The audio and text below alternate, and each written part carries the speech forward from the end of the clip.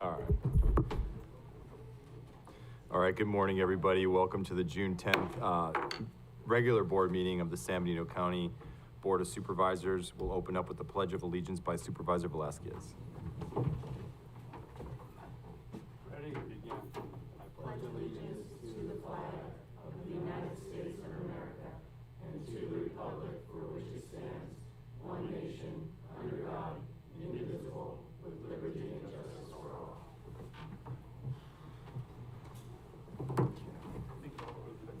You know, Ed, you gotta warm it up. All right, first we'll start with the acknowledged certificate of posting. Do we have a motion to approve? So moved. I'll second. First, we have a second. All those in favor, please say aye. Aye. Aye. Aye. We do have an item, County Council, to add to the closed session agenda that came to our attention after the posting of the meeting that was voted on yesterday to add the item to the agenda. That would be public employee performance evaluation pursuant to Government Code 54957B1 for a special executive advisor. Is there anything further, County Council, we need to do other than announce? Okay. For the record, item 4.2. That would take us to board announcements and committee updates. Supervisors, you're signing, so super. Oh, sorry. Go ahead. I had IT problems. They were trying to get someone else. Start with someone else then. Supervisor Velasquez, announcements, committee updates, any announcements? Sorry, we'll come back to you. No, I don't have any announcements at this time. Supervisor Curro? I'm assuming that we'll be able to do the ad hoc for a fire during the fire item. So we didn't, you can, You just want to not now. confuse it because it's such a particular item.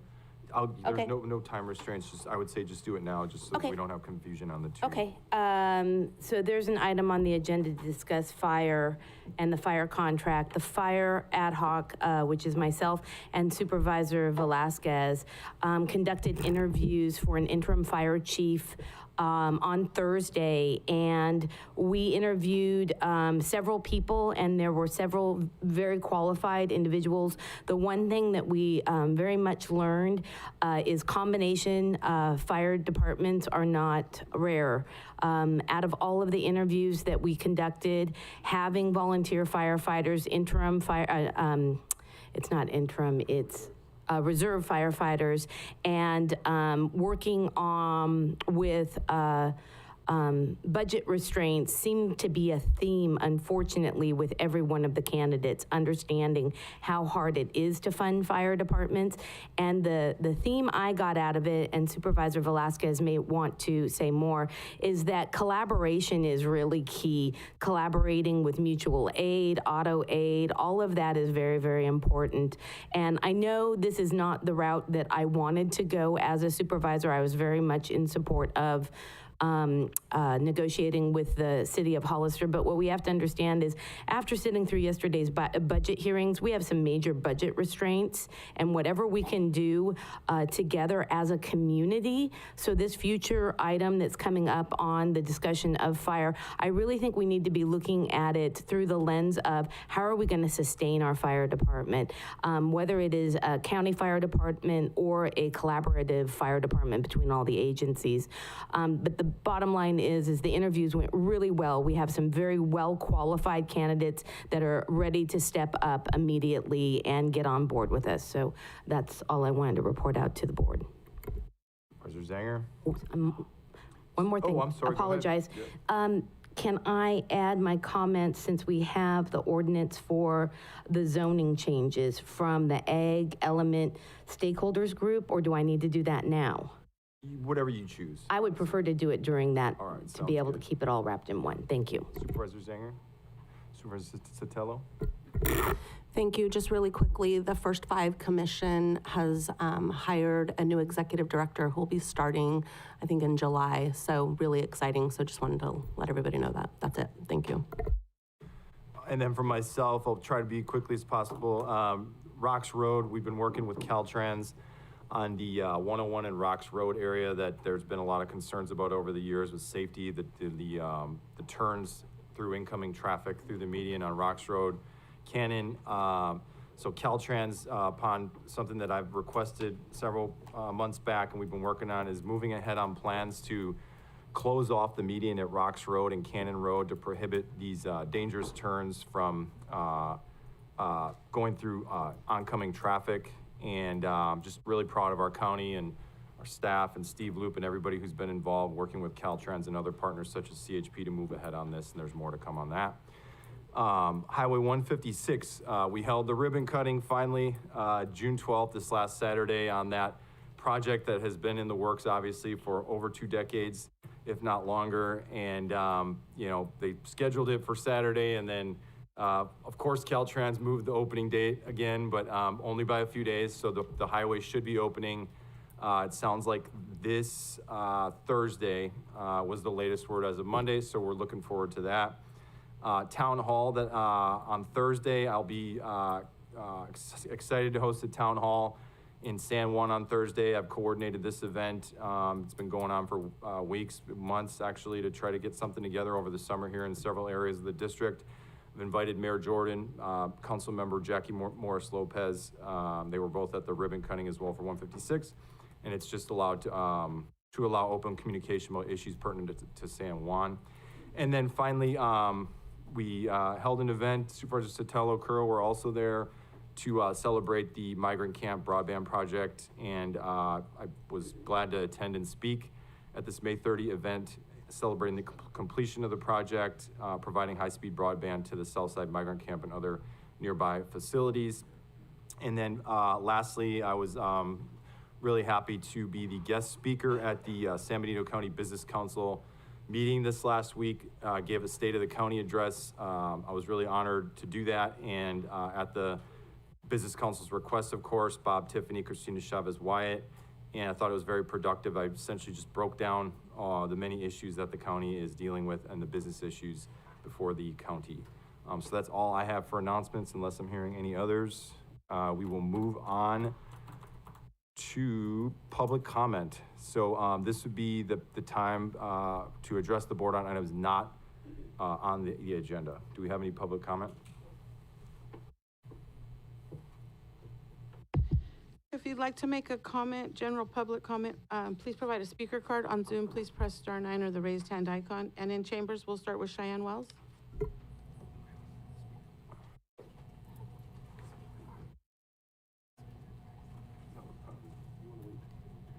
Good morning, Chair Kosmicki, Board of Supervisors, and members of the public. I'm honored to invite everyone to join us this Saturday, June 14th from 10 a.m. to 12 p.m. to celebrate Flag Day and the 250th birthday celebration of the United States Army.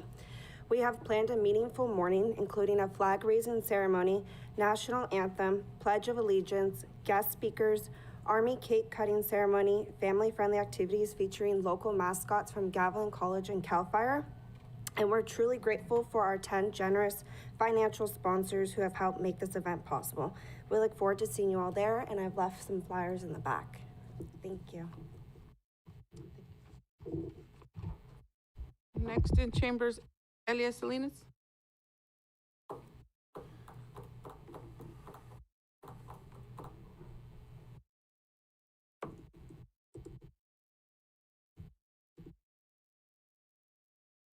Good morning, Board.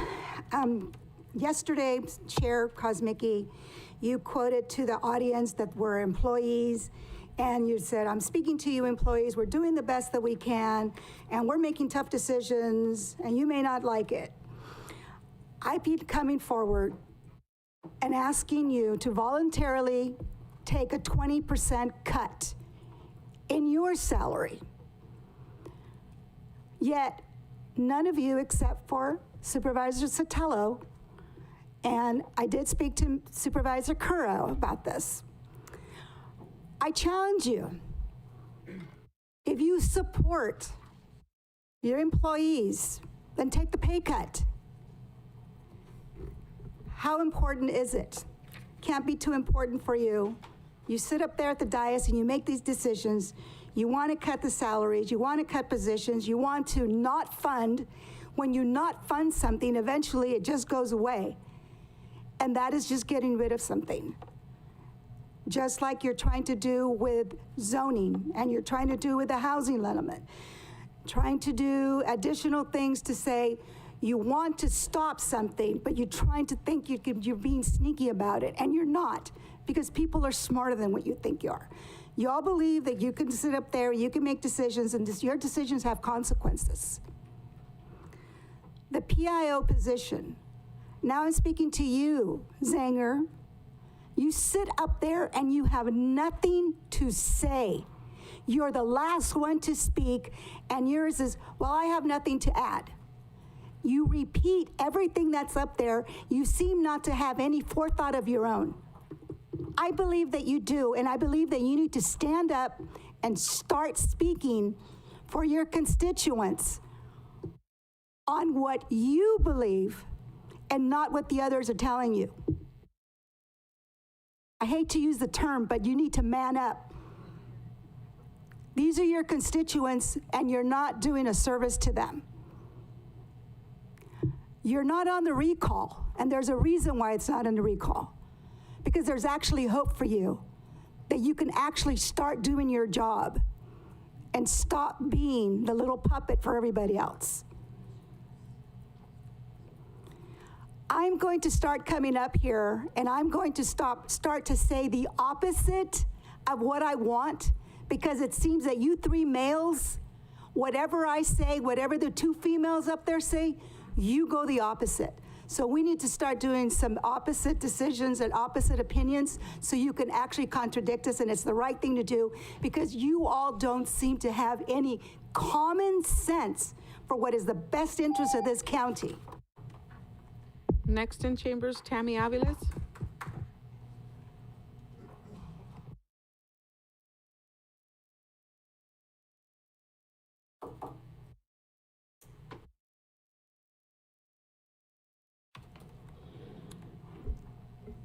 Good morning, Mr. Chair, Board. My name is Tammy Aviles, and I am with the Friends of the San Benito County Free Library, and I watched the Zoom meeting yesterday with the budget, and I just wanted to come and just share some information with you with regards to the library expansion project. In 2017, the county and the city of Hollister both implemented the library impact fee. And in the budget, on the one page where it listed the projects, the capital projects, it was showing the $3 million out of the general fund, but it didn't show the amount in the library impact fund or the fee fund. And I believe at last, a few years ago, it was getting up to about $2 million. And part of that was going to be used towards the library expansion and the county's match. And in 2022, when the county received the $10 million grant to do the expansion, originally there was the requirement of 100% match.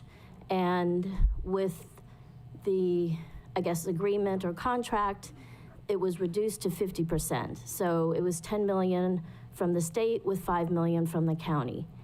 And again, part of the 5 million would be offset by the library impact fee. I know you were discussing, options on the expansion project, and you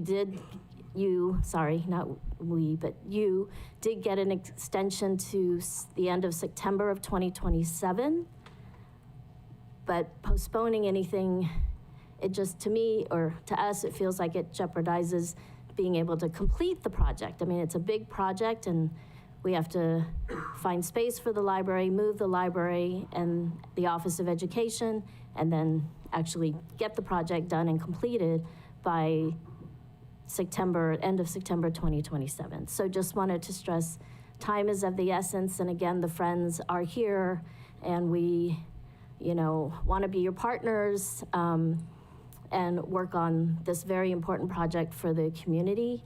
I also just, on a personal note, I noticed that after the library closes, I see kids sitting on the steps of the library using the Wi-Fi. So it's an important resource to our community. All right, switching hats. I'm also on the board of the Just wrap how up about briefly. that? Yeah, if you want to wrap up briefly. Just for Seniors Council, want to thank the county's support, and just a reminder that we are having a AI and crypto scam workshop today, which is the Seniors Council trying to bring programs and education to the county. Thank you so much. Next in chambers, Joe Rivas.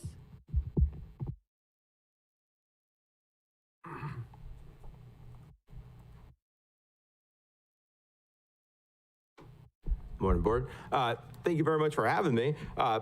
After seeing everybody here, I feel like what I'm here for is very mild in comparison. On or around February 20th, the electric charging stations in the back of the building were converted from public to private.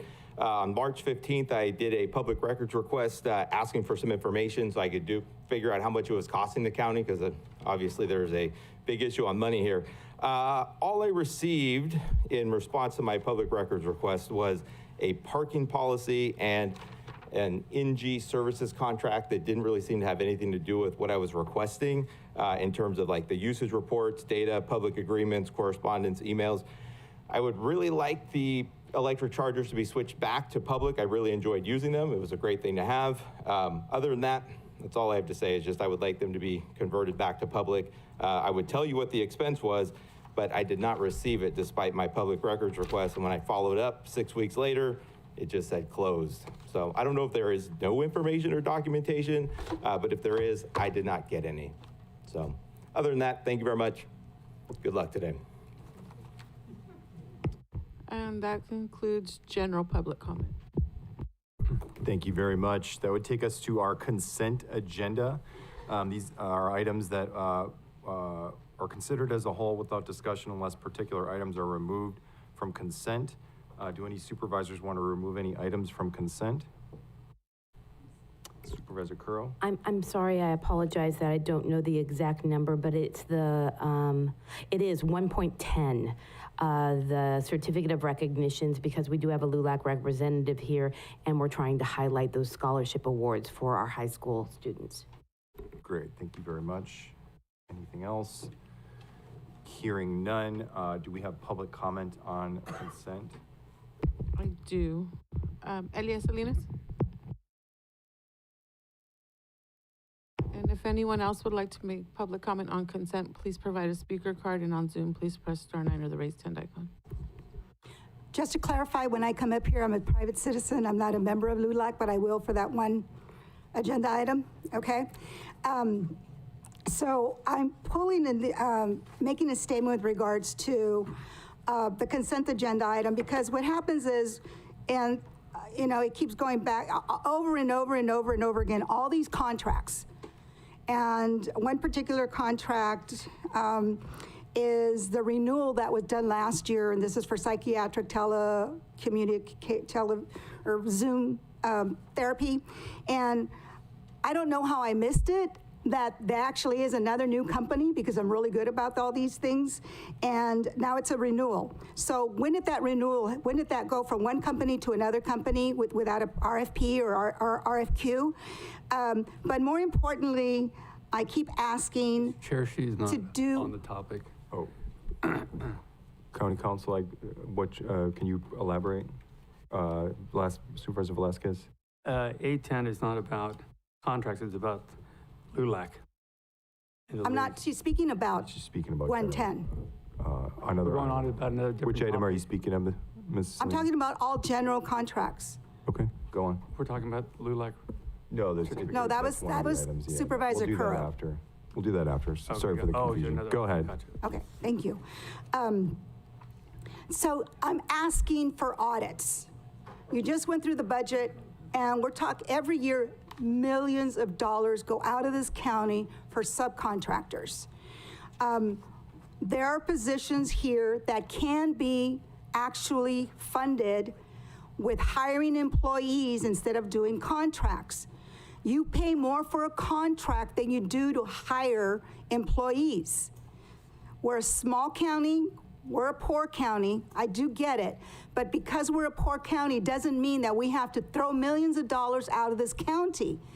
There's gotta be a way for you all to do an audit on all these contracts. I know you have a new CAO coming in.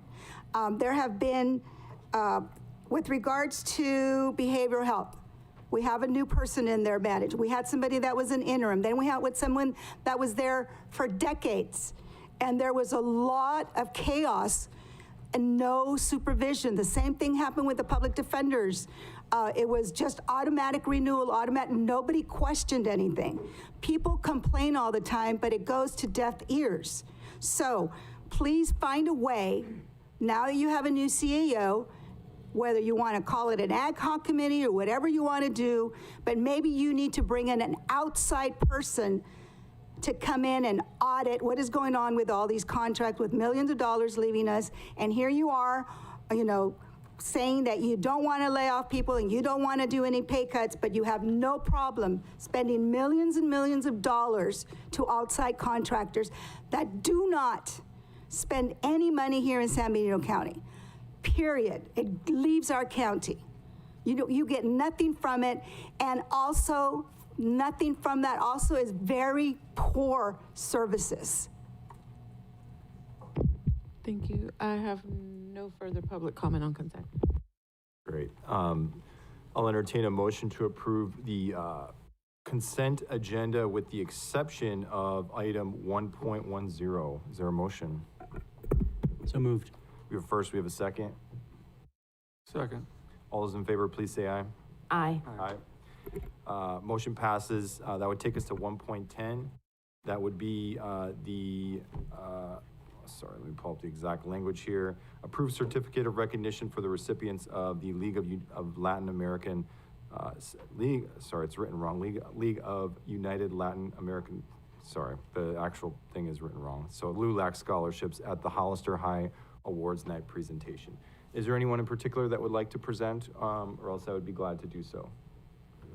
All right. Can I make a motion to approve? Oh, sorry, yeah, motion to approve, do I have a first? First and a second, all those in favor, please say aye. Aye. Aye, all right, thank you very much. Anyone here to receive this? Kelly?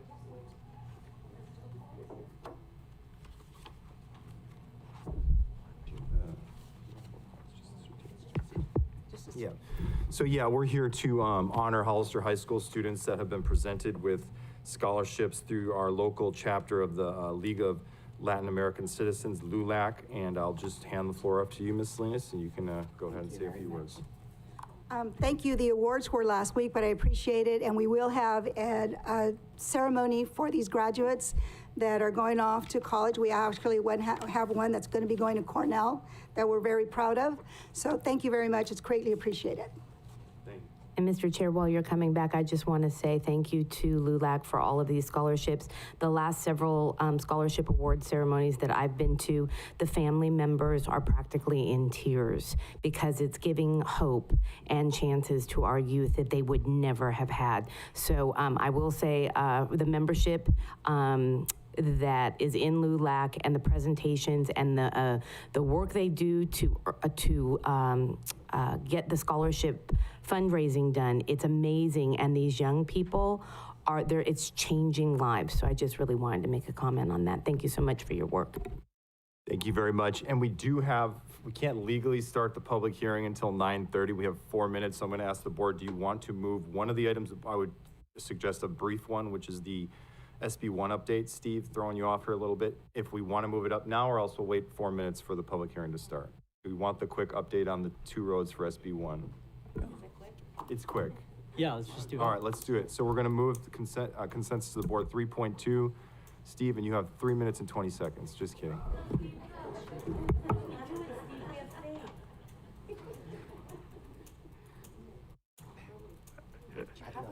No slides.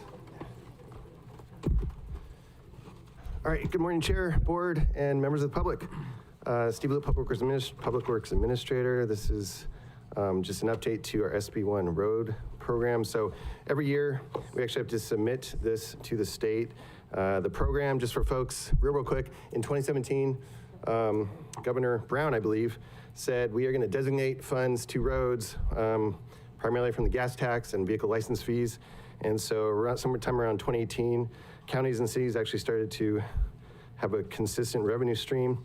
And so the three projects that are slated for this upcoming year are Cole Road and 2 segments of Fairview Road. And so we submit this list to the state if the board chooses to adopt the resolution. Cole Road, we just are receiving the final design docs, so we actually are hopeful to build this summer. One piece of Fairview, we also are hopeful to build this summer as well. It's a piece over by Quista Pace and Fallon Road. And the last piece of Fairview, it's mostly a crack seal project that it can actually wait a little while, and we might have to wait till funds come in. Just so everybody knows, we receive about $230,000 a month, sometimes a little bit more than that, roughly $2.8 million a year.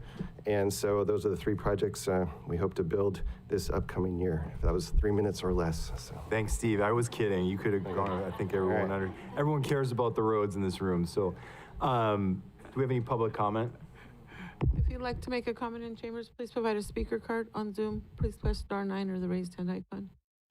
And I have no public comment on this item. Bring it back to the board. Do we have comments? Supervisor Sotelo? I just have a quick question, Steve. So you mentioned that there's 3 projects, but what I'm looking at here, it has the Exhibit A and Exhibit B, and it's 4 pieces. So the 2 on Fairview and then the 2 on Cole. Are we just saying that it's 3, but it? Yeah, because Cole gets combined, essentially. Yeah, good question. Okay, okay, so it is all 4. Okay, thank you. Mr. Chair. Supervisor Curl? How are SB1 funds assigned to specific roads?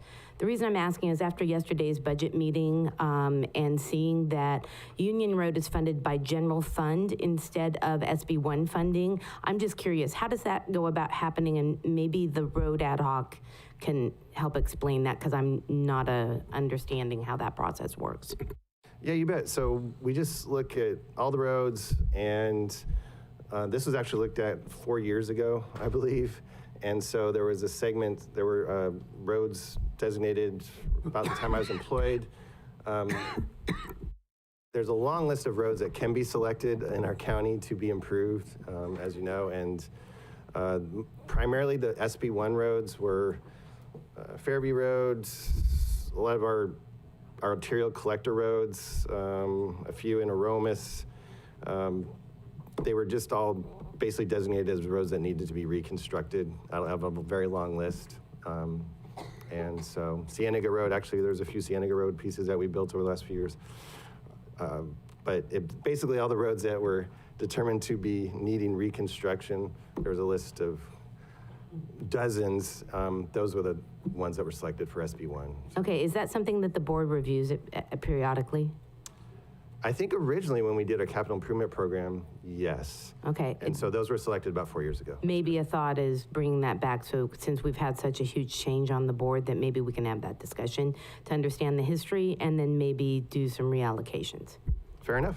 I appreciate that. I will say that we have been committed to these particular roads for several years. The people in Aromas in particular have been told summer after summer that Cole Road is getting improved. We can't make commitments and then pull back on them. So these commitments were made before some of the folks here were on the board. Unfortunately, these projects have taken a long time, but we cannot change our commitments at this point in time. And there are, I think there's a will from the majority of the board, 3 of us, to continue to work on other roads with $7 million in general fund money this summer, which would include Union Road and some others. Okay, so once we, as the board, from what you're saying, the former board's decisions cannot be changed by this board? No, I'm saying that we shouldn't, in principle, make commitments to the public on certain roads being done and then say, because the board changes over, that we're just gonna switch those midstream. And Cole Road in particular has been on the list before I got on the board. So this is how long this has taken and how long these folks have been waiting. I could say the same thing about Cienega. I could say the same thing about Union. Actually on a list, and we made a commitment publicly to do those roads. Okay, We can't make commitments and then pull back on them. Just so it's clear to the public, it's not that we can't change it, it's that this board's majority is not willing to change it.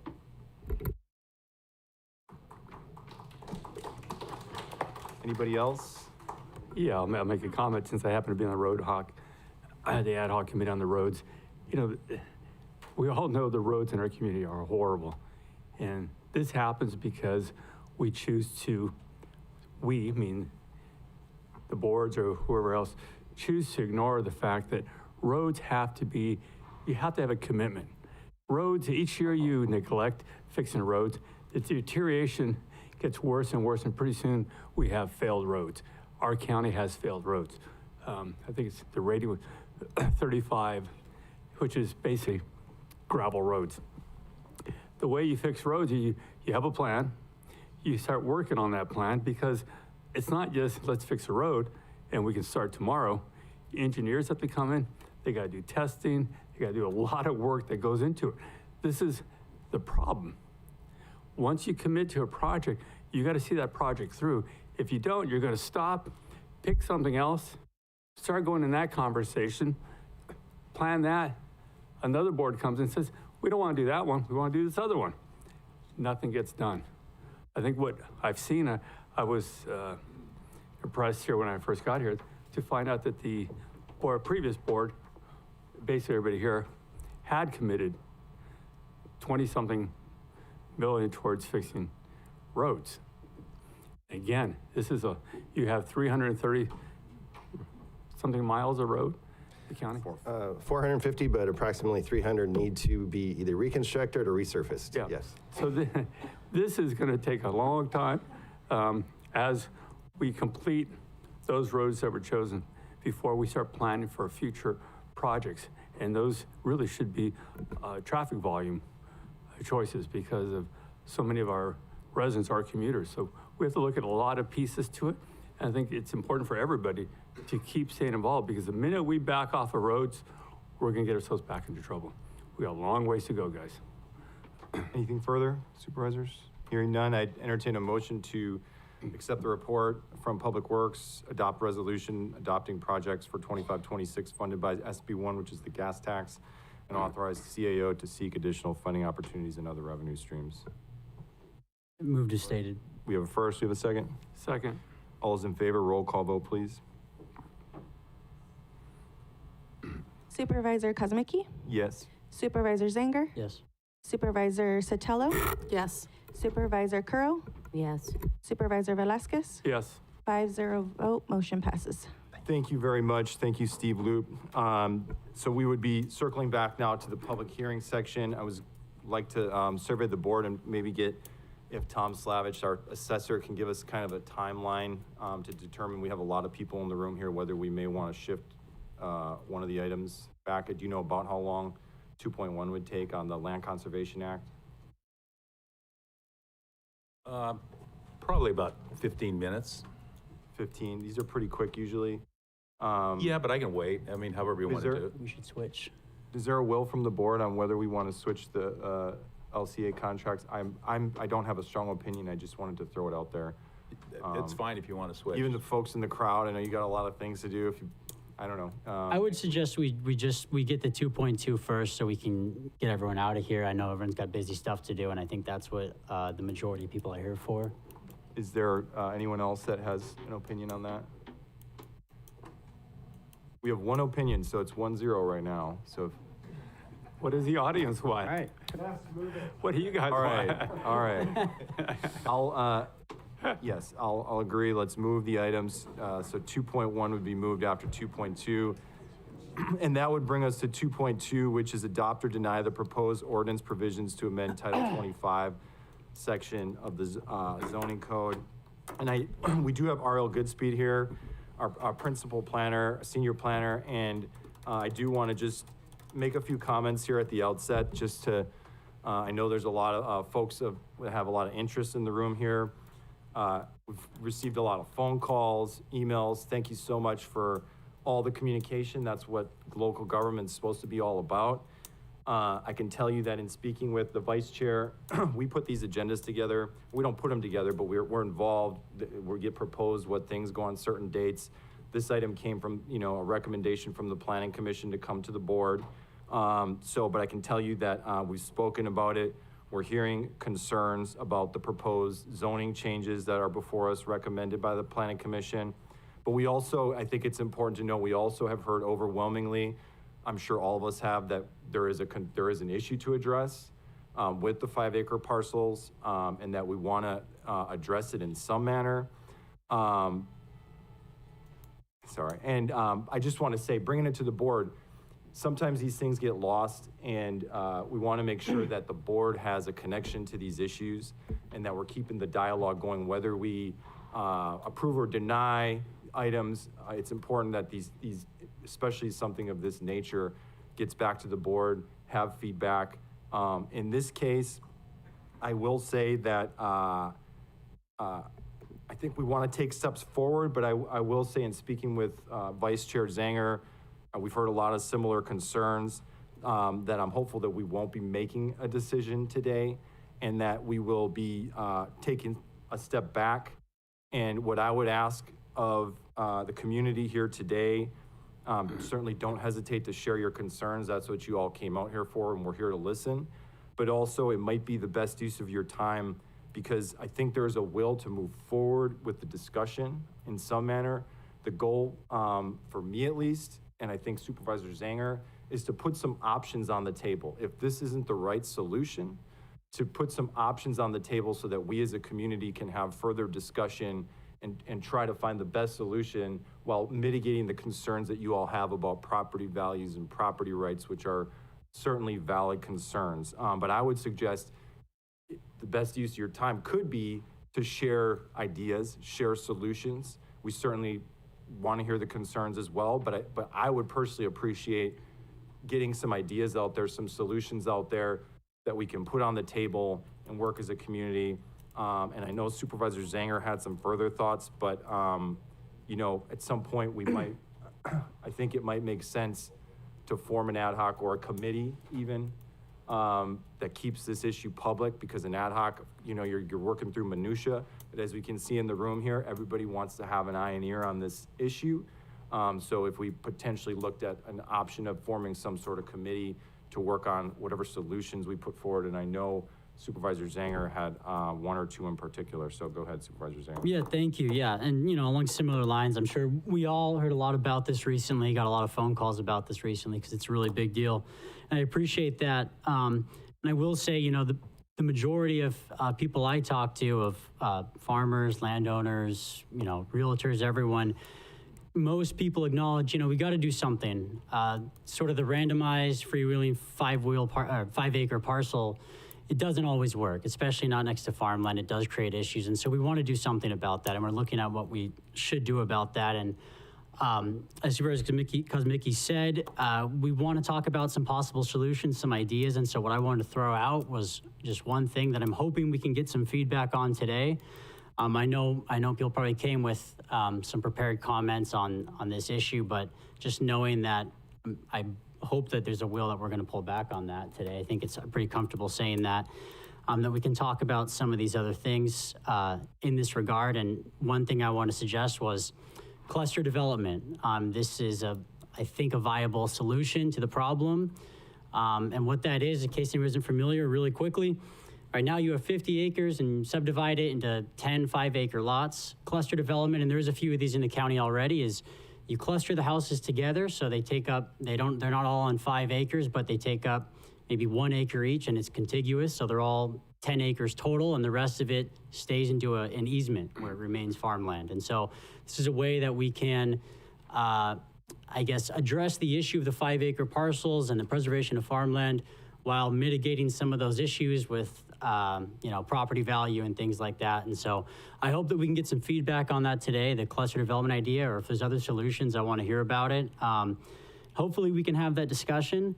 And the only other thing I'll add is that, you know, this is on the agenda, and I know the ag stakeholder group was looking at it, and we brought it forward. And, you know, I'll just speak for myself, as I get really frustrated with the speed at which anything happens in local government. And I know I'm not alone in that. I know a lot of people complain about that. Things take forever to get done. Nothing ever happens. And so I want to keep pushing things along. I do want to get things done. You know, I didn't take the job up here to do just do ribbon cuttings. You know, I want to make changes. I want to get things done. And so I'm hoping that we can keep pushing things along and work together and find solutions that do work. But I'm not interested in, you know, endless discussions forever. I do want to try to push things along in an actual productive matter. And so I hope we can have that discussion today. Hope we can go through those things, and I would be very interested in hearing some feedback on that. Thank you. Ariel, considering that you have a presentation and it goes over the zoning code, the proposal. So if we could just move through this, and I think everyone's seen the data and not fast, but just let's move through it so we can get to the many folks here that want to share their Mr. thoughts. Chair, just one quick question. So this is a proposal that came from the planning department. Is that what I'm understanding? Planning commission. This has been sorry. I'm going to address that in the Okay. presentation. Thank you. Good morning, Chair, fellow supervisors, and members of the public. My name is Ariel Goodspeed, Principal Planner for the county, and today we'll go through Title 25, Section 2503004, Zoning Code Updates. The code being proposed under Title 2503004 is under Table 2503C, first under minimum lot size, specifying as it relates to Table 2503B, land uses in agricultural zones. This will remain the same regulations as the current adopted code, and there was no additional recommended text changes being presented on this line item. The addition to the line item of minimum parcel size for subdivision only as recommended by the Planning Commission to increase agricultural rangeland from 40 to 160 acres, agricultural productive from 5 acres to 40 acres, and rural would remain the same, and rural transitional will increase from 2.5 acres to 5 acres. Staff has received public feedback. The language as it reads is confusing, so additional language, as you see in purple, is added as part of the staff recommendation today, including minimum lot size required for new subdivision only, and adding per new lot to the acreage increases. Additionally, below, staff recommends including the example language to provide additional clarity to the public, such as in AR to apply for a new subdivision application to go from 1 lot or parcel to 2 lots or parcels will require a minimum of 320 acres, each new lot or parcel being 160 acres. The maximum density is unchanged, and therefore the AR one dwelling unit per 40 acres remains, and AP 1 dwelling unit per 5 acres remains, and so on and so forth. Staff received feedback that the map showcasing 40 acres or larger for agricultural productive was not an accurate example representation of acreage required for subdivision with the proposed zoning text amendments. So in the map shown, AP parcels 80 acres or larger in bright green, a minimum acreage required to be able to do a future subdivision of 2 parcels or lots if the acreage was increased to 40 acres for subdivision only. The blue outline shows all parcels less than 80 acres and therefore would not be able to do a subdivision. The yellow outlines parcels currently under Williamson Act and shows the AP parcels already within Williamson Act contract. Similarly, the same was done for our AR agricultural rangeland.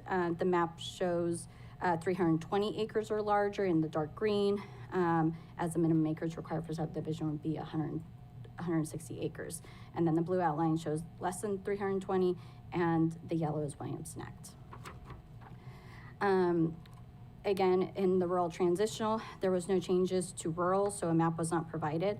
But again, the map shows as rural transitional parcels 10 acres or larger in dark blue, a minimum acreage required to be able to do a future subdivision of 2 parcels or lots of the acreage. The blue outline shows parcels less than 10 acres, and the yellow is the Williamson Act contract.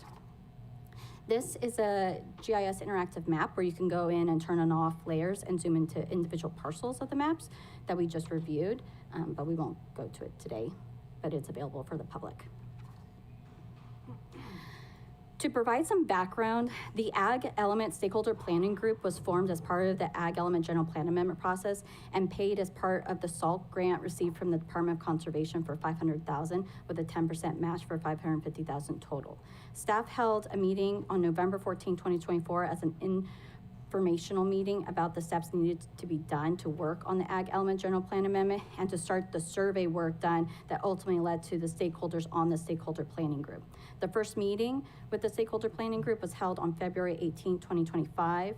In between the first stakeholder meeting and the second stakeholder meeting, staff brought zoning code changes to the March 11, 2025 Board of Supervisors meeting.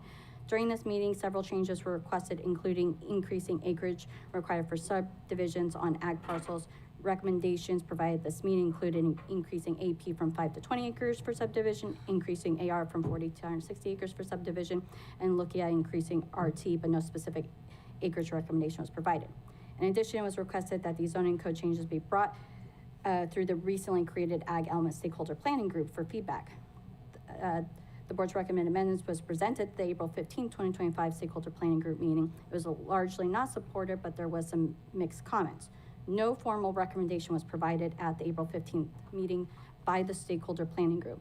A follow-up email was sent soliciting additional responses from the stakeholders. Staff received 7 responses. The zoning code changes were then brought to the Planning Commission for consideration on May 21st, 2025, and the Planning Commission recommended to go to the board with an additional change for the AP, increasing it from 20 acres to 40 acres for subdivision only. The rest remained the same. During the June 3rd, 2025 Stakeholder Planning Group meeting, there was a unanimous recommendation for staff to request removing the item from the agenda to further work on the item. And if the item was not able to be removed, then the Stakeholder Planning Group recommends denying proposed ordinance amendments to Title 25-03004.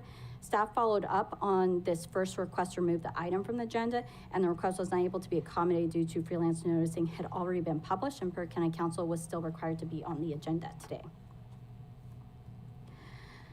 San Benito County established its Planning Commission in 1949 through ordinance number 159, and there was some additional ordinances followed, but the ordinance where it first established the minimum parcel sizes and marked a transition towards a more modern framework was ordinance number 248 in 1965.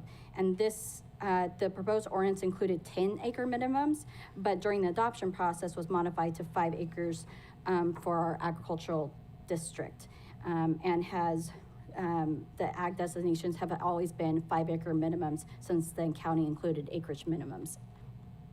Just as some research. Staff also looked at California's largest ag counties in terms of gross sales and researched each county's minimum parcel size for ag designations. On this slide illustrates the counties of Santa Cruz, Monterey, Fresno, Madera, Merced. All counties separated out different requirements on different kinds of ag designations, including factors such as prime farmland and non-prime farmland and grazing land. Prime ag land range from 10 to 40 acres. Grazing or non-prime farmland range from 40 to 160 acres. On this slide includes a comparison of the counties, including Stanislaus, Santa Barbara, Kings, Tulare, San Joaquin, and Kern designations. Similar to the last slide, the different counties created different designations for prime farmland, irrigated farmland, non-irrigated or non-farmland, and grazing land. Prime farmland or intensive farmland areas range from 10 to 40 acres. Non-irrigated or non-prime farmland or grazing designations range from 20 to 100 acres. The main conclusion is that there is a range used, but most commonly the designations are broken up by prime farmland, non-prime farmland, or non-irrigated land and grazing land. Our proposed zoning code amendments did not take these factors in for consideration. As part of the proposed amendments, we use existing designations of APAR and our rural transitional zoning designations. I won't spend much time on this, but there are 3 applications that have not yet gotten entitlements through Planning Commission. PLN 210047, Bloggett at 600 Rocks Road, PLN 230035 at 2324 Union Road, and PLN 240032 at 1775 Orchard Road.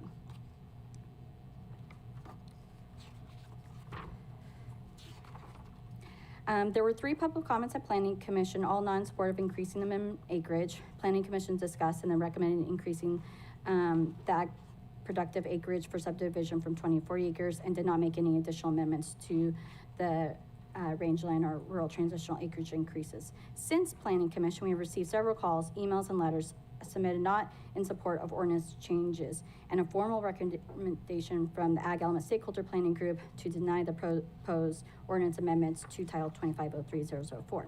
In addition, the Farm Bureau has since released an announcement opposing the proposed zoning changes due to insufficient evaluation and lack of input from key stakeholders. One of the main comments received was that this would affect properties' assessed value and also affect new potential conservation easements. In response to this, staff further coordinated with Tom Slavich, the county assessor, and reviewed the proposed zoning code changes. So typically, real property is assessed at fair market value when either a change of ownership or new construction occurs, and this establishes the Prop 13 base year value of the property. They then use the comparable sales to validate the fair market value purchase price of the property. So an example of this that I got from Tom was that if you had a 40-acre parcel, which has 5-acre zoning for 1.2 million, now the zoning is changed to 40 acres for subdivision. This individual would more than likely contact our assessor's office and ask for a Prop 8 value reduction for the property, being that the subdivision rights are now gone. The assessor's office would review the assessment to determine the value reduction. This was essentially a 5-acre parcel with 35 acres of excess land. Overall, the zoning changes would have a dramatic impact on the assessed valuation of potentially subdividable parcels. And I'm almost done. Of course. This will affect current values as well as loss of potential future values from subdividable lots.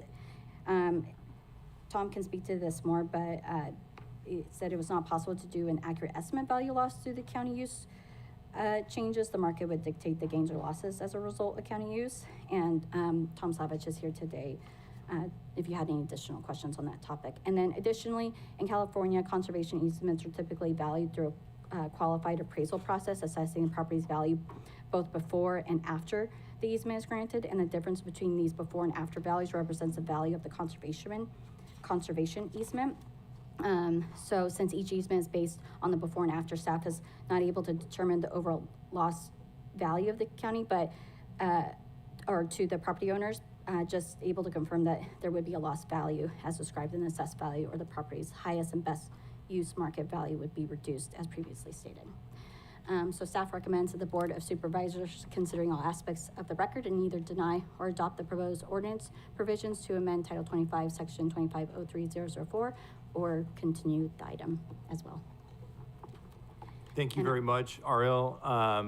You know, so next we go to public comment on this item. I just want to point out that we have speaker cards in the back behind our firefighters there. Thank you guys for being here. So if you want an orange speaker card, if you want to speak, please get a speaker card and bring it up to the clerk. We have 16 now. You see Carson bringing another one up, and Seth. So that would be that. So we would be now opening public comment, and then after that, bringing it back to the board.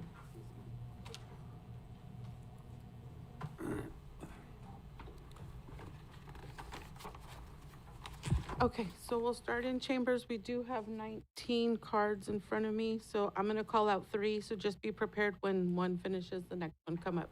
We'll start with Graham Mackey, followed by Kay Felice and Jason Noble after that.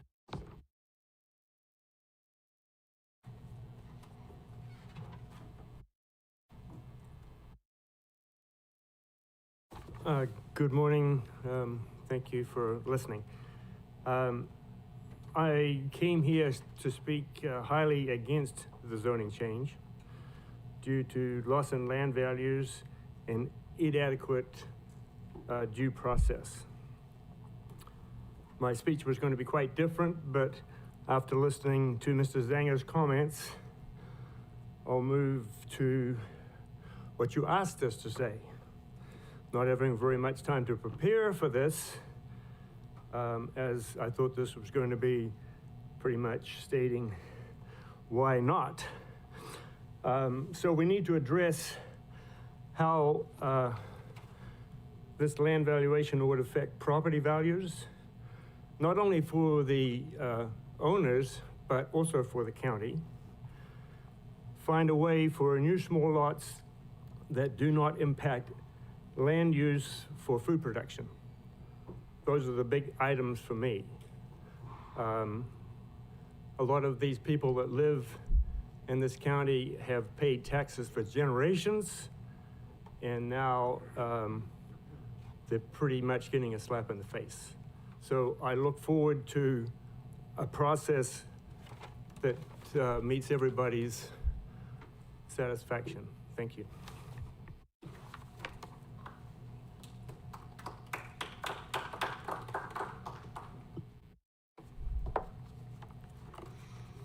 Good morning, Supervisors. If your intention this morning is really to protect San Benito County agriculture, as you say it is, then I ask you to please listen and think about the words that are going to be spoken today. I'm not changing my comments, and the reason I'm not is because I think it's really important that you hear them. Increasing the parcel size to 40 acres takes away the flexibility from the very people who've been stewards of this land for generations. It diminishes property values, it reduces borrowing power, and it makes farming even more difficult than it already is. Farming is unpredictable. It's a tough business, and it's a really risky business. There's so much over which we have absolutely no control. In California, we face very uncertain water supplies, and even government monitoring and regulation of the water we take out of our own wells on our own property. The uncertainty of labor and of the weather is always a wild card. We don't control any of these factors. The only thing we have is our land. Our land is the one constant, the one thing we can depend on, and it's our biggest asset when times get tough. When we have a bad year, and we do, we still have our land, our loan payments to make. Many of us are paying on 10+ year loans that we have in place where we've purchased ag property over the years. The $800,000 tractors and the $1.5 million laser weeders take years for family farms like Felice Farms to pay for.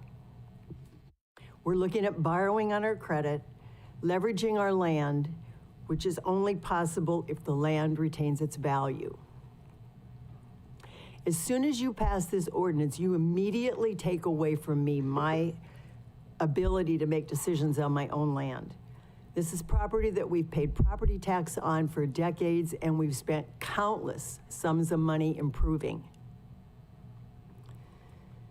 My husband's family moved to Hollister in 1947.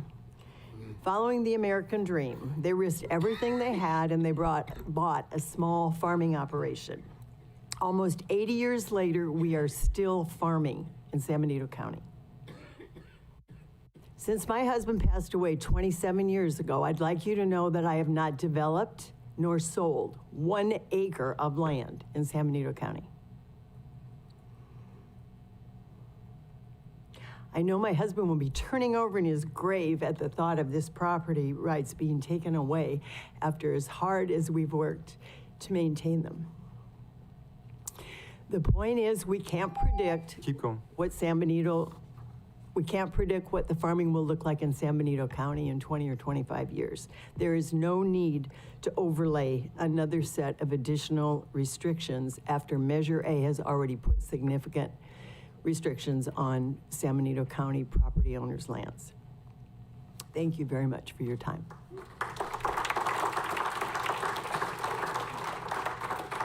As Jason Noble's walking up, next will be Brittany Brown, Mike Nino, and then Mike Bergantino. Kay Felice is a very tough act to follow. Chair and supervisors, I'm here on behalf of the San Benito County Association of Realtors, speaking opposed to changing the minimum lot sizes for parcels in these zoning areas. When we came before the Planning Commission last month, I stated, no notice had been given to the property owners affected except for the minimum legal requirements for meeting postings and how this would negatively impact those owners' rights and property values. No thought had been given to the owners who wished to subdivide for their sons or daughters who could then stay here instead of being pushed out of their own county. The process of subdividing is daunting and expensive just to learn what your tentative map conditions are and if you can afford to proceed. Why now, in a time when the county can barely maintain our roadways, does it seem prudent to restrict even the smallest of opportunities where the landowner would pay for infrastructure improvements needed? Farmers and ranchers borrow for operating costs based upon land values. You only have to go as far as the May 21st Farm Bureau Ag Alert article citing these very facts. Why change the rules and hurt the people you're purporting to help? The assessor said he was never asked by staff or a supervisor until last week how this would affect the values and therefore property tax revenue to the county. His answer, a dramatic negative impact. In April at the Ag Element meeting, there was no groundswelling of support for when this was presented. In fact, there was very little. Yet the Planning Commission unanimously voted with little or no discussion to move this forward to you. As president of an organization dedicated to protecting and advocating for property rights, it's very concerning that this has progressed as quickly as it has with little or no involvement from the public, the people that it impacts the most. Thank you.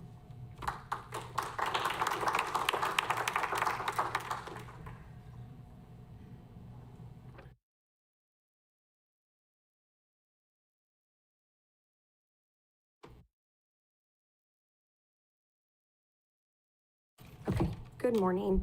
My name is Brittany Brown, and I am the Executive Director for the San Benito County Farm Bureau.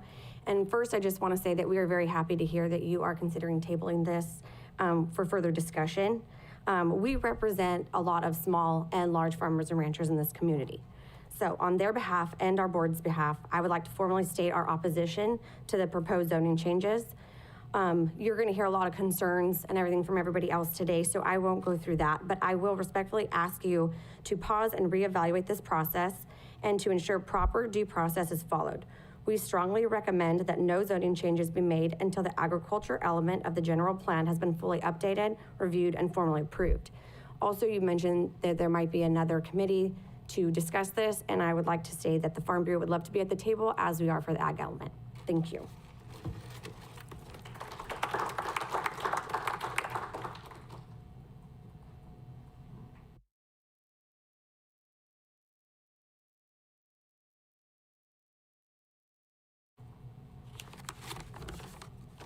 Good morning, supervisors and staff.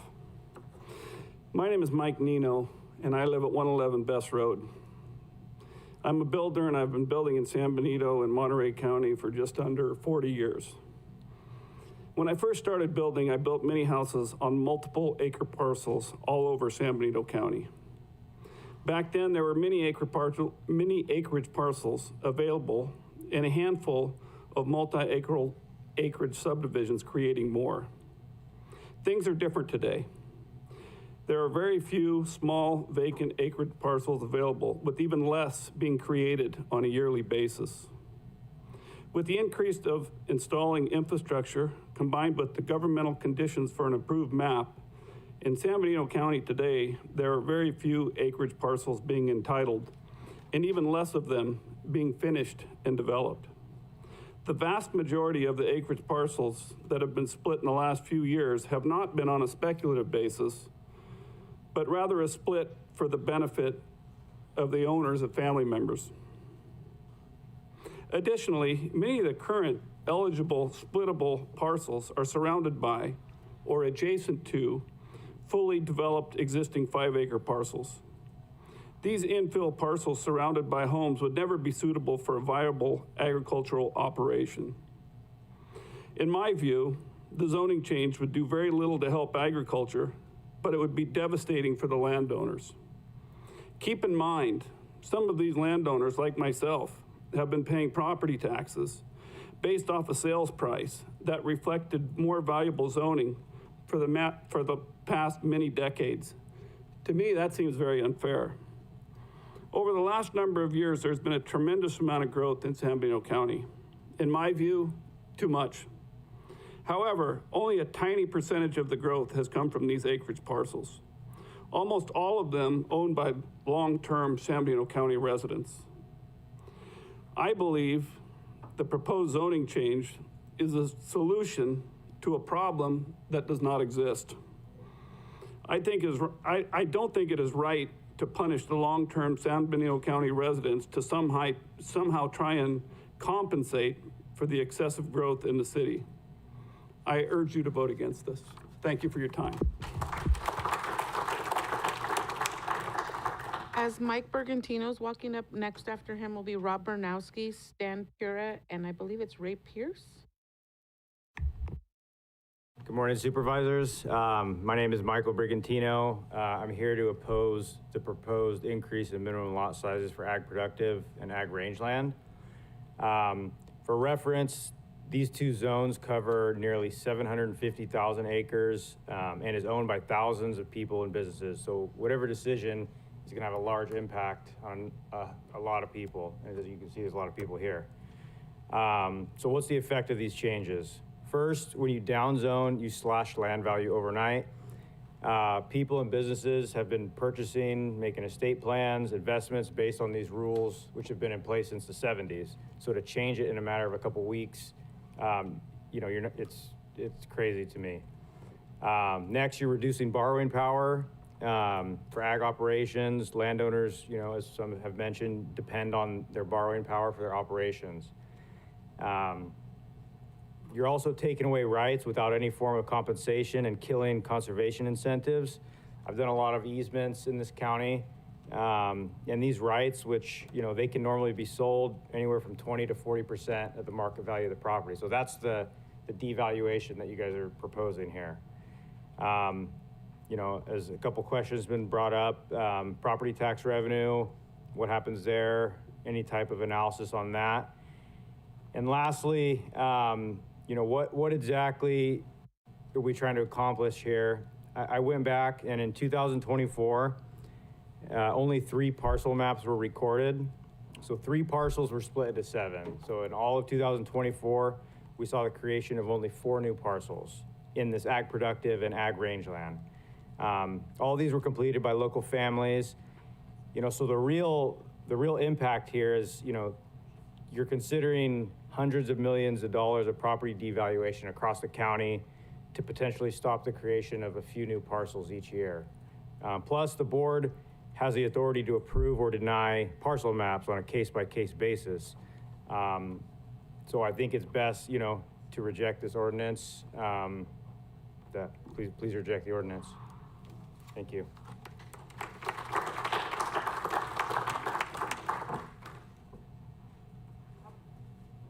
Rob, you're next. Thank you, Supervisors. I'm going to try to be brief because you do have so many speakers. And thank you for moving this up. Look, the one thing that I think I want to keep you in mind is do the farmers no harm. And taking away basically their private property rights without over-embellishing that is what you're doing. And the one thing that I learned living in this county now for 30 years is the farmers and the ranchers are like not the forgotten generation, but the soldiers and the sailors from World War II. They just don't talk about how they contributed to the war effort. I look at all of the people around, the farmers and ranchers that are in this room.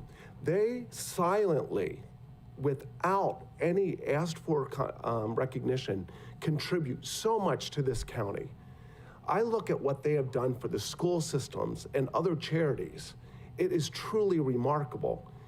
Don't take away this incredible asset that we have in the community, because as a property tax starved county, we need everybody doing what they do to make it work. And I'm going to say, and again, I raised my family in a rural area with a rural school, but have been very involved with the county fair and things like that. They contribute to this county like no other group, and I want you to keep that in mind. The other thing is I want to connect it to yesterday's meeting. If you do this, you are basically shutting down the county. I'm going to say it forever. So what is your 5-year, 20-year, 100-year plan for the county of San Benito and how it's going to thrive? Because if you do what you do, you might as well tell the high school district, don't worry about the new high school, it won't be needed. We're going to be frozen in time. Tell North County Joint Union School District, don't invest the $4 million in the 4 portables for TK. You're not going to need it. And we could go on and on about that. But I know we all don't want growth, but it's the third rail. You have to have some growth. You just can't just say, nope, we're not going to do it. And if you think that the large corporate farmers that would eventually come in are going to contribute the same to this community as the family farmers and ranchers, I think you're sadly mistaken. So please, number one, do no harm. And if you are going to do it, tell us what the implications are 5, 20, or 100 years from now. Thank you very much. Next would be Stan, followed by Ray, and then Jim Dazzle.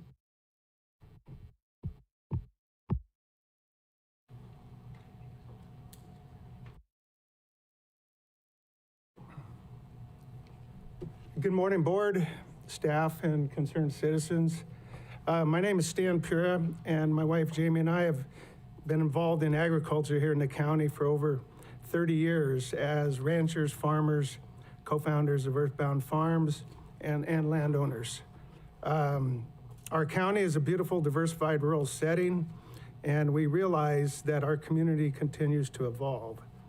And responsible, sustainable planning must be a part of that evolution. Water and land use are the foundations for a sustainable future. Our San Benito County Water District has a very forward-thinking approach to future water needs. They take a very granular approach. Not one size fits all. Recognizing different areas of our county have specific resources and needs. Our water district has been a visionary leader in importing quality water into our county, identifying projects to increase storage both above and below ground that are currently underway to secure our future water needs for both M&I, agriculture, and to achieve a balanced basin. Well fields to bring better quality and quantity of water to the city of Hollister are on the drawing board, even though they're 8 to 10 years out. This is what responsible, sustainable planning looks like. Land use planning is equally important for a sustainable future. Many of the same planning principles apply to water and land. Recognizing and educating planners that there are differences in the land and areas of our county. We need to be very specific, matching up our needs and areas. Land is a non-renewable resource. We need to get this right. Prime farmland needs to be protected for future generations, and landowners have a responsibility in that preservation process. Other types of land have multiple uses to support the needs of our county. There's a strong need for affordable housing for people who live and work in San Benito County. We can't be everything to everybody. Jamie and I would support zoning changes in specific areas to achieve specific goals, but not as proposed. We look to you, our Board of Supervisors, for a visionary leadership on land use in a strategic plan and strategic process. We must do better than relying on ballot measures and broad brush zoning changes to shape our county's future. We strongly urge you to table this legislation, and in your earlier remarks in regarding some potential solutions, you know, we do farm one ranch in San Juan Valley. That was the Silva Ranch.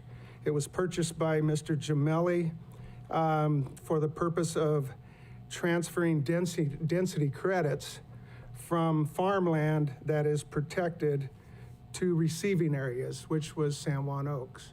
So the thought of density credit transfers from protected land to suitable receiving areas could be a valid option.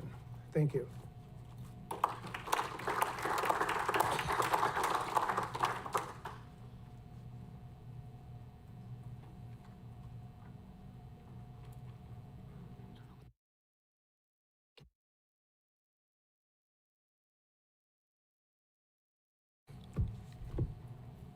You know, I hate being up here. You know, I got out of this in 2018, and I was thinking there was no turning around and coming back, but here I am. So, you know me, I'm Ray Pierce. I'm a District 4 resident. You know me probably more for Pierce Real Estate. But what you don't know is I had 2 terms on the City Planning Commission. I had 2 terms on County Planning Commission. Jason suggested that I tell you this. I was also on LAFCO, and I was on the Charter Parks Commission for the county. And so when I speak from my experience. I don't speak personally. And one of the first things that's going to happen, and I've heard a lot of budget talks here, is this is going to significantly impact values and land values. And I don't think the county can afford that. I think you need to take another look at this and do a deep dive. And then I've also been on every general plan meeting, either as a commissioner or when I worked at the newspaper. So we had something called the GPAC, okay? It was a government action plan committee basically for the master plan for the general plan. And what it did is it brought in a very broad group. It brought in stakeholders, which is good, but it also brought in elements from representatives from Aromas, from Tres Pinos, from San Juan Bautista, South County, brought all of those in. Then just for, I guess, a good rounding out, they also brought in an action kind of a person, an activist, they had a seat for that. And then they had other individual seats. So now you had a very broad representation, and you had a very good, sometimes argument, but most of the time discussion about the do's and the don'ts. So I would suggest you take it back to that, you table this, move it to an action committee, and have them actually, dig down in this and really grind on it and get it work. Because if this goes through, I've had a lot of calls from my clients, and they said, well, what should I do? I said, well, the first thing I'd do would be get an appraiser out, reappraise the property, submit it to, or assessor's office that's going to be inundated with all of this, and have your property reassessed. Because you going to a mortgage broker, you're now limited, especially farmers. I mean, farmers actually can get a larger amount of possible land money for their farms because their potential is higher. They can actually say, well, I have subdividable land, so I can get a higher value. It's a potential value. So they're losing that. And I don't see any discussion on that specifically, but that worries me and concerns me quite a bit. So good luck. I hope you shut this down and table it and take it to some kind of a public forum and really work on it. Thank you for the time. Next is Jim Dazzle, followed by Don Marcus and Russell Tobias.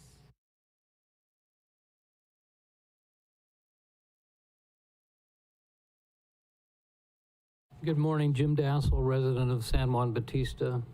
Thank you for listening.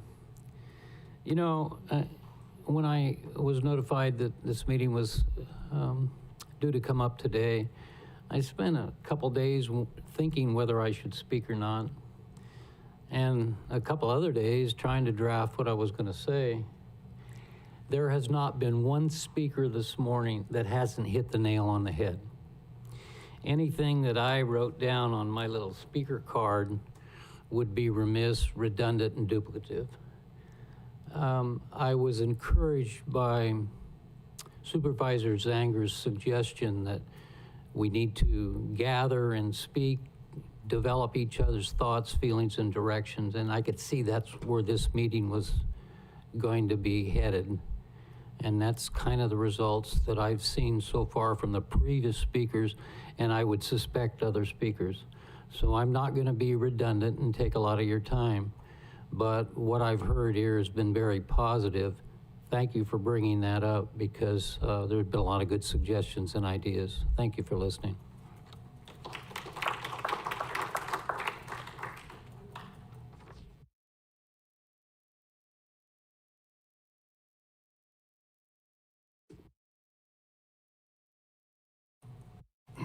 Good morning, Supervisors. Don Marcus, Lone Tree Road resident, lifelong resident. I'm here today to certainly repeat and duplicate so much of what's been said at this lectern today.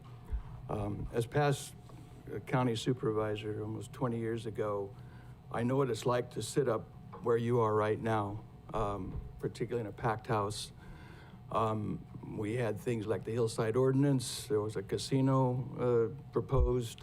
There was a crowing fowl ordinance. There were a lot of things that come up in the county that affect so many people. This issue today is profound. This issue today is not a divided house. This is not a public hearing where we have half the people speaking in favor of your decision to move forward on this. It's a done deal. I can't see how, particularly Mr. Zanger, your District 1 so fully represented. I spoke with my 99-year-old mother before I came here. We've been here for 6 generations. We have dedicated so much in time and effort to our district and to our county, and we voted for you. In representing this ordinance, you're defying so much of what this county stands for. I'm not going to be able to repeat all of the things that are so well spoken about why this is a bad idea, but I'm really concerned about how it came about. I called all 5 of you, and you very graciously returned my calls just to hear your opinion. And it seems like from 20 years ago, I had a planning commissioner, when there was something this profound that came up, I was ahead of it and spoke with the commissioner about all of these things that are coming forward and how we should act. The Planning Commission isn't an elected body. We don't have any control over what this ordinance was brought forward or even why it was brought forward. So why is it not that the supervisors are well aware of all of the negativity to this proposal? I'm not going to repeat, as Mr. Dazzle said, all of the great things that have been said here today about why this is a bad idea. They're true, they're hurtful. The depletion of the ideas that I have for my grandchildren and the 6 generations that we've been here, you are undermining.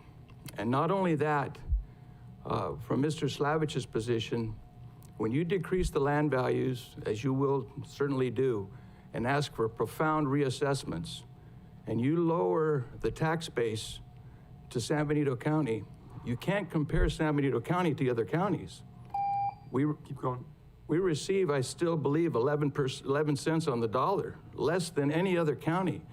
So you're gonna take the tax base, ask for reassessments, and then lower the tax income to our county? There's no good ideas to this. You need to form your ad hoc committee, get a broad view on why you want, I guess, less housing, less people, and bring some better ideas forward. Thank you very much.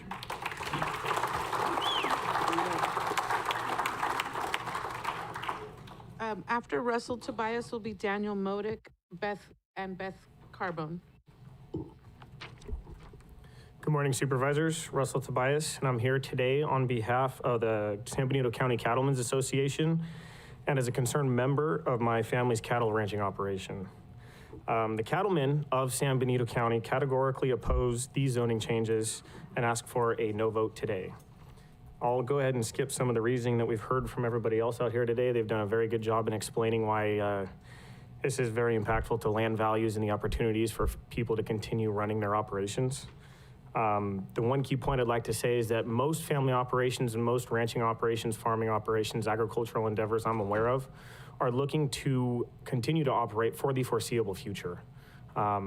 Economic hardship is one of the main drivers in which you start to lose these operations, and whether it becomes largely corporate or sells out to developers, maintaining the economic viability of running these operations will keep the nature of what is San Benito County agriculture and family-owned farms and family-run operations intact. I'd like to focus on and not beleaguer the point that the San Benito County Ag stakeholder element was instituted for instances such as these in providing feedback and providing direction and recommendations upon potential required zoning changes or anything that impacts the agricultural community within the county and towards the general plan. I ask that we vote no today and push this back to the group, whether it's ad hoc or the ag stakeholders element, to continue to develop and refine a better approach that directly addresses and reflects the needs of the agricultural interests throughout the county. we need to determine specific key goals and what exactly it is we are trying to accomplish by instituting ordinances such as these. Once we know the key goals and exactly what we're trying to accomplish, we can work backward and figure out the best route that works for everybody to make sure that we can continue to support agriculture for the foreseeable future within our county. Let us do our job so that you can better accomplish yours in representing and serving the constituents that you all represent. Thank you for your time.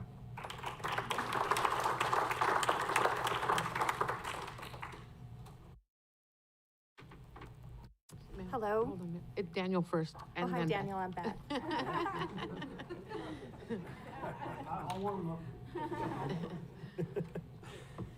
Hi there. My name is Daniel Modick, and really appreciate you guys making the time to hear from every member in the community that's obviously very involved with this, just as you guys are. We're all out here trying to make the best decisions, whether it's with our land or with the policies that govern it. So I had a letter from my uncle that he really wanted me to read, but I think it really backed up a lot of the comments that we've already heard here today. And so I wanted to kind of step into that realm of what are alternative solutions. So I represent a member of my family's family-owned cattle ranch. And like many in this room, I fully support the idea of preserving rural and agricultural character that is our county. We want to avoid the sprawl and maintain the integrity of the working land that we have. But dramatically increasing parcel size is a blunt instrument that will cause real harm.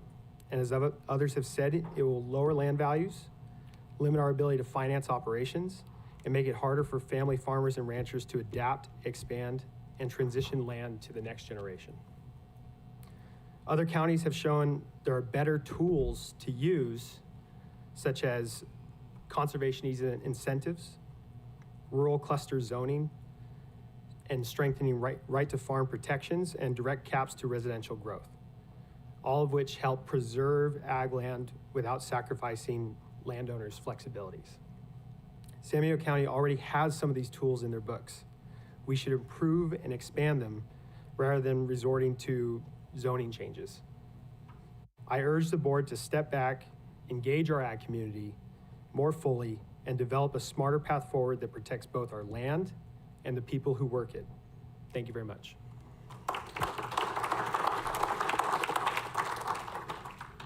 So Beth, you're next, and following Beth will be Cynthia Holthouse and then Vince Bergantino. My name's Beth Carbone, and I'm a local realtor and third-generation property owner. Sorry, my notes are all a mess because I've adjusted as we've gone, but I do appreciate. Okay, so I'm not going to go into length about why I'm opposed because it's basically already been said. But I do want to tell you that I appreciate you listening to our concerns and taking them into consideration. I also want to personally thank Chairs Kazmicki, Sotelo, and Zanger for the courtesy of responding to my texts. I truly appreciate that. I do want you to know, even though I'm not going to go into length why I oppose the rezoning, that I will continue paying attention to these proposed changes and educating those within my network on the impact that rezoning has on our property rights, our generational wealth, and the impact on the county's fiscal wealth. So thank you very much for listening and your time.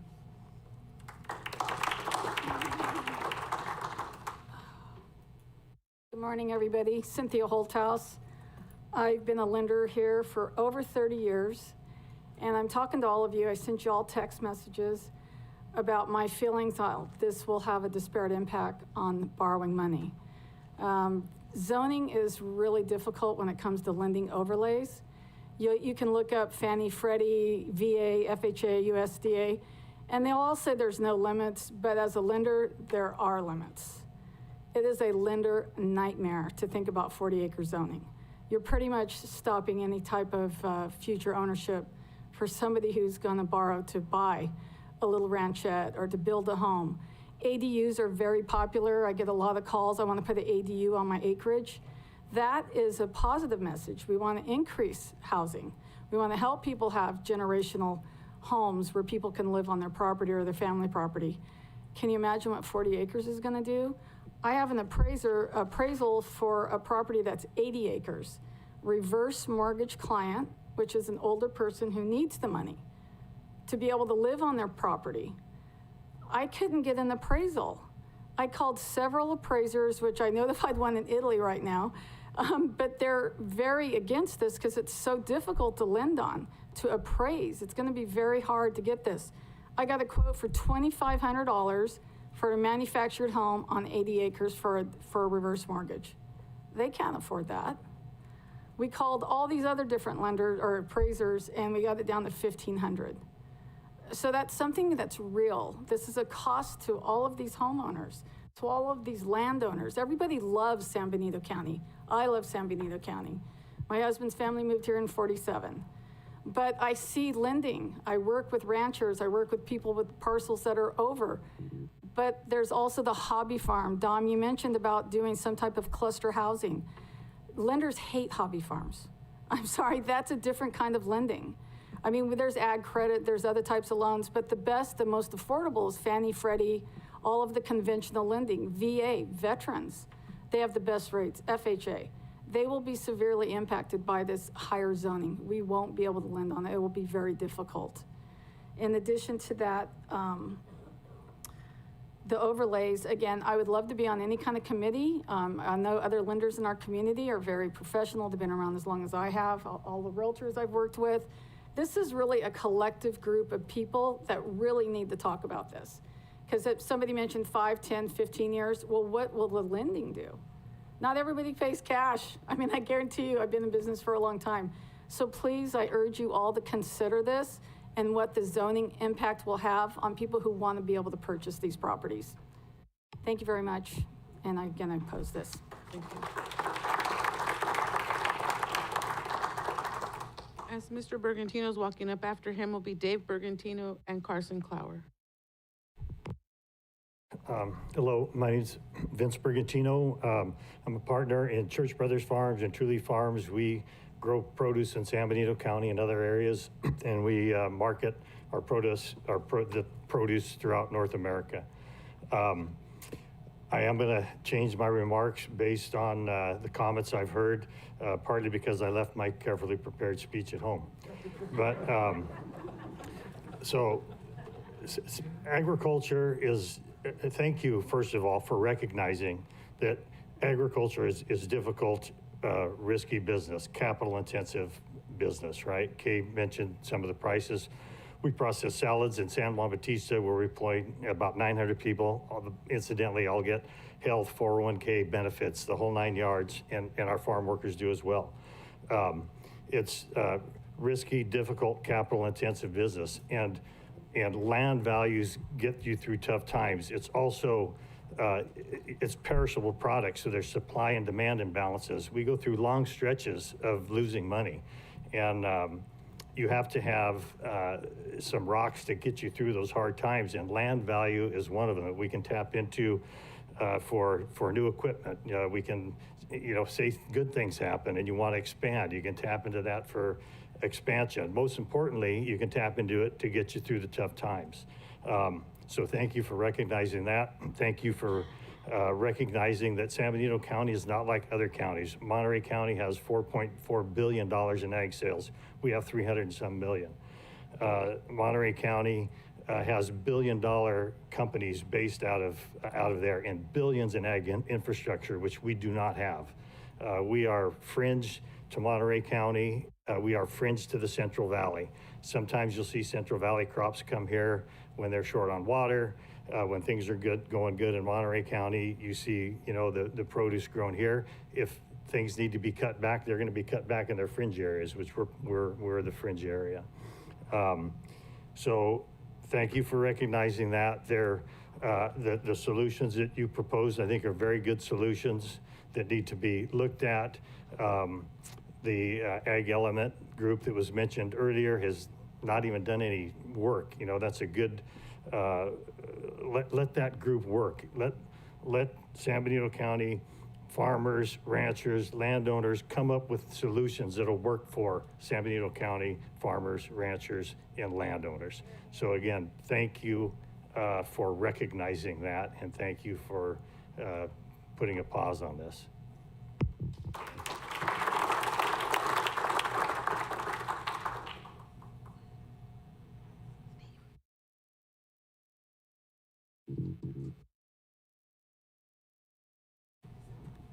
Thank you, Supervisors. I left my speech too, so I have it on my phone. I'm Dave Brigantino, and I'm passionate about seeing agriculture thrive. I know if all of you remember, most of you do Measure G. Measure G, without it, agriculture was supposed to end. It was supposed to die. That was, since then, it's increased on average over $10 million in sales annually. Since then, till now, we're at $360 million in annual sales. So those are pretty healthy numbers, and keeping agriculture strong is one of the greatest protections for itself. And I thought to myself, when Measure G happened, we went through that, it has to be a better way to preserve agriculture. And so with the impacts of what's before you, is going to undoubtedly weaken the industry. So I'm going to talk today, not about the negatives that affect by the downzoning. I'm going to rather give you some solutions.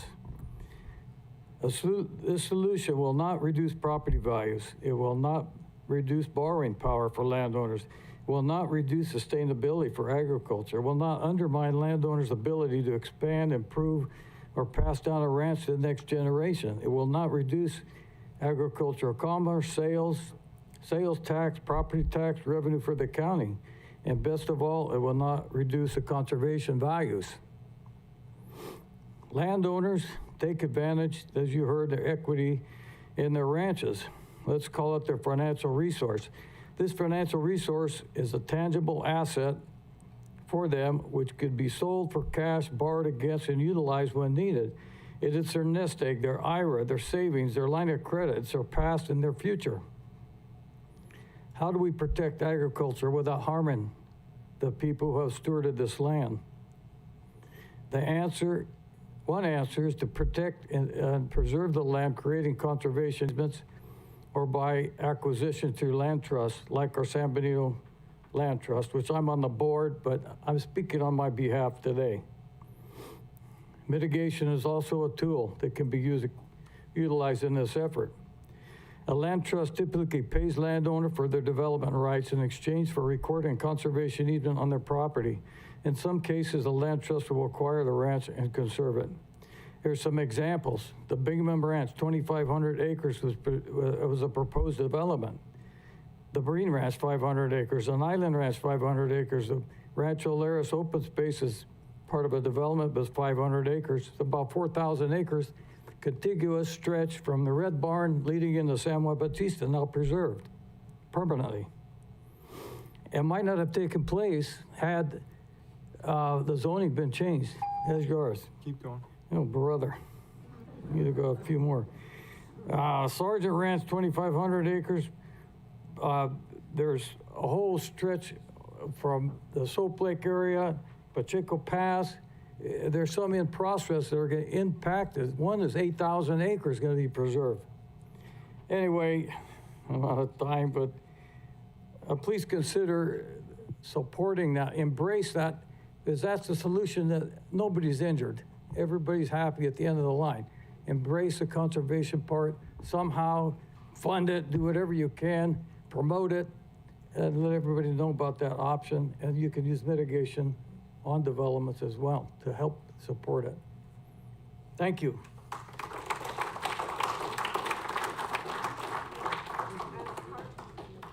As Carson Clower's coming up, he'll be followed by Seth Caprone, Elia Salinas, and Heidi Nelson. Good morning, Board, and thank you for the opportunity to speak. I'm Carson Clower. I live in the unincorporated area of San Benito County. As a land use consultant, I think I have to disclose that I do have an application that would be affected if this were adopted as written. Real quick, I'd like to thank you, Chair, for letting everybody finish their thoughts at the end of the 3 minutes. Sometimes that doesn't happen, and it really kind of sets a different tone for the meeting, so I appreciate that. I do believe that where this is coming from, the people's hearts are in the right place. I don't think it's the right solution, but I like to believe that we're all kind of here for the same reasons. It would be important to engage community on best practices going forward. I also think that as elected and appointed officials, if we reach out to our planning staff and get their opinion on what they actually think about some of these ideas, we might not see these at public hearings the way that they're written. When something comes before the board or planning commission, it doesn't have staff recommendation. For me, that's like a huge flashing light there. So we've been asked to focus on solutions. Ag mitigation is a huge one. So if there's going to be development where you're converting ag land into some other use, most likely residential or commercial, mitigating for that is great. What that ratio should be, I don't know, but it's a good thing to have to be able to do. So another would be ag conservation easements. Mr. Brigantino went into those very deeply. We can utilize the land trusts. This might be a little bit tougher, but I do think that you can probably come up with some sort of overlay in the commercially productive ag parcels. It would be nice if the parcels that were brought into that overlay were done voluntarily by the owners. But I think that there's certain areas in the Hollister Valley, maybe in the south part of San Juan Valley, where there isn't any development that's beyond kind of regular ag use. And you could find a way to preserve those in ag. And they're most likely larger parcels that are commercially productive and actually kind of bringing in money for those farmers. Supervisor Zanger brought up cluster subdivisions. For some reason, they haven't really been done recently, probably the last 15, 20 years. But when you look at the examples of those, they're some of the best neighborhoods that we have in the unincorporated area. I mean, you have Dunville Estates, Union Heights, Montebello Estates, you have Pacheco Creek Estates, beautiful neighborhoods that preserve ag for perpetuity. Probably somewhere between 60 and 80% of the acreage is going to be in ag forever and ever. It provides for green belts, provides for nice housing, but also ADUs and everything else that goes with that. And just kind of to wrap up, as a general rule, I feel that changes should be voluntary. You get better buy-in, and I think it's better for the community as a whole. Thanks so much.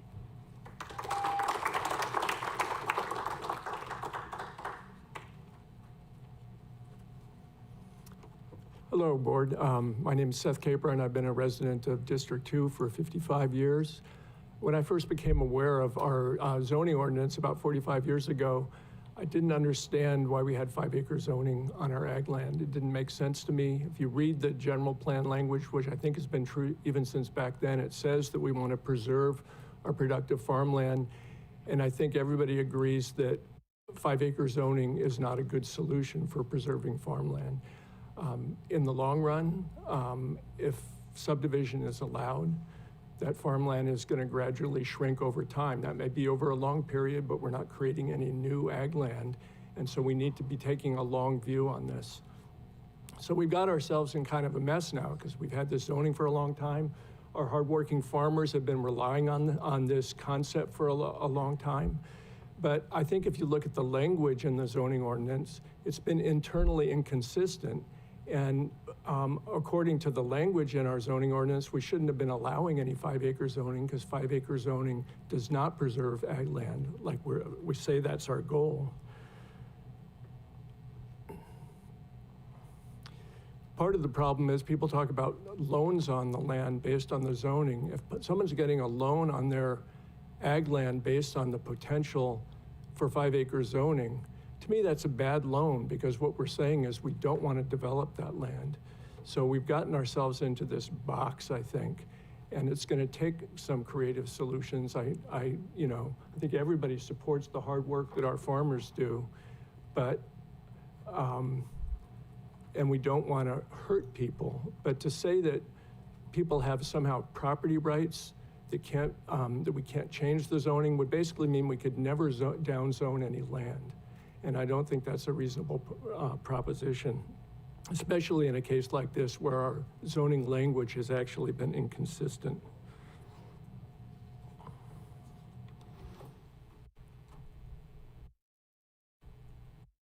I hope that, I'm speaking specifically to productive ag land, because I think in the future, 5 years from now, 10 years from now, 100 years from now, as we need more land for growth, for housing and businesses, I hope that's directed onto rangeland, which is more plentiful, and not ag land, which is much more scarce. One speaker said there haven't been a significant number of subdivisions on ag land. I think that illustrates the fact that we don't necessarily need them. It has gotten us in a bind that if our tax assessments have been based on the speculative value of the land, even though our general plan says we shouldn't development, that's problematic. Go ahead. I've contributed to the San Benito County Agricultural Land Trust. I support their work, but they're never gonna solve this problem. I mean, realistically, there's way too much land in agriculture to be able to protect it in a timely fashion. Thank you very much.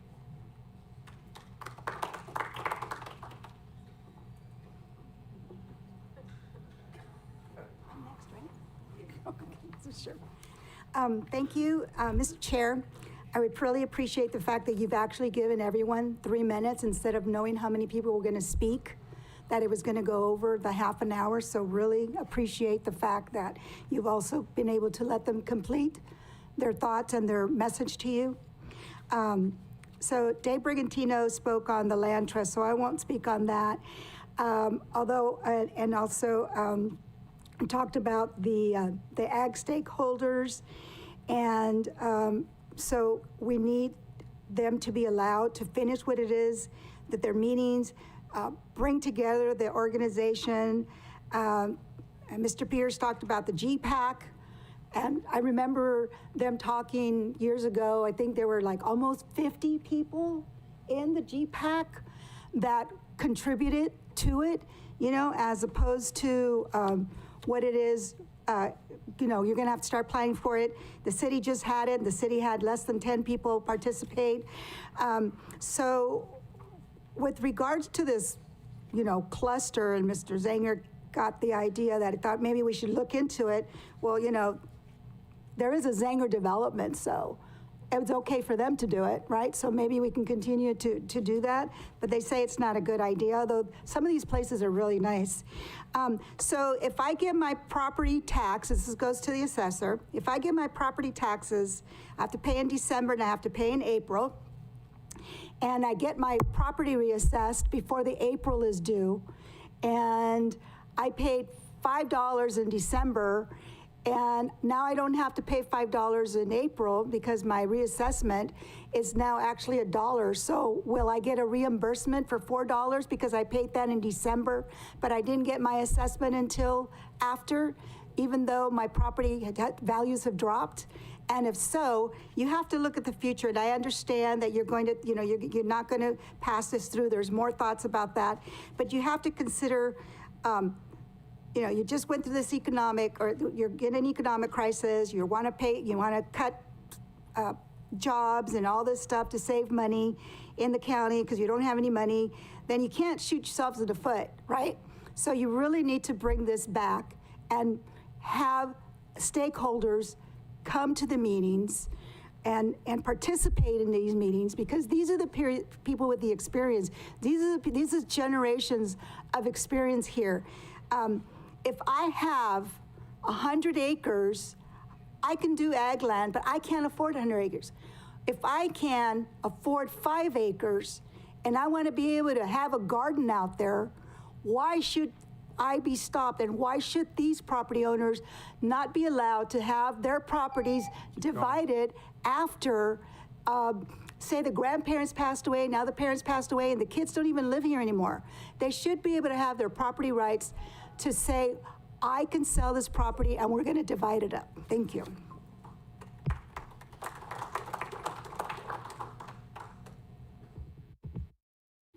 Heidi Nelson?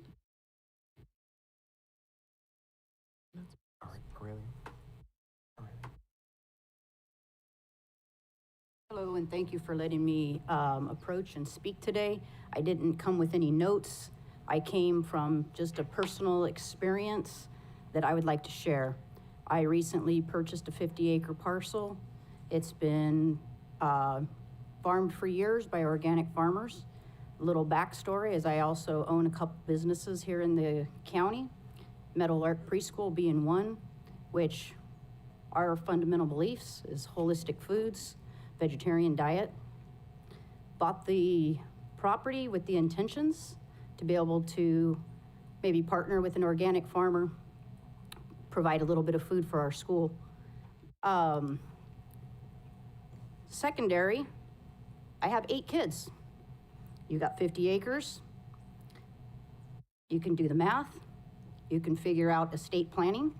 If you got one piece of land, you got 8 kids, you got 6 of them want to continue farming, you got 2 that want to sell, your property gets sold, which is the reason why I was able to buy this property. That was the exact scenario with the family that I purchased the property from. I have every intentions when I entered into escrow to subdivide the property. Victor Tafoya, during my due diligence time period, confirmed that this is, potentially subdividable. We got the email to reference that. I paid prices as a developer would pay as far as the value, understanding that this is subdividable into 5-acre parcels, even though I have no intentions of ever selling any of that land. I'm looking at the end of my life. I'm looking at the fact that when you got 8 kids, there's gonna be a disagreement somewhere. I would rather my kids each have their own little parcel of land. Those that wanna farm can continue farming. Those that wanna cash out, have fun. Go spend your money as fast as you can where you choose to do so. Thank you for listening to my points.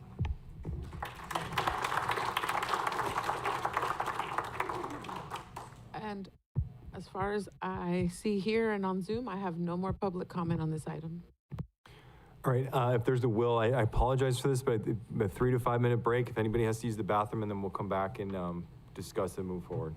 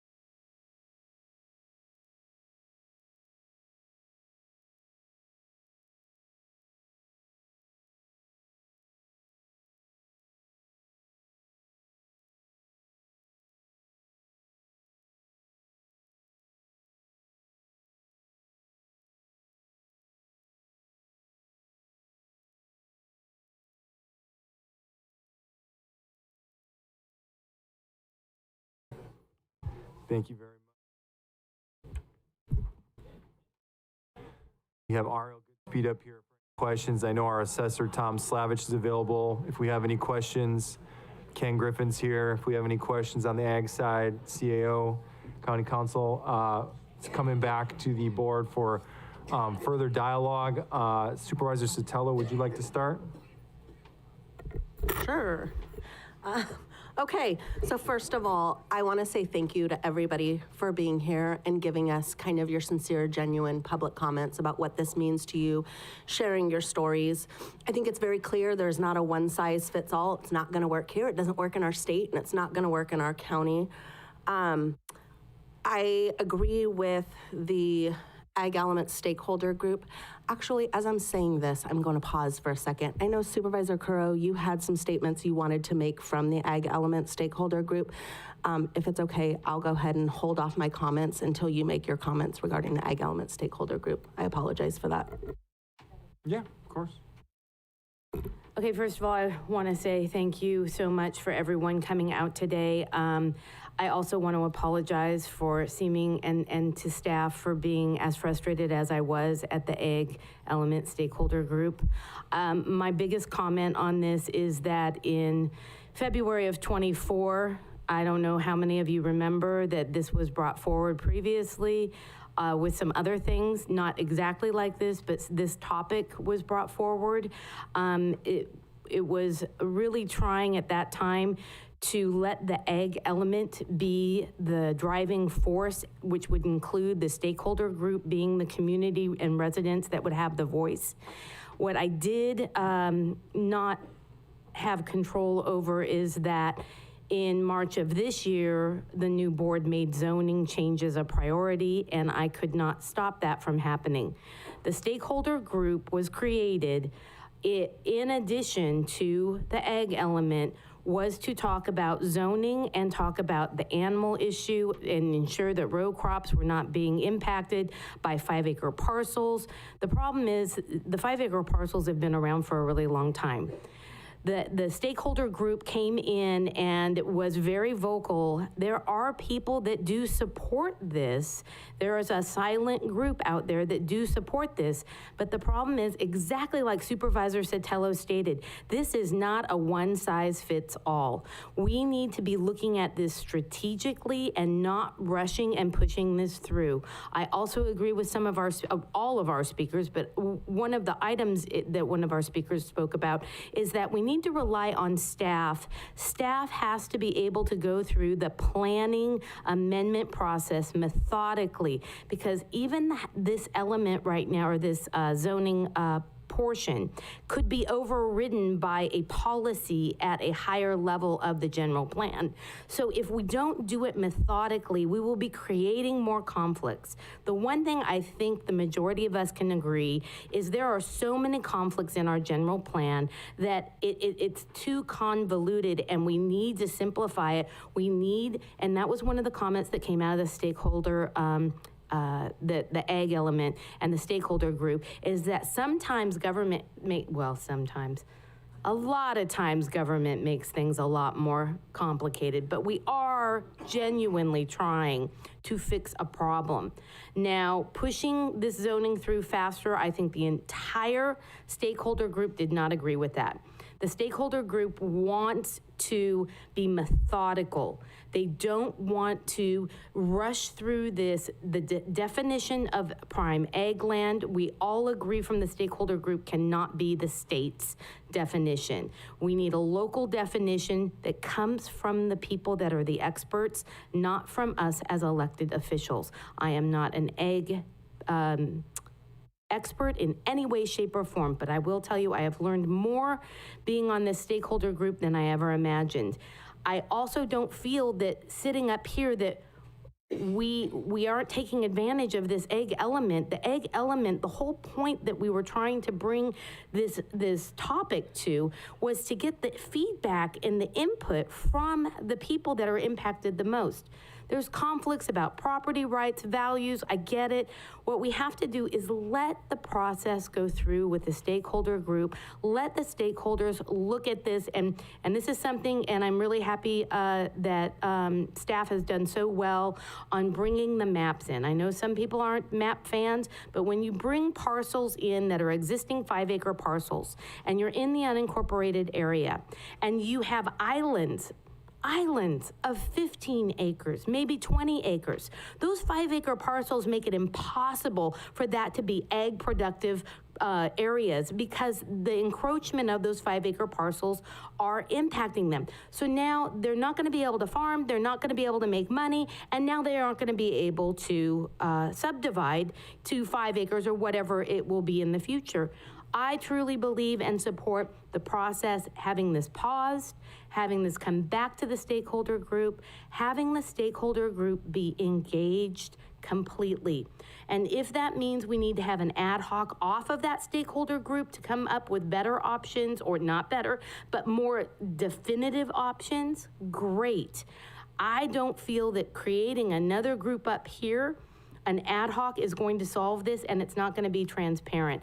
If one of my colleagues would like to remove me from the stakeholder group and join the stakeholder group and sit with the individuals that have been voicing their concerns on this, I'd be more than happy to step down so that you can be a part of that. Because having it be up here where we go, now we just want your input.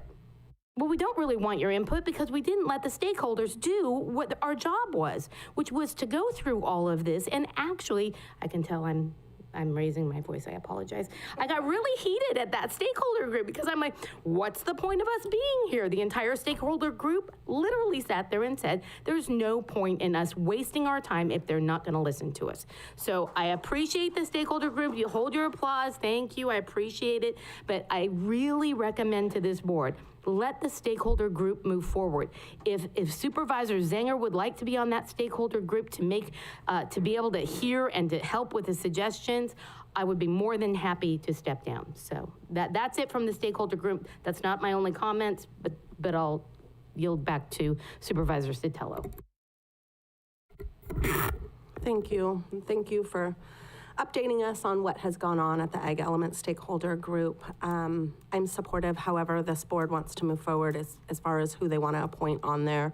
I know originally I was the one selected and I said, no, have it be somebody else. I already have kind of some familiarity with some of these issues, being for all of my time with the Farm Bureau, and I suggested Supervisor Curro. So if there's somebody else, or if you want to appoint two supervisors to sit on there, that might be helpful as well. I don't think it does any help having me sit on that group though. So just, I'm very supportive of ag, but I have a lot of friends in ag. I know who to call. And so I just think that of all of us sitting up here, I don't think I'd be as helpful on that committee. So again, going back, I agree. I think the Ag Element stakeholder group, I think the Ag Element in general needs to complete its goal of what it was set out to do originally. I know that some of these different things that have been tasked with the Ag Element stakeholder group wasn't part of the original intent and purpose of them getting together. And so I think there's kind of two things happening. One, I'd like to see the Ag Element stakeholder group complete kind of what they were tasked with doing, figuring out the definition of prime farmland for our community and the different things like that, and getting and doing our general plan updates. I think those should be, that should be number one. Then the second, if they're willing, and maybe it's the same group, or maybe there's additional people that want to be a part of it, but then doing something, whether it's kind of the GPAC idea, but making sure that there is some sort of stakeholder group that can further have discussions about these zoning changes. As written, I am not supportive of it at all. I think there is an opportunity for us to work collaboratively together. I'm all for preserving agriculture, but I think we need to work together. People from agriculture and our farmers, our ranchers, our landowners, including lenders and realtors, everybody work together to figure out how we best preserve agriculture in this community. I'm just curious, Ariel, you gave some examples. Thank you. I appreciate it. And thank you for the maps. Do we know of any jurisdictions that have, down zone? What you gave, a lot of them were 10, 20, 40 acres or kind of their minimum parcel size. And I get if that's what it was in its entirety and the entire time. What we're talking about, though, is taking and completely changing it. And I'm just wondering if you know of any jurisdictions or communities that have done this exact thing that we're proposing and had success, or was it just, I don't know, has any done this? So on the 11 counties presented, staff did some research, and upzoning was done on some of those. Some of those, like for example in Santa Cruz, had been like between 1 to 5 acres, and then they increased it. However, things like that were done back in like the 70s, the 80s, even the early 90s. One of the issues here is that we have set a precedence for 50 years. And so the solution for our county isn't going to necessarily match what other counties have done, because we're kind of unique in some of our different things. And so if we were able to continue to go through pieces that we were bringing to was finishing our definition of farmland of local importance, then getting that mapped, doing our risk assessment mapping, doing our priority areas mapping, finishing our economic reports on what we need to do to promote, such as processing and tourism, and so we haven't finished those aspects, which then help inform, policy routes. Conservation easements were brought up. The same grant that we applied for, the SALT grant, you can actually also apply for acquisition. The San Benito County Land Trust has done that for acquisitions, and so that's another tool. So there's different options to go about. We haven't finished some of those, layering tools that kind of help define the correct solution, I think, for this county. Okay, thank you. I think that this just clearly needs a lot more time and a lot more collaboration from the community. So I would, like I said, I'm opposed to it as written. I will deny it today. However, I am, if the will is to have a committee further investigate it, I'd be okay with that, but I do think it should come after the ag element stakeholder group, after you guys have completed what you were trying to complete with your ag element and the general plan updates. Then I think it would be appropriate for this committee to possibly get together and start looking at zoning changes, what our goal is with preserving prime farmland and all of those things. So thank you. Supervisor Zanger? Yeah, thank you. Well, thank you everyone for being here and for all the comments. I do really appreciate the way that this discussion is unfolding and going forward. I was afraid I'd have tomatoes thrown at me up here or something. So I am pleased with the tenure of everything. And I'll just say, just to clarify a suggestion that regarding the ag element stakeholder group, what I find is that, and I know I'm not alone in this, is that sometimes meetings with too many people ends up being actually less productive. You had too many voices in the room and you actually get a lot less done. And so what I would suggest is something like a subcommittee from the ag stakeholder group. So we take a few separate members representing some different interests on that and some supervisors, and we'd have a discussion that's more specific to this as opposed to the ag stakeholder group as a whole working this out and everything else they're working out. And I know, Ariel, the timeline, is it 2 years that you guys have to work through all this? We had a timeline to be wrapping this up in the fall. However, our last 2 meetings have been focused on the different ordinances and not the general plan, so that takes an effect. Staff did try to prioritize. We had like 75 people originally on the list through that original where we had gone out and done surveys to get, you know, people to be on there. And we narrowed it to 25 members. And we focused on different types of ag stakeholders, you know, large row croppers, organics, processing, and tried to make sure we had different people from different aspects of the ag community, you know, ranching, cattle ranching on that group. And so it was a smaller group than originally the list. And I'm sure if we had given it more time, we've gone way more than 75 people. Right. Yeah. So what I'd like to see is, I think, something just specific, more specific to this issue. And I know we have some other issues. We have, you know, there's the livestock issue. That could be a separate thing. But I think we need to address these things more particularly with maybe a smaller focus group that can come up with some suggestions and some possible solutions. And as Supervisor Curl stated, like this, you know, there is an issue that we have to address with the 5-acre parcels near farmland. Like, it does pose lots of issues. It does pose problems. And, you know, and this is very important because, as we all know, once you have farmland and once it gets developed, it's never going back. So this only moves in one direction. It moves in a perpetual slight loss of farmland over time, and you don't get that back. So this is important. We need to address these things. And so what I would suggest, and again, I appreciate the engagement we've had today. What I would suggest is a more selective group that is focused on maybe this particular issue that they can deal with, and come back with some discussion points and some solutions. And like I said, I brought up maybe the cluster development. I'm sure there's others. We heard about the conservation easements and everything else. So I think there's options out there. I think there's things we can discuss. And so that's how I'd like to proceed. Thank you, Supervisor Velasquez. Thank you, sir. It's always interesting when you start getting calls about goats and horses and land being divided. Like, wait, what are we all talking about here? But I appreciate you guys calling and asking me questions. When it comes to the ag part of our community, I instantly go to Dom for his expertise. You want to talk about roads, infrastructure, development, budgets?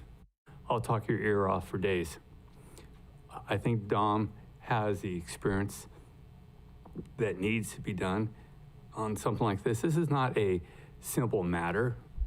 Obviously, this is really multiple conversations that need to be had to get all of your input, find something that works, that makes sense. It's going to take a while, but the time has to be taken to do it. Otherwise, what we're going to have is approaches that make some people happy, others angry, and really not the best interest of the county over time. So I like the idea of maybe a subcommittee or something else, but it's a dedication to this to get it done right. There's a lot of language that has to be researched also with this. So I would think it's more of an ad hoc. And if it was going to be an ad hoc, I would suggest the chair and Mr. Zanger to keep leading this. Supervisor Curl? All I'm going to add is I agree that the stakeholder group needs to have more time for the ag element itself. This is an intricate part of how that stakeholder group's goals are going to impact the zoning. And if they need to have a subcommittee, an ad hoc after that or off of that group, I would support that. I have a very hard time with an ad hoc of board members going one way on one item without the community engagement and involvement on the other end. This is a complicated item. The livestock issue is also a component of this. There are so many pieces to this. It's not we can solve just this one thing. Everything dominoes down, and the elements of the ag element are going to impact how zoning is, and the zoning impacts are going to impact the ag element. It isn't a one topic conversation, and I agree with Supervisor Sotelo, and we discussed this at the stakeholders group, that we need to have a focus, but what does that focus need to be? If we start with the ag element first and not push the zoning until the ag element process has been complete, the zoning then can be looking at that element in a visual process that makes things make more sense. Otherwise, we will come up with a zoning plan and an ag element that could have conflicts again. And that's my biggest concern, is not having the conflicts. I agree completely with workshops and town halls. It's important to have more people participating. This group here today shows that there is a lot of interest in this topic. So we need the participants of the stakeholder group to be actively engaged. Yes, I agree, large groups are harder to get things done. But if we're focused on going through the process methodically, we will chip off one thing at a time. Trying to do all of this at once and rushing the zoning in front was, I just did not agree with that, and I still don't agree with that. I appreciate Supervisor Velasquez agreeing that we need to take time. I don't feel like that's where we were in March of this year. My last thing would be Measure A has consequences, but it also has impacts on trying to preserve ag land. We're gonna be bringing back, hopefully, those impacts a little more clearly to understand with this general plan amendment how the Measure A impacts the general plan, and if it's protecting ag land or can housing still impact ag land. So I think that's an area that we need to be making sure we're keeping it in the conversation. The last thing is that a lot of you know I come from the election world, and voting matters. Voting matters. That's all I'm going to say. If you're not voting, you're not getting your voice out. I can tell you this group in this room right now, you guys are very much the proactive voting group, because I did analysis on where the active voters are. So I know I've got an active group here, but others need to be active in voting. And if we aren't voting, our voices are not being heard, and things like Measure A get passed, and we have to suffer the consequences of how does that impact our community as a whole for the future. So I don't really have anything else. It's just that this is a very complex process, and we do need to be strategic. Rushing through it will not solve the problem. It'll make more. Thank you. All right, thank you, everybody. Thank you for everybody in the audience. This is really what government should be all about.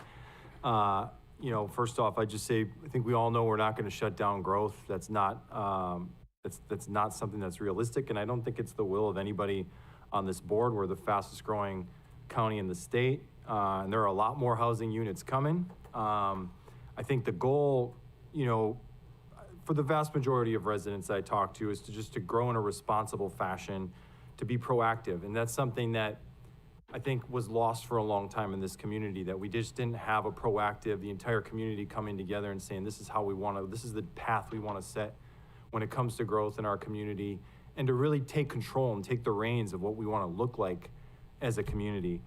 And, you know, we have heard obviously concerns about just where we're headed with some of the issues that come with the 5-acre parcels. But of course, we hear concerns on the other side. And there, like I said earlier, those are valid concerns about property values, property rights. And the 5-acre parcel is just one component of this whole picture. We have other issues we're addressing with regard to where to grow, with regard to our housing element that's just got, hopefully will be approved by the state, that we approve with regard to affordable housing. There are a lot of components to this, but I think there is a will to address this component. And for me, you know, I see what we can have here is a process that is positive and productive. If we just all work together, we can find a solution that fits the intent of what we're trying to accomplish. This, what we have in front of us, is not the solution. I think that's very clear. I see this as an opportunity for this community to really take the reins to really take the reins on what direction we want to go in when it comes to growth. And I would like to have us form, first off, there's a couple suggestions as I sit here as chair and I try to take all the thoughts into consideration and perhaps try to find consensus. I would like to take a vote to formally deny what's on the table here today and to take it off the table permanently. That's one thing I would like today. And as far as the conversation about ad hoc committee, just for everyone's understanding, ad hocs, like I said earlier, oftentimes you do them there's a specific thing you're trying to address and you work with staff. It's a lot of minutia. It's a lot of calling meetings at the last minute. A committee, a standing committee is public. There are more requirements that come with that. There are more, there's a Brown Act issue and it allows for public comment like we're having here today. I would suggest as one option, just throwing an option out, is to create a committee. I think it's clear that the ag stakeholder group should be centrally involved with that. I think we could do the ag stakeholder group, but to be as productive, I think, moving forward, just to try to get some ideas and keep this discussion going in public, would be to create a committee.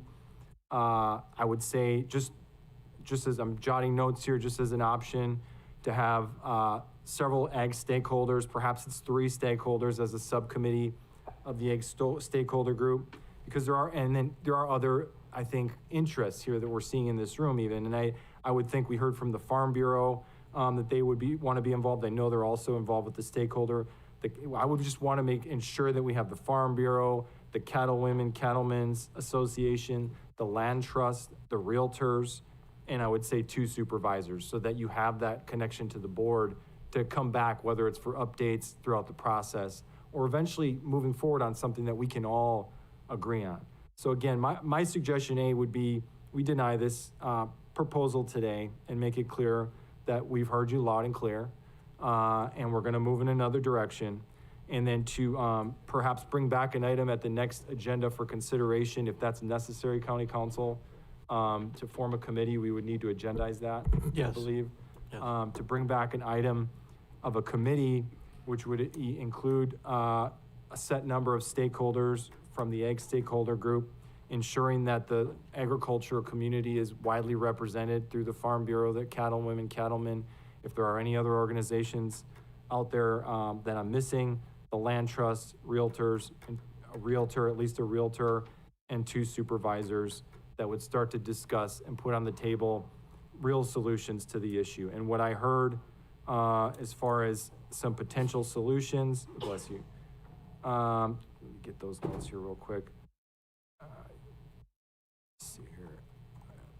I heard ideas like the TDC program and strengthening the TDC program. I heard land trust conservation and maybe strengthening that mechanism. I heard take a closer look at ag conservation easements. I heard clustered developments as an option. Perhaps cluster developments that are in specified areas that are closer to services can be part of the discussion. I heard ag mitigation. I heard overlaying commercially productive ag parcels and ideally voluntary. So those are just some of the things that came out of today's meeting that we can put on the table and start the discussion and really start moving forward on how we want to grow as a community. So again, my recommendation formally to deny the proposal before us today and to bring back an item at the next meeting to form the committee as stated. Would that be a motion, sir? I would entertain a motion, yeah. As stated. So moved. Is there a second? Second. We have a first and a second. Roll call vote. Can I ask a question real quick? Yes, of course. Sorry. So this vote right now is to formally deny. Mm-hmm. Okay, on the committee, right, will that be separate? We can do it separately, or now we're only bringing it back for discussion. We're not approving a committee. We can always bring it back. I've got a question on the committee. If you want to do a separate vote as a board, we can certainly do that. Let's do that. Well, it's not that I need a separate vote. I just want clarification. This will be a Brown Act committee? That's the intent that I stated, to make sure Okay. these are conversations are done in public. Okay. I mean, I really appreciate that. I think the only challenge with that is that I sit on our Public Defender Oversight Committee, and we're having real challenges with clerking it and all of that. Yep. It's not the quorum, it's the clerking of it and all of that. And so I think here we are on one hand discussing potential layoffs and budget cuts and things like that potentially we may have to do moving into the future.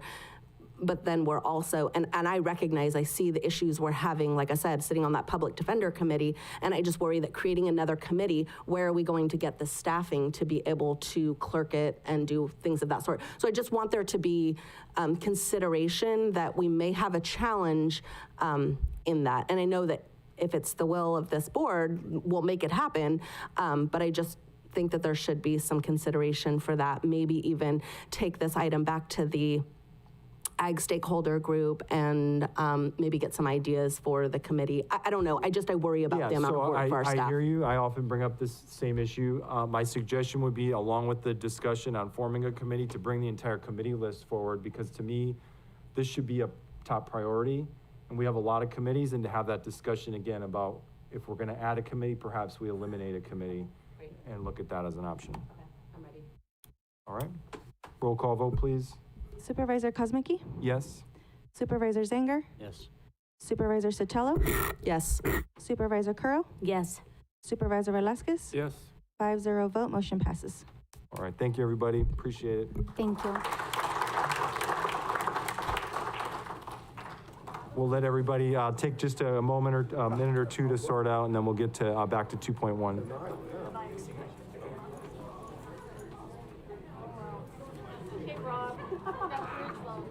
All right, Cynthia. So you didn't pick any of our recipes? What's that? I don't know if they're your recipes or not, but I've changed my entire menu thing.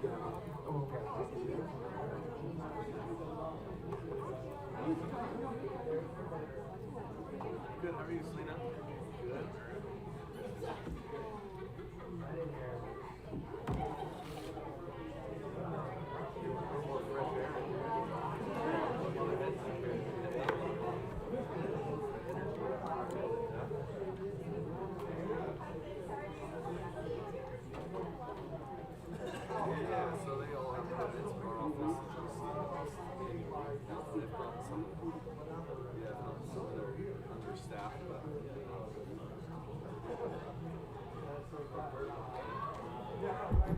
All right, thank you, everybody. If we let's get back to our seats if we're staying.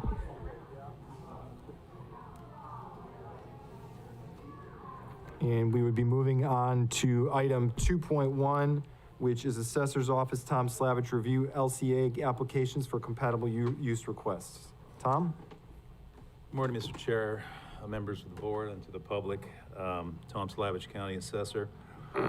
In your packet is the LCA staff report that details everything. I'll just highlight it for you.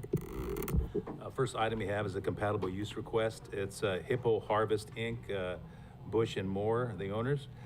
These are two ag preserves consisting of 39 acres and 41 acres.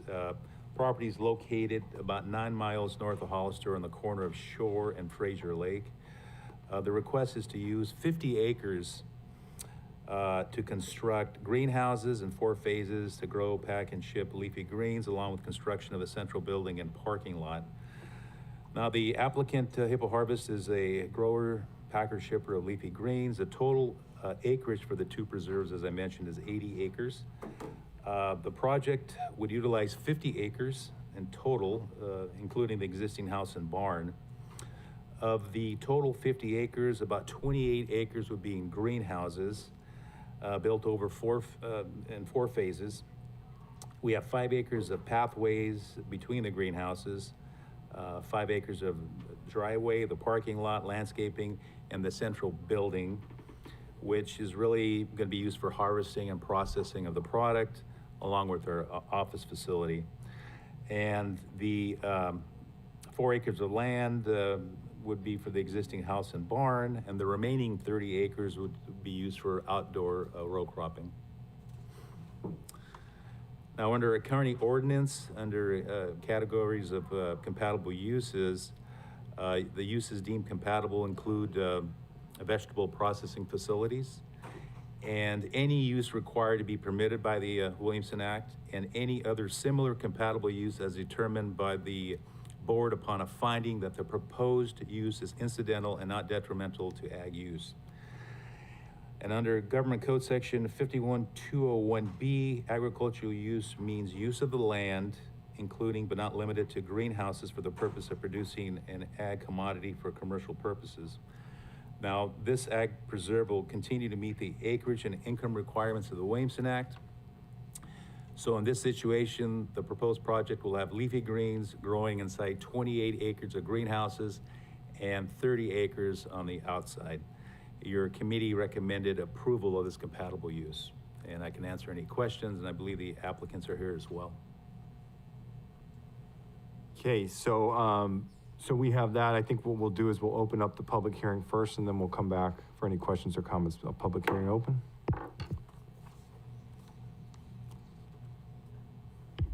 If you'd like to make a public comment, please provide a speaker card, and on Zoom, please press *9 or the raised hand icon. And I show no public comment. Bring it back to the board. Any questions or comments? Hearing none, I'll entertain a motion for approval. I move to approve as recommended. Second. The first and second, all those in favor, roll call, please. One moment. Can you all, Shirley had a comment. Can you also make a motion to adopt the resolution that's in your packet as well?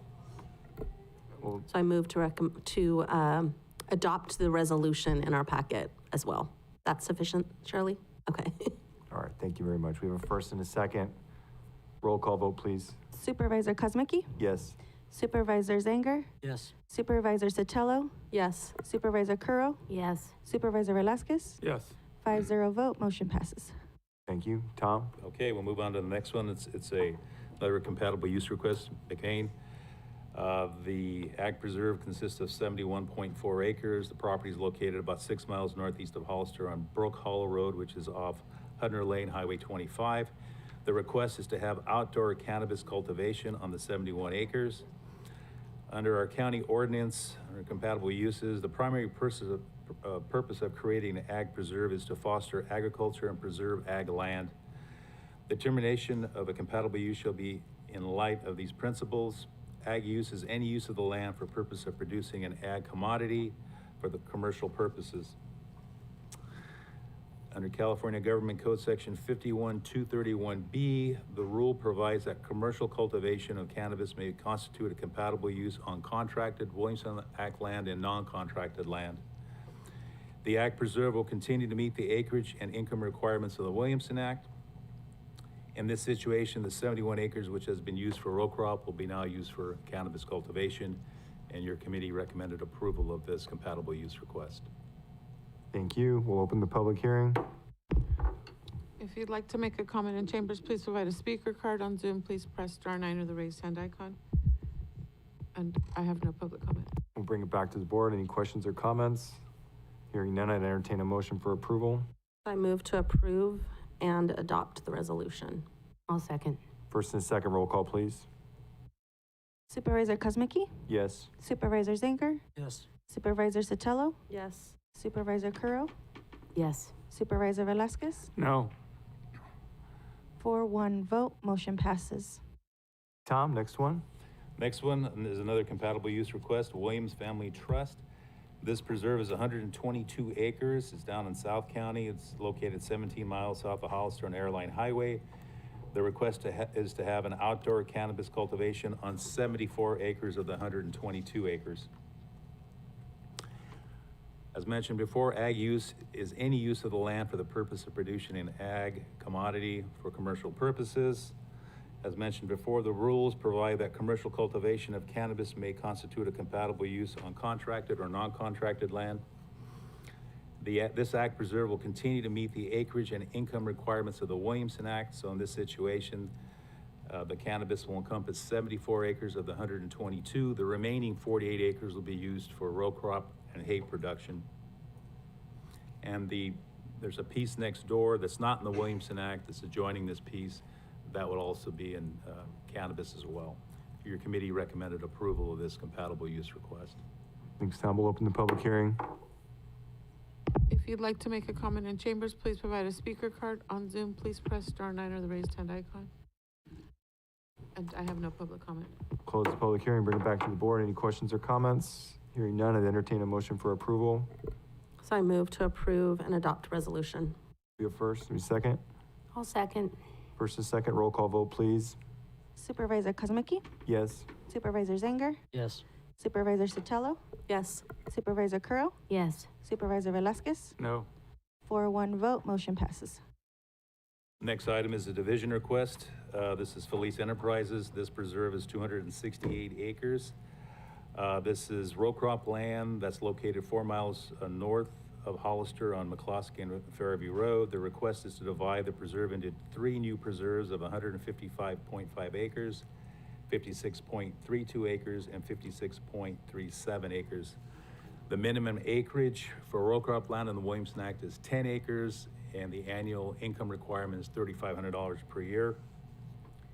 The 3 preserves would meet the minimum income requirement and acreage requirements of our ordinance, and your committee recommended approval of this division request. Thank you. We'll open the public hearing. If there are any public comments. If you'd like to make a comment in chambers, please provide a speaker card. On Zoom, please press *9 or the raised hand icon. And I have no public comment. We'll close the public hearing, back to the board. Any questions or comments? Hearing none, I'd entertain a motion for approval. So I move to approve and adopt resolution. We have a first, we have a second. Second. First and second, all those in favor, roll call vote, please. Supervisor Kozmicki, Yes. Supervisor Zanger, Yes. Supervisor Sotelo, Yes. Supervisor Curro, Yes. Supervisor Velasquez. Yes. 5-0 vote, motion passes. And that's it. Thank you. All right, thanks, Tom. So that would take us to 2.3. This would be hold a public hearing on revisions to the rate schedule at the John Smith Road Landfill. Good morning, supervisors. My name is Catherine Ramirez. I'm a staff analyst with Integrated Waste Management. On the line, I also have Sangita Lewis, who's one of our engineers in case she's needed. Today's public hearing is regarding adjustments to the rate schedule at the John Smith Road Landfill.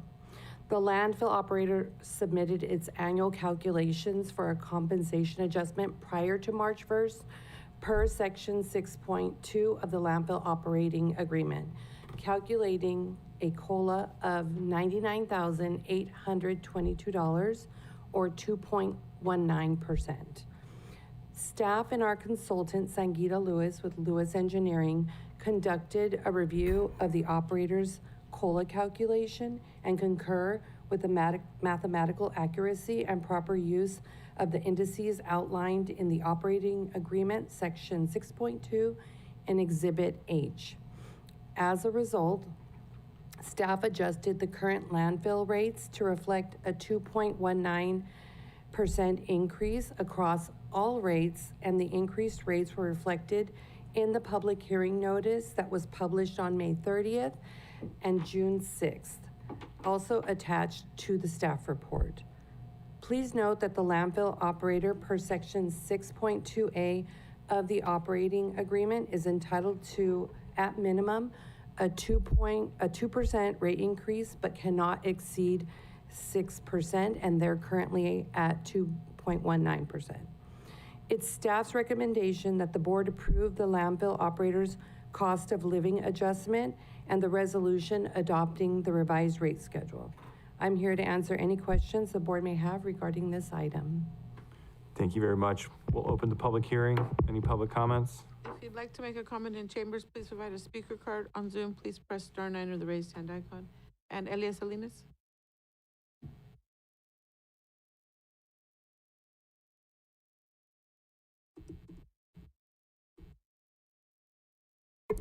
Thank you. So this is based on the contract, and they're entitled to get the adjustment for compensation. And this just means that we're talking the almost $100,000 that's going to affect the budget. And so I would encourage the board to bring forth an agenda item sooner rather than later, with going back to discussions with regards to expansion of the landfill. Thank you. I have no further public comment.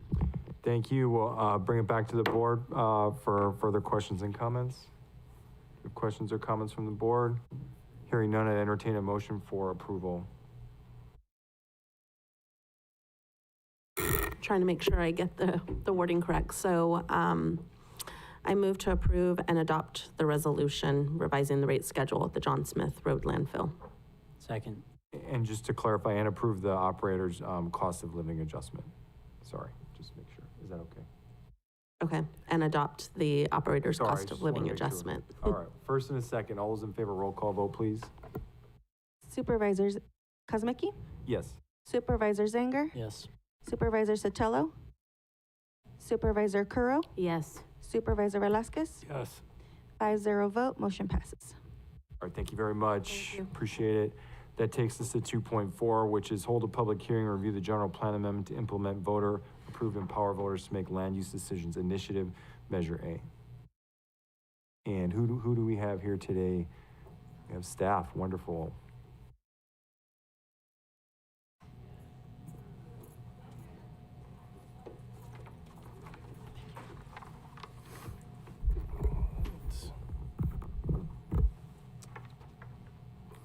Good morning, Honorable Chair and Board of Supervisors. I'm Jonathan Olivas. I'm an Associate Planner with San Benito County, and I will be presenting the General Plan Amendment to the implementation of Measure A. Okay, Measure A was approved by San Benito County voters in 2024 and amended the county's general plan by incorporating specific policy language into the land use element. The measure reaffirms the existing descriptions and boundaries of the agricultural, rural, and rangeland use designations, as reflected in the general plan as of March 1st, 2024. Future amendments to these designations, such as redesignating A, R, or RG lands to residential, commercial, or industrial uses, now require approval by a majority of voters at a county election, unless a stated exemption in the measure applies. Measure A also removes the commercial regional land use designation from the general plan as part of this change. The measure redesignates all properties previously classified as CR at the 4 specific nodes along Highway 101, and these have previously been designated for potential regional commercial development. Under Measure A, the CR designation is no longer available as a land use classification in the general plan, and future proposals for similar commercial uses at those locations would require a general plan amendment and voter approval unless exempt. The measure includes limited exceptions, such as for certain public, just quasi-public uses, specific housing-related redesignations will required to comply with state law, and projects with vested rights. Measure A builds on goals by requiring that any proposal to change the land use designation of A, R, or RG to urban uses must be approved by the voters. Under Measure A, specific amendments to land use designations within the unincorporated areas of San Benito County require voter approval unless expressly exempt. These include amendments to lands designated agriculture, or A, rural, or R, or rangeland, RG. Any proposal to redesignate these lands to a different land use category must be approved by a majority vote of the electorate. Redesignation of rural to agriculture or rangeland to public, quasi-public for purposes of developing a new or expanded landfill. Redesignation of lands currently designated open space to any land use category other than agricultural, rural, or rangeland. If a proposed general amendment falls within these categories, the San Benito County Board of Supervisors must place the item on the ballot for voter consideration at either a general or special election. Measure A specifies certain types of general plan amendments and land use redesignations that do not require voter approval, including administrative updates to the general plan, such as reordering or renumbering provisions, making technical or non-substantive modifications for purposes of clarification or internal consistency, provided the changes align with the purpose and findings of the Empower the Voters to Make Land Use Decisions Initiative or Measure A. Land use redesignations that do not involve agricultural, rural, or rangelands, redesignations between certain protected categories, rural to agriculture, agriculture to rangeland, rural to agricultural, or agricultural rangeland to parks. redesignation of rural to agricultural or rangeland to public, quasi-public for specific public and community serving uses, including schools, recycling and resource recovery facilities, government lands, non-parkland, sewage treatment plants, fire stations, sheriff stations and substations, and jails, religious meeting areas and libraries, energy and infrastructure, generation, distribution, or treatment, and public meeting halls and similar facilities. These actions may be approved by the board without requiring a public vote. The following types of land use amendments and planning actions are also not subject to voter approval under Measure A. Creation of a new open space land use designation and the redesignation of lands currently classified as agricultural, rural, or rangeland to the new open space designation. Redesignation of rural to agricultural or rangeland for housing purposes if both of the following conditions are met. The redesignation is necessary to comply with state housing law, including the provision of housing for all economic segments of the community. The redesignation includes only the amount of land required to meet the state housing obligation, and the redesignation of the lands that are not rural to agricultural or rangeland to any other designation, provided such redesignation is based on the general plan as it existed on March 1st, 2024. There are also exemptions for the specific plan areas. Measure A does not apply to the following specific plan areas: San Juan Oaks, Santana Ranch, or Fairview Corners. These areas retain their existing planning and entitlement frameworks, and changes within them are not subject to Measure A's voter approval requirements. Measure A became effective 10 days after certification by the Board of Supervisors, making the effective date December 20th, 2024. Certification occurred on December 10th, 2024. Measure A incorporates the general plan as amended through March 1st, 2024. It applies retroactively to any project proposals submitted after the date unless they qualify for an exemption.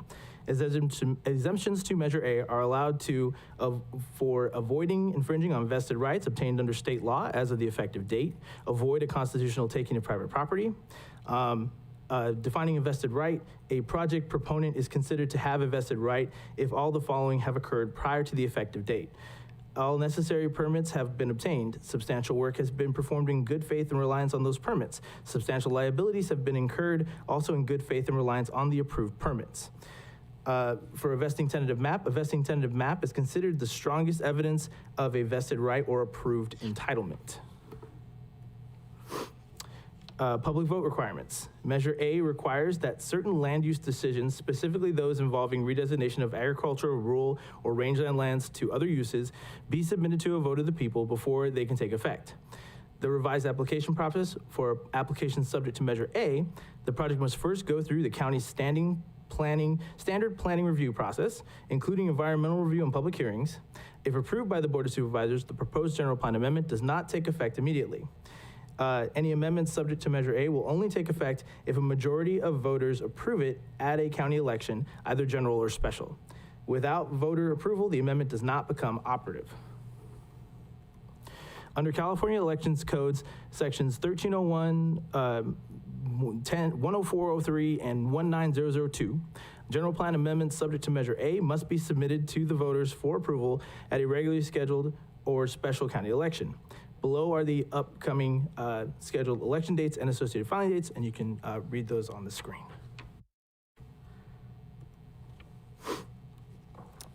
So now we have, okay. The dates on the previous slide, they're important for project proponents to consider when planning a timeline for any general plan amendments subject to Measure A, as voter approval is required for the amendment to take effect. If a special election, slide 10 here, if a special election is required for a land use amendment subject to Measure A, the registrar of voters must coordinate with planning staff to complete the following steps. Submit a joint resolution to the Board of Supervisors requesting the special election, include a budget request of approximately $400,000 to $500,000 to fund the election, and this cost will be the responsibility of the applicant. The resolution must specify the type of election, special or consolidated, the ballot question to be posed to voters, a request for legal and fiscal analysis of the measure, and a budget transfer to cover the cost of the election. The special election must then be held within 88 and 103 days after the Board of Supervisors formally calls for the election. These steps are necessary to ensure compliance with state election law and the procedural requirements established by Measure A. So some key takeaways from what we talked about today. Measure A became law on December 20th, 2024, following the certification of the election results. The measure applies to general plan as amended through March 1st, 2024. Any changes to the protected land use designations after the date are subject to the measure's requirements. A public vote is required for significant land use changes, including redesignations of agricultural, rural, and rangelands to urban or other non-exempt uses, unless a listed exemption applies. If a project subject to Measure A requires a special election, the Register of Voters must coordinate closely with planning staff to meet procedural and legal requirements. Projects that do not have vested rights or are not located within specific plan areas are subject to the new voter approval process and procedural safeguards established by Measure A. Staff recommends that the Board of Supervisors take the following actions. Adopt the attached resolution approving the general plan amendment to implement Measure A. Make the CEQA finding to the general plan amendment that it is not a project under CEQA and is exempt from CEQA review as it implements a citizen-sponsored voter initiative without modification. Any questions? Thank you very much. We'll open the public hearing if there's any public comments. If you'd like to make a comment in chambers, please provide a speaker card on Zoom. Please press *9 or the raised hand icon, and we'll start with Dr. Tenenbaum.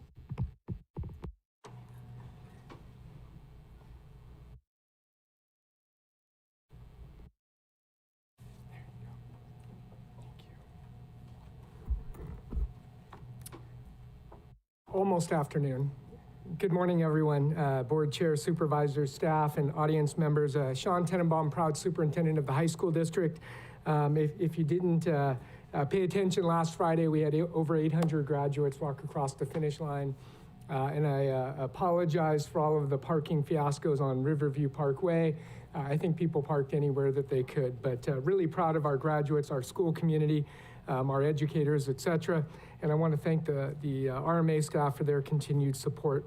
I'm speaking on behalf of our 3,500 students, our 500 plus employees, and all of the future students that will be part of our institution. As many of you know, our elementary school pipeline is growing as we have grown over the past few years. So when we take a look at the future, I'm really encouraged by some of the words I heard this morning. We want to collaborate. We want to partner with you. We want to have a better community. We know planning is instrumental, effective for the future, that we actually need to have a plan and we need to see it through and we need to stick to it. And as you know, the district has been going strong since August of 2020 with the second high school proposal. We're taking a look at every opportunity and avenue to fund that high school, but also looking at location, et cetera. So I come before you today with a formal request, taking a look at the presentation that was presented a few minutes ago regarding a PQP designation for both our Best Road property and our Buena Vista properties. The district needs options in the future. We're not just planning for 5 years, 10 years, or 15, we're planning for 25 years plus down the road. When we take a look at some of the statistics and data within the county and the city, and I want to thank our partners at the City of Hollister for their work on the general plan and their work with us. We're currently looking at 4,422 planned units within both the city and the county. That does not take into consideration the 2,387 units from builders' remedy projects. If we put those together, we're close to 7,000 units that are in the pipeline, so to speak. So that means that we need to create predictability, we need to create some type of assurance, and we need to be able to assure that our families have a strong educational system. I know that the board has a high priority for public education. I know there's some graduates on the dais and in the audience, and I want to ensure as a steward for our school district that we have the opportunity to provide that high quality education for years to come. So once again, I make a formal request for a PQP designation for both our Best Road property and our parcels in the Buena Vista corridor. I look forward to working with you collaboratively for years to come. Thank you very much. Thank you.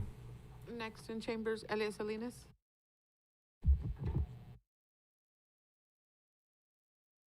So I can say good afternoon. So I know that this is a done deal. It has to be done, obviously, by law. But let's be totally clear. This was put on to the voters with complete misinformation. They tried to scare more houses. And we now know we've always known, but now they're learning that this measures will not stop housing. As a matter of fact, as Mr. Tannenbaum just said, you know, we've got builders' remedies coming in, and there's nothing that can be done about that. So Measure M is an economic disaster for this county. We knew it. We knew this was going to happen. Again, scare tactics, misinformation intentionally. You know, stop traffic. This is not stopping traffic. This is stopping economic development. This is stopping companies from coming in here and starting business. So I just want to put that on the record as you're going to approve this, and hopefully somehow, somewhere in the future, we actually see that this measure will get rescinded. Thank you. I have no further public comment. Thank you. Public hearing is closed. We'll bring it back to the board for further discussion, comments. Yeah, I do have a comment. It's unfortunate that some want to keep portraying it as a negative. I believe that in 10 years, 20 years, the public can look back and say, thank goodness we did that. Now, I know some like to play the scare tactic of this is going to hurt economic development and this and that. No, what this does is make sure that we focus in areas rather than shotgun approaches all over this county. I don't know why it's so hard to understand. Infrastructure is extremely expensive. The further you put it out, the more it's going to cost us. Why do we have problems in our county now? Because of exactly that, bad planning. And that has to come to a stop. What we need to do is work together to plan around our commercial industrial zone right at the airport. Our gold mine, we've all known it's been the gold mine forever. But what do? Here, I got a better deal way over here. It'll bring us millions. No, it won't, guys. That's what Measure A is about, is stopping the nonsense. We cannot be the suburb of San Jose. We have all this beautiful farmland we just talked about. It's time to recognize it, protect it, plan the way we should be planning, not just whose pocketbook gets the most money out of it. And I'm pleased that this happened, and it will eventually slow down the growth. It will eventually slow down the traffic. And it's a shame that now we have a Highway 25 that a few years ago cost $240 million, that now because of new state requirements, it's upwards of $800 million. And the state wants us to magically pay for this. I'm not going to go back to taxpayers and say, hey, you need to kick in more because the state changed their rules. And by the way, they wanted us to grow even more. So forget the $800 million, let's just call it $1 billion. I'm tired of hearing people keep claiming Measure A is a doom of our community. Measure A, you're going to find out, is what's going to save our community and preserve what we have before we lose it forever. Supervisor Curro? I have one clarification question. You clearly stated that the special election was board on the developer. Is that the same for the primary and the general? I'll defer that one to county council, but that one I'm not 100% sure on, to be honest with you. So the question is, he clearly stated a special election would the cost $400,000, $500,000, which is only the cost right now. If anybody thinks that that's the cost in the future, I want to make it clear for the record, it's going to be more. That is borne on the developer for special elections, but in a primary or a general, who bears the cost? We made a policy decision on that in the primary and general, that would be a discretion of the board. I just want to make sure that that's publicly put on the record. So is that confirmed? I mean, that we're going to have that on the record. It's on the record that it's a decision for this board or any future board to make. I believe if I remember correctly, the policy we determined was that it would be It would be on the developer, but they could essentially petition or ask the board that we would cover. And if we like their development, we can waive that fee and pay for it ourselves. That was, I think, the Okay, discussion, I just yes. want to make sure that that was clearly on the record. The only other question I had was the PQP designation.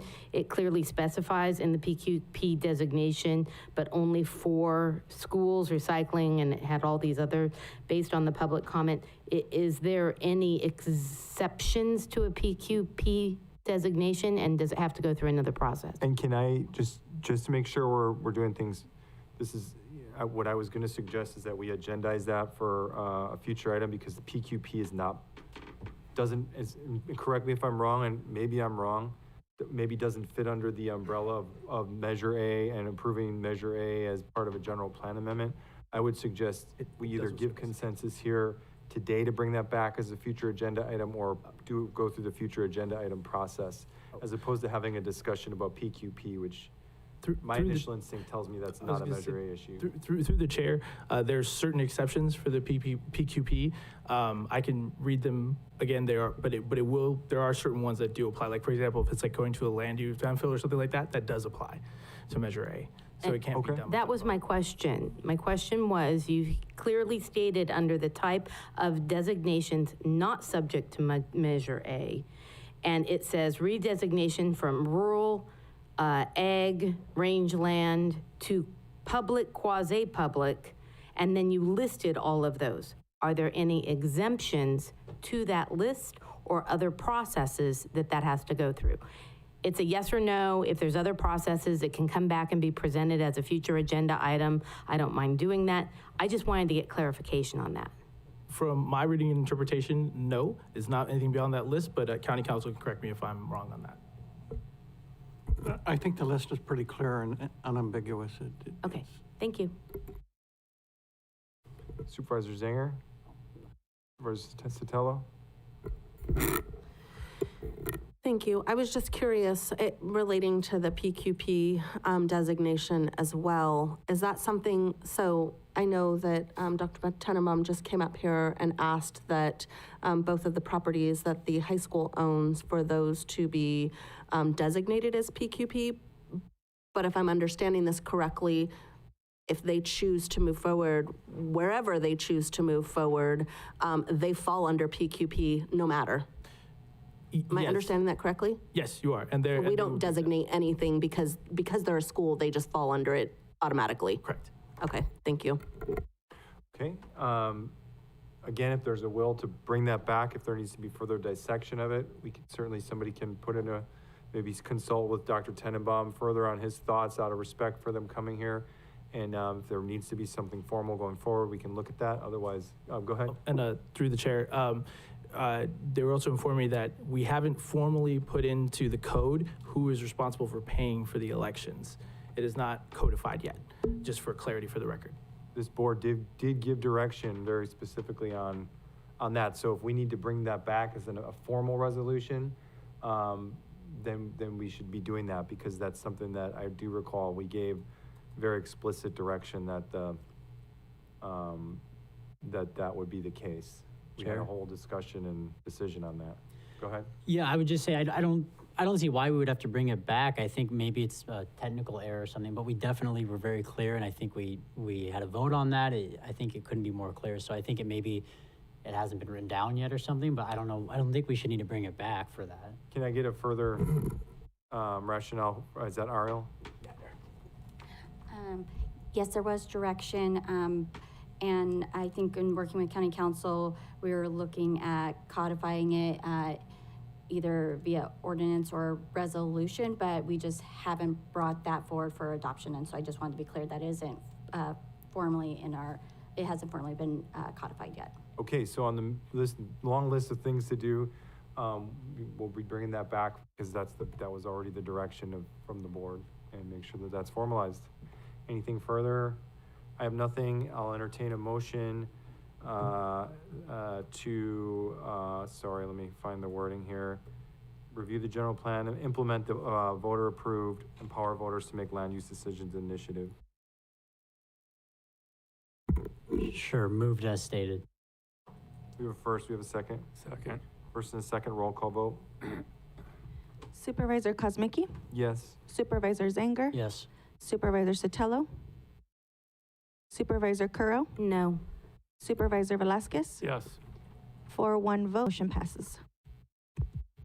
Thank you very much. We're at 12:11. If there's a will, we can keep trudging forward for a little while here. We have Manny here for the encampment cleanup. Is that okay? I'm seeing yes. And so that would take us to 3.1, receive update presentation on the encampment cleanup efforts.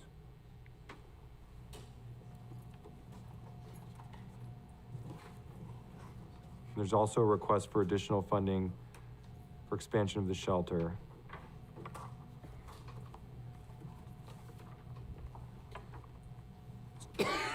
Chair, good afternoon. Manny Gonzalez from the County Administrative Office on loan to the library. Here to give you an update on the encampment cleanup. We have a team here to help me present this item, so let me move forward.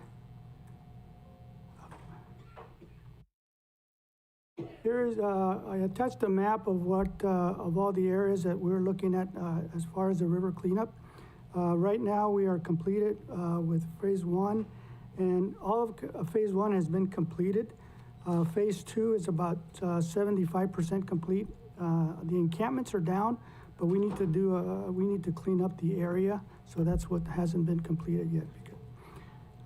As you remember, the outreach team served notices to the encampments for cleanup on April 29th and 30th of 2025 for phase 1 from the San Juan Bridge to State Route 156 south of the bridge. Cleanup efforts started on May 5th along the river and found the following in phase 1 and 2.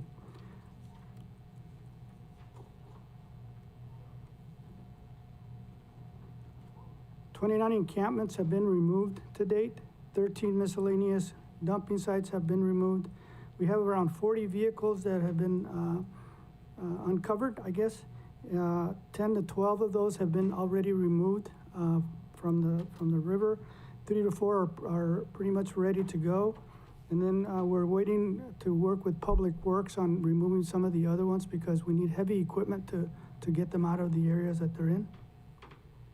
In phase 1 and 2, the contractor, Tucker Construction, removed 13 40-foot yard containers of rubbish and garbage to the landfill.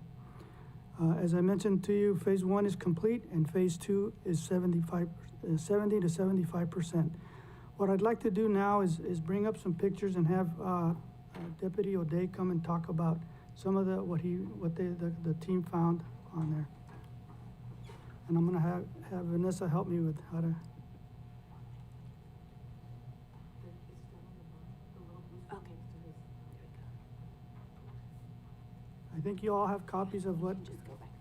Okay, thank you. And I'm having him present because he was very familiar with all the sites. Good morning, members of the board. I'm Deputy O'Day. I'm assigned to the new Parks and Trails position, and currently that's mostly tasked with this river cleanup job. So over the next couple of pictures here, we're going to take a look at some of the work that we've already done. This particular picture is taken close to the auto wreckers on 4th Street. You can see the cleanup process underway. That particular Bobcat is owned by Tucker Construction and shows some of the capabilities that this particular contractor has. This is the same location from a slightly different angle after the cleanup process in this particular region has concluded. You can see some of the 40-yard dumpsters that are completely full. As we see it said, there's I think 13 of these that's been removed so far. So we probably have at least double that as far as refuse still in the river. It's a little bit difficult to get an exact projection, especially when encampments are subterranean in nature, and the amount of refuse that physically comes out of the ground is difficult to project. This is the roof of one of the encampments. This is a subterranean structure, not uncommon in the riverbed. Not every encampment is like this, but it is representative of a lot of the challenges that we've had to deal with. And this was a relatively accessible encampment. Keep in mind that due to the geography of the riverbed, you have to be able to physically pull a dump truck up to a location to be able to load it. If you can't physically pull a dump truck up to a location, then you're forced to either remove brush to get there with heavy equipment. And Public Works would like to thank them for their partnership on this, although they're not formally part of the project. The fact that we've been able to get here at all is largely due to their efforts and their equipment, and they're very good operators, and will be instrumental in continuing this project forward as areas become harder to access. As far as the phases 1 and 2, that's our densest population in the riverbed, most of which have now vacated their encampments. However, their encampments remain.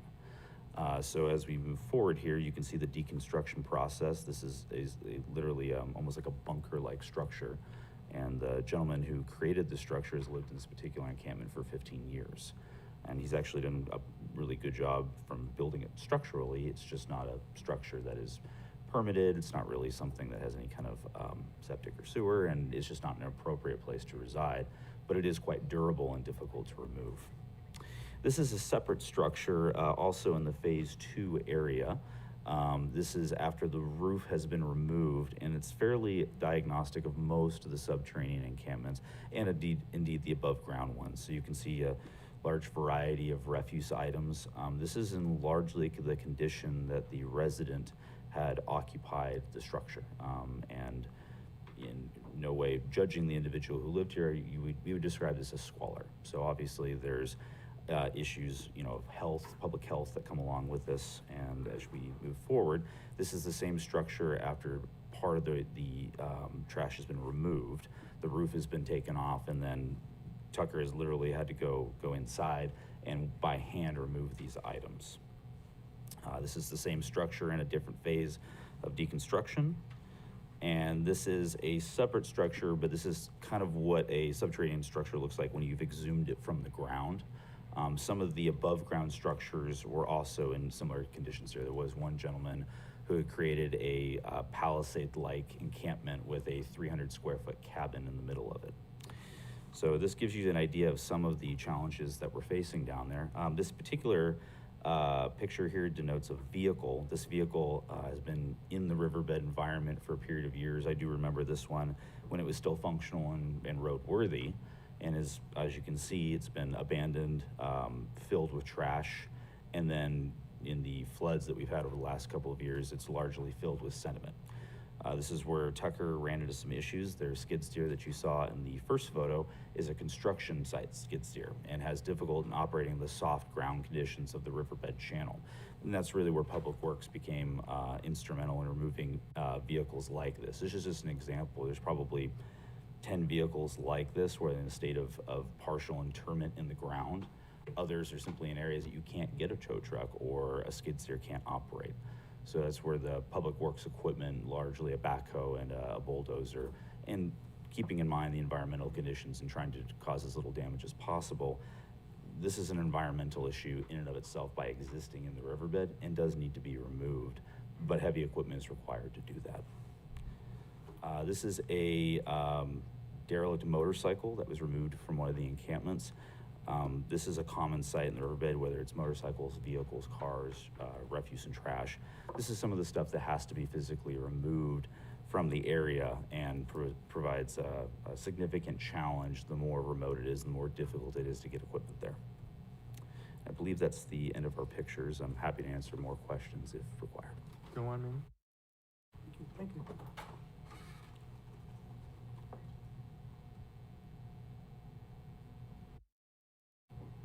Thank you, Vanessa.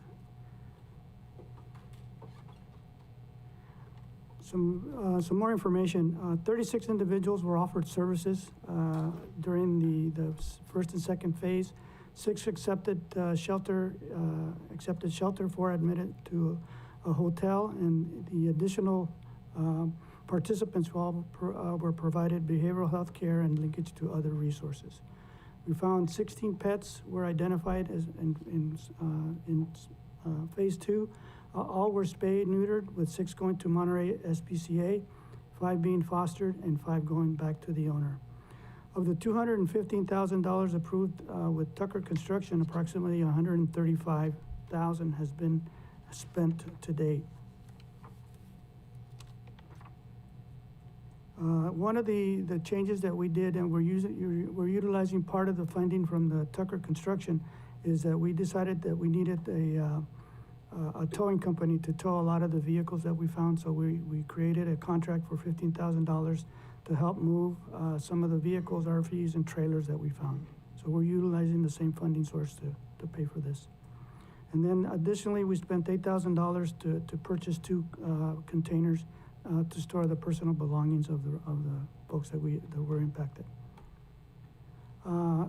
Now we're going to move on to the renovations of the homeless shelter. Staff is still working with the property owner to make sure we're okay moving forward with moving it from 50 to 62 occupants.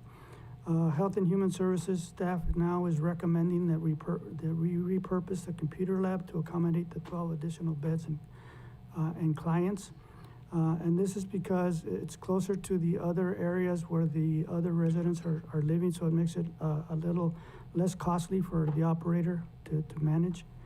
The other thing that's included in the presentation and the request is to purchase 3 bunk beds to add to the 3 already available, and 13 mattresses for a little over $8,000.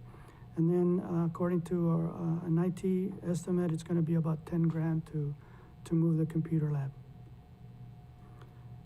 Again, this is just you've seen this slide before. I just wanted to reiterate that the currently Health and Human Services has a contract with our vendor, Community Homeless Solutions, for about $500,000. With the additional 12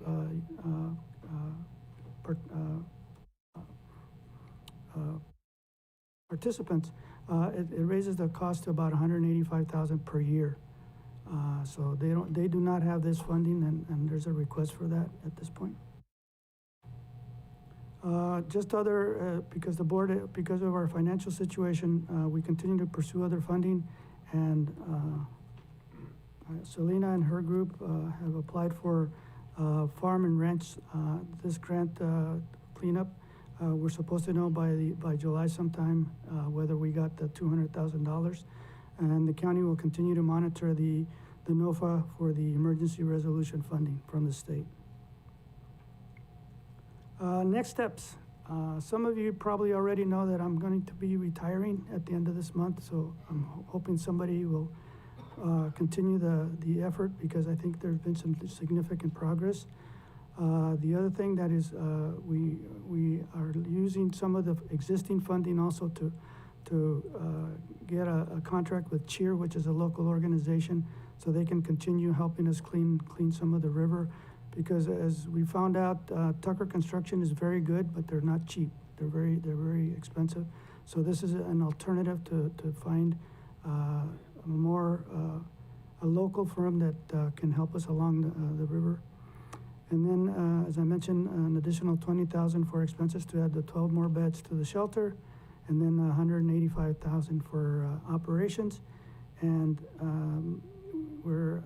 we actually moved on to phase 3. County staff went out and noticed the folks on June 2nd.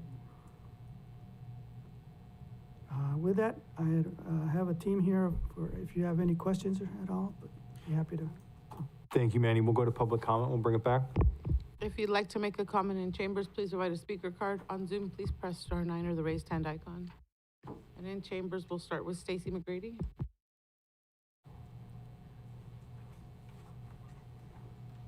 Good morning. Thank you, Chair. Thank you, Board, and thank you for the presentation. I really appreciate everything that's going on with the riverbed. I think it's critically important to our community. But I do have some concerns. Any plans moving forward for the riverbed cleanup must include plans for the animals that are being surrendered by the people who live there. There are people who are being forced out of their place of living, not by their own choice. But thank goodness many of them are choosing to accept resources. Most of those resources don't allow for animals. The people that were living there voluntarily, in order to accept resources, were willing to surrender their animals to a shelter. Our San Benito Hollister government-funded animal shelter refused to accept those animals, and that is wrong. It is their obligation as part of this community, and it needs to be written into the operations plan that the shelter is involved in the cleanups and that the shelter, animal shelter staff are involved in rescuing animals, housing those animals either temporarily. Look, the sad truth is there's not enough homes for all the animals. Some of them might have to be euthanized. There's just too many animals for our community worldwide to support. But we can't not accept animals because that is the sad truth, and we don't want to face the fact of euthanasia. It's embarrassing that that the people that were involved in the cleanup had to reach out to local nonprofit volunteer rescues to accept animals. That is not their job, that is not their obligation, and God bless them for taking in the animals that they did. It is embarrassing that we had to reach out to the SPCA for Monterey County, where I actually used to work, and thank goodness they were willing to accept some of the animals. It is not their obligation. This is a San Benito County issue, and it's up to us to resolve it. Future cleanups have to include the ability for people, human beings who care for their animals, whether or not we agree with their life choices or the circumstances or what's going on. They love their pets as much as anyone else loves theirs. And when they make the decision to surrender their animals, it needs to be with complete confidence that those animals are going to be safely rehoused and homed until a permanent arrangement can be made for them. This has to be part of the plan. We can't not go forward without taking care of the animals. Thank you so much. Next in chambers, Elia Salinas.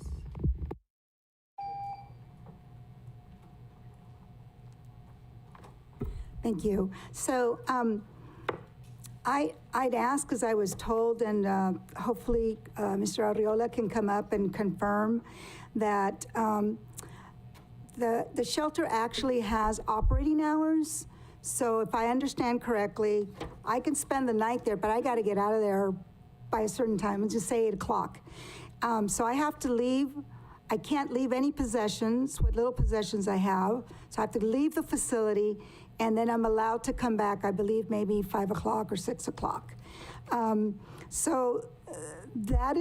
a problem for, it's a rainy day. We don't have, in Gilroy, they have the National Guard, the Armory, and they open it up for the winter, and they can be there 24/7 for a certain period of time. I'm not aware that we do that here, so the shelter is available, but again, it's only for hours, for certain hours, even in the winter, when it's cold or when it's raining, they need to leave the facility. So you want to expand it to have more people come in. Can the funds be used so that you can hire folks so that they can be there all day and all night, especially when it's raining? So if you have a certain, a season, for instance, but in the summer, it gets hot. So they're going to go out there in 100-degree weather, or are they able to stay in the facility with air conditioning? So that's just one of the issues that I have, and that you don't get a lot of people to accept that, because it's just like being out on the street. You have a place to sleep, and then you've got to get out. Thank you. I have no further public comment. All right, we'll bring it back to the board for further questions and comments. Supervisor Sotelo. Thank you. I'm just wondering, thank you for the public comment. Is there any possibility of our local animal shelter being able to help with kind of this animal issue? Mr. Chair, Supervisor Sotelo, we ran into an issue during the first issue, when we had some animals that we had some issues with, so we have to work with the city of Hollister, trying to figure out how to handle that situation, because they were not able to take any of the animals at the time we needed it. So we need to work, there needs to be some work done to alleviate that situation. Do you know why they weren't able to accept any of the animals? I can have Rosemary come in because she was directly involved with that one. Okay, thank you. I mean, just we pay 55% of that contract. You would think that there would be some collaboration on that. Yeah, I highly agree. Good afternoon, board. When I went there on the day that we were moving the animals, I believe it was May 5th was the first day of the cleanup. After getting, actually, no, sorry, the day that I went there with the animals that needed to be placed still was May 12th. I went to the shelter. At that time, it was still during business hours, around 4 o'clock. And there's also a very detailed email on this that we have been working with our legal team on. So it's all very well documented. But I did confirm with them that they had capacity to take the dogs, but they refused because we didn't follow the procedures of how the dogs were supposed to be surrendered. And at that time, when I asked them what those procedures were, they said that each of these unhoused individuals needed to make an appointment. Those are 3 to 4 months out at that time. Even though we had done 6 months, I think, prior notification to these unhoused individuals that the cleanup was happening, not at any point in time was that communicated to us from the animal shelter about that procedure. So, yeah, just sticking to the facts, that's essentially how it went. We had no idea that that was the procedure. We could have worked with the unhoused individuals to make those appointments at that time if we were aware of that, but there was very little communication from the Hollister Animal Shelter to our teams, despite being reached out to multiple times by Tracy and really many folks here on the encampment cleanup team. So that's my understanding of the events. Okay, thank you. Perhaps we need to work together as the Board of Supervisors and the City Council to kind of address this issue. It seems kind of crazy that both of us are working on these encampment cleanup issues, and yet the animal shelter's unwilling, it sounds like, to kind of work with us. So I guess I would really like to see us reach out and kind of work together as electeds to figure out a solution on this. So that's one item. Regarding the shelter, Enrique, do you mind, what are your vacancy numbers right now at the shelter? And what is the most recent update on the transitional units that were being constructed up at the Migrant Center? Sure, thank you for your question. So last night's attendance was 34, so meaning there are 10 available beds. I would also like to say that over the last couple of months, they have been averaging 38 to 42. But for some reason, the last couple of weeks, the numbers have gone down slightly. Regarding the Home Key project that consists of 16 units for homeless families, that one is getting closer to getting completed. There's been PG&E has finally delivered the equipment that is needed. So I believe a contract today was approved by your board to approve the contractor to go and do the work needed for trenching and such. So as soon as that's done, we will then occupy the space. Our goal would be to occupy it according to the state regulations within 90 days of full completion of the project. We do have we did submit what do you call the approval from the state request to extend it for 3 months just in case, because the deadline is at the end of the month. So we're working with the state on that, but to answer your question, it's in progress and we're getting a lot closer and working very close with Steve's team. Thank you for that. Do you have any type of an estimate on the completion? Like how much work is this that PG&E needs to do on this trenching? Are you estimating? I'm told that it would take at least a couple of weeks, and then inspection would, PG&E would need to go out and do the inspection, so maybe a couple extra weeks. So I'm guesstimating if everything flows correctly, probably the end of next month, but Steve could provide me, Okay, so kind of end of July. Okay, thank you for that. And I know just, it would be great for us to be able to keep the shelter open 24 hours a day. I know it is 24 hours a day during the winter. Can you confirm what months is that we operate 24 hours a day, the winter or the shelter? Thank you for your question. That does, to clarify the prior speaker and for the public to have the correct information. So the shelter does not close year-round. We are open, we provide services on a 24/7 operation during the winter months from November through the end of April.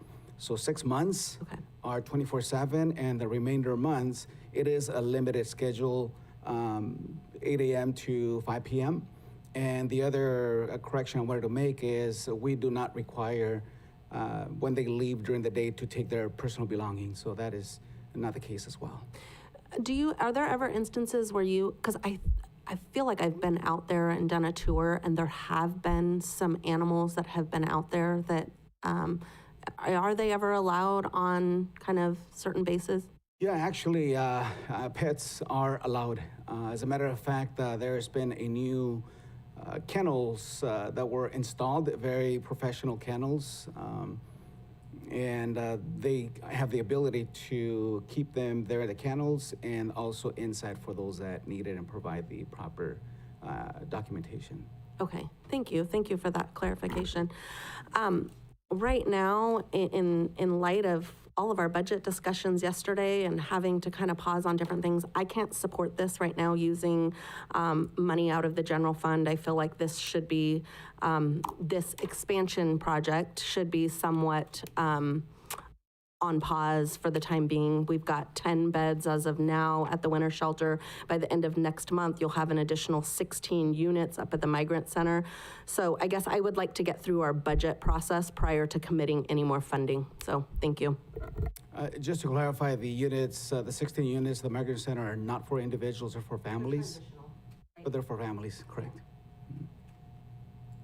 Supervisor Zanger? Yeah, thank you. Enrique, you can just hang out there. Actually, I got a question. Thank you. So I guess I'm a little confused here. The dog situation. They can bring their dogs to the shelter. So then what's the issue? What's the hiccup with, why are the dogs going to why are we looking for somewhere for them to go if they're allowed at the homeless? Is it because they're not at the shelter and so they can't have their dogs there without them? Correct. So any shelter, any guest that goes into the shelter, if they want to take their pets, they will be allowed as long as you follow the policy there. There are some kennels, but it's not open to the general public, my understanding, so it's for guests that actually go into the shelter. So if they chose to go to the shelter, they would be able to keep their dogs with them. That wouldn't be an issue. Yes, correct. Okay, so the issue is for people that are vacated from the river but are also not going to the shelter, and then they don't have somewhere for the dogs. Is that right? That's my understanding. Okay, got it. Okay. Oh. Yes, the other correction is they can, but it's for one dog. So if someone has 2, 3, 4, 5 dogs or pets, then it's limited to one. Was that common? Was it multiple dogs per person down there? Was it 2? Was it 5? Up to 7, yeah. Okay. You want to go? You want to give some? I can speak some clarity to this issue. Jump in, yeah. Thank you, Ricky. I'm sorry. Members of the board, I think it is important to point out at this point that although the events that occurred in phase 2 were somewhat troubling and the relationship with the shelter may need some work, but moving forward in the uncleared areas, that would be 3, 4, and 5, and I'd also like to clarify an earlier point that outreach has been done in all of the located encampments all the way to the Hospital River or Hospital Road Bridge. And in that area, although my scouting is perhaps 95% complete, I think we're dealing with maybe 1 to 4 dogs. You're not going to be running into individuals with 7 dogs unless someone new moves into that area, and I'm not allowing any new encampments to spring up. We're dealing with the encampments that exist and has existed from the beginning of this project. You're not going to continue to have these issues going forward. The shelter can accept, some level of pets. Obviously, you're probably not going to be able to bring 7 dogs there, but we're not going to have those individuals in the next phases of the project. I believe I've only seen 1 or 2. I do know there's an individual there who historically has had a lot of Chihuahuas. It's kind of her favorite dog. She sometimes has up to 4 or 5, but I don't think she has any currently. So I think this is somewhat of a non-issue moving forward. Okay, great. Well, thank you. I have some questions for you anyway, so it's perfect. Yes. But just to wrap up the dog thing for me, I'll just say, if someone is refusing to go to the shelter, to me, it's a disservice, frankly, to the pet at that point. Like, they have this opportunity if they do have one dog and they're refusing anyway, even though they could keep the dog there. It's just sort of upsetting in that regard. And I guess I would say if someone has 6 or 7 dogs, that's just a problem in and of itself. If they're living in the river and they have 6 dogs, like that's its own problem. So I think that needs to be, and like you said, I'm glad that it's not going to be an issue much going forward. I hope it doesn't become an issue.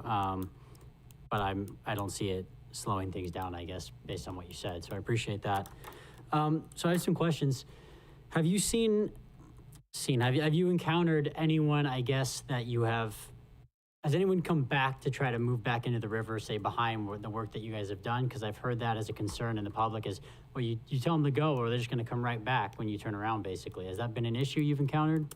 Yes, and that is a concern, and partly my position is to make sure that there is no reoccupation of cleared areas of the river. In that effort, I am just one person, and as the project expands, the area that I have to cover expands with it. So I can't be everywhere all at once. However, what I can guarantee you is that there will be no reoccupation of extensive encampments, with the caveat that the current structures that exist are deconstructed. Right. It's easy for me to go and find someone that's establishing a camp if they are going into a subterranean structure that has not been exhumed and sleeping there at night or trying to reoccupy that may go on for some period of time before I get to that camp. I have to cover a section of the riverbed that's 5 miles long. But I am confident that I can keep any large-scale reoccupation of the river. I have seen evidence of people attempting reoccupation, establishing hasty camps, something like a blanket on the ground that can then, if left unmet, will develop into an encampment. And that I can put a stop to quite readily. Anything that's in the cleared section, those items can be removed and either discarded or stored based on the policy set forward by the county. And I've been aggressive in that enforcement action up to this point. So you do have people in there at night. They're scavenging some of the trash piles that we've left behind that have yet to be removed. And that I expect to continue for some period of time. We are prepared to make arrests if necessary, if people aren't getting the message. We're not going to tolerate any camping in cleared areas. And I think over time, the unhoused population that has been accustomed to living in the river for upwards of sometimes 20 years will get the message that this is not the place to focus their efforts to reside. I appreciate that. Yeah, I think that's important, right? We're not going to let this continue forever. And so that's good to hear that there's no, that we'll be stopping more structurally sound dwellings from popping up, ideally. I think, just to add clarity though, but also our mission is equally to remove these people from these encampments in the most humane way possible. Of course. So although my job is very much more on the enforcement side, that's not to say that the sheriff's office or this team hasn't shown a lot of patience and really a commitment to trying to provide services and alternative forms of housing and places to reside for the people who've lived in the river sometimes 20 years. So it's there's kind of there's the heart and the enforced side of things here. I think I want to highlight that's being addressed and is in our minds. Yep, I appreciate that. Very aware of that. I think all county staff has been done a really good job at offering services and being humane as possible through this process. So I appreciate that.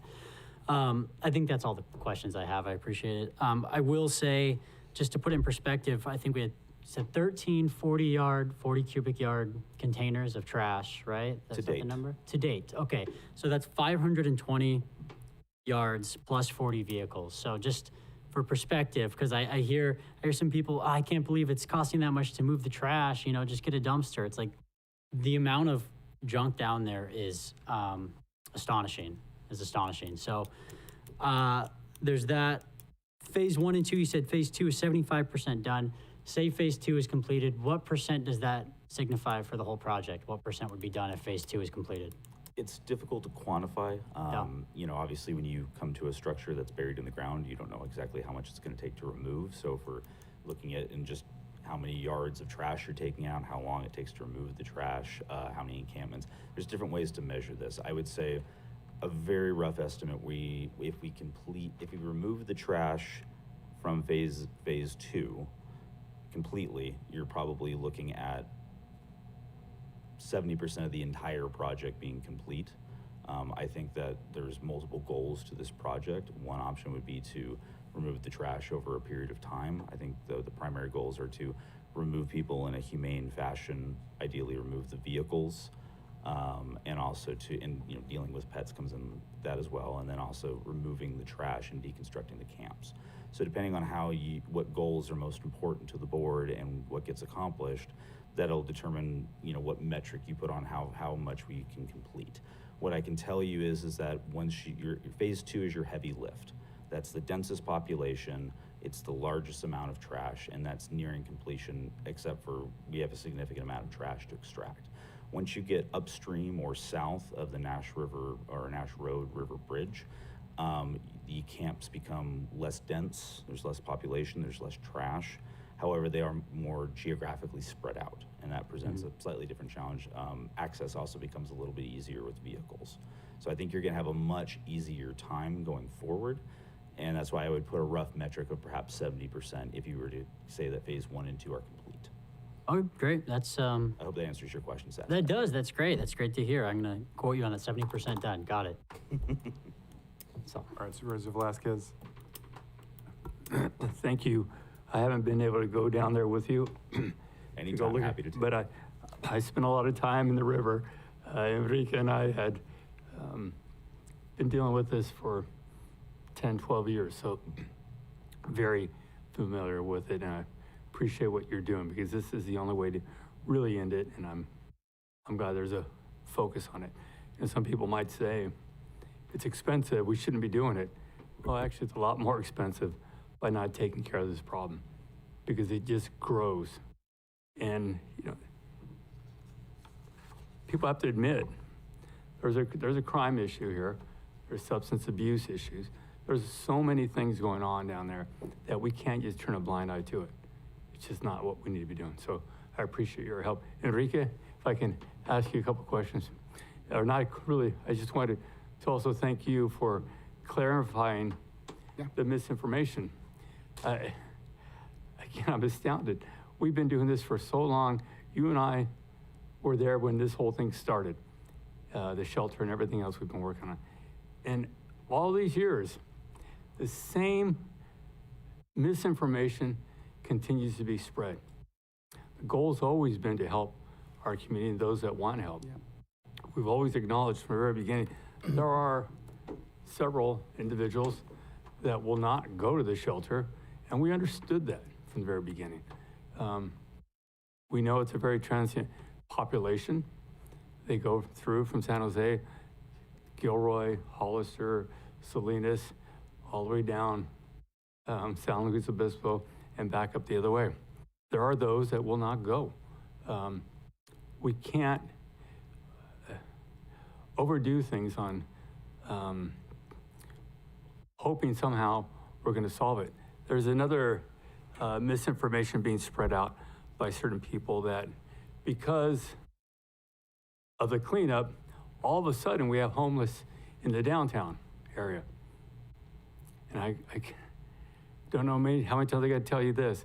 I've dealt with the homeless here in town for way over 25 years, and I know them.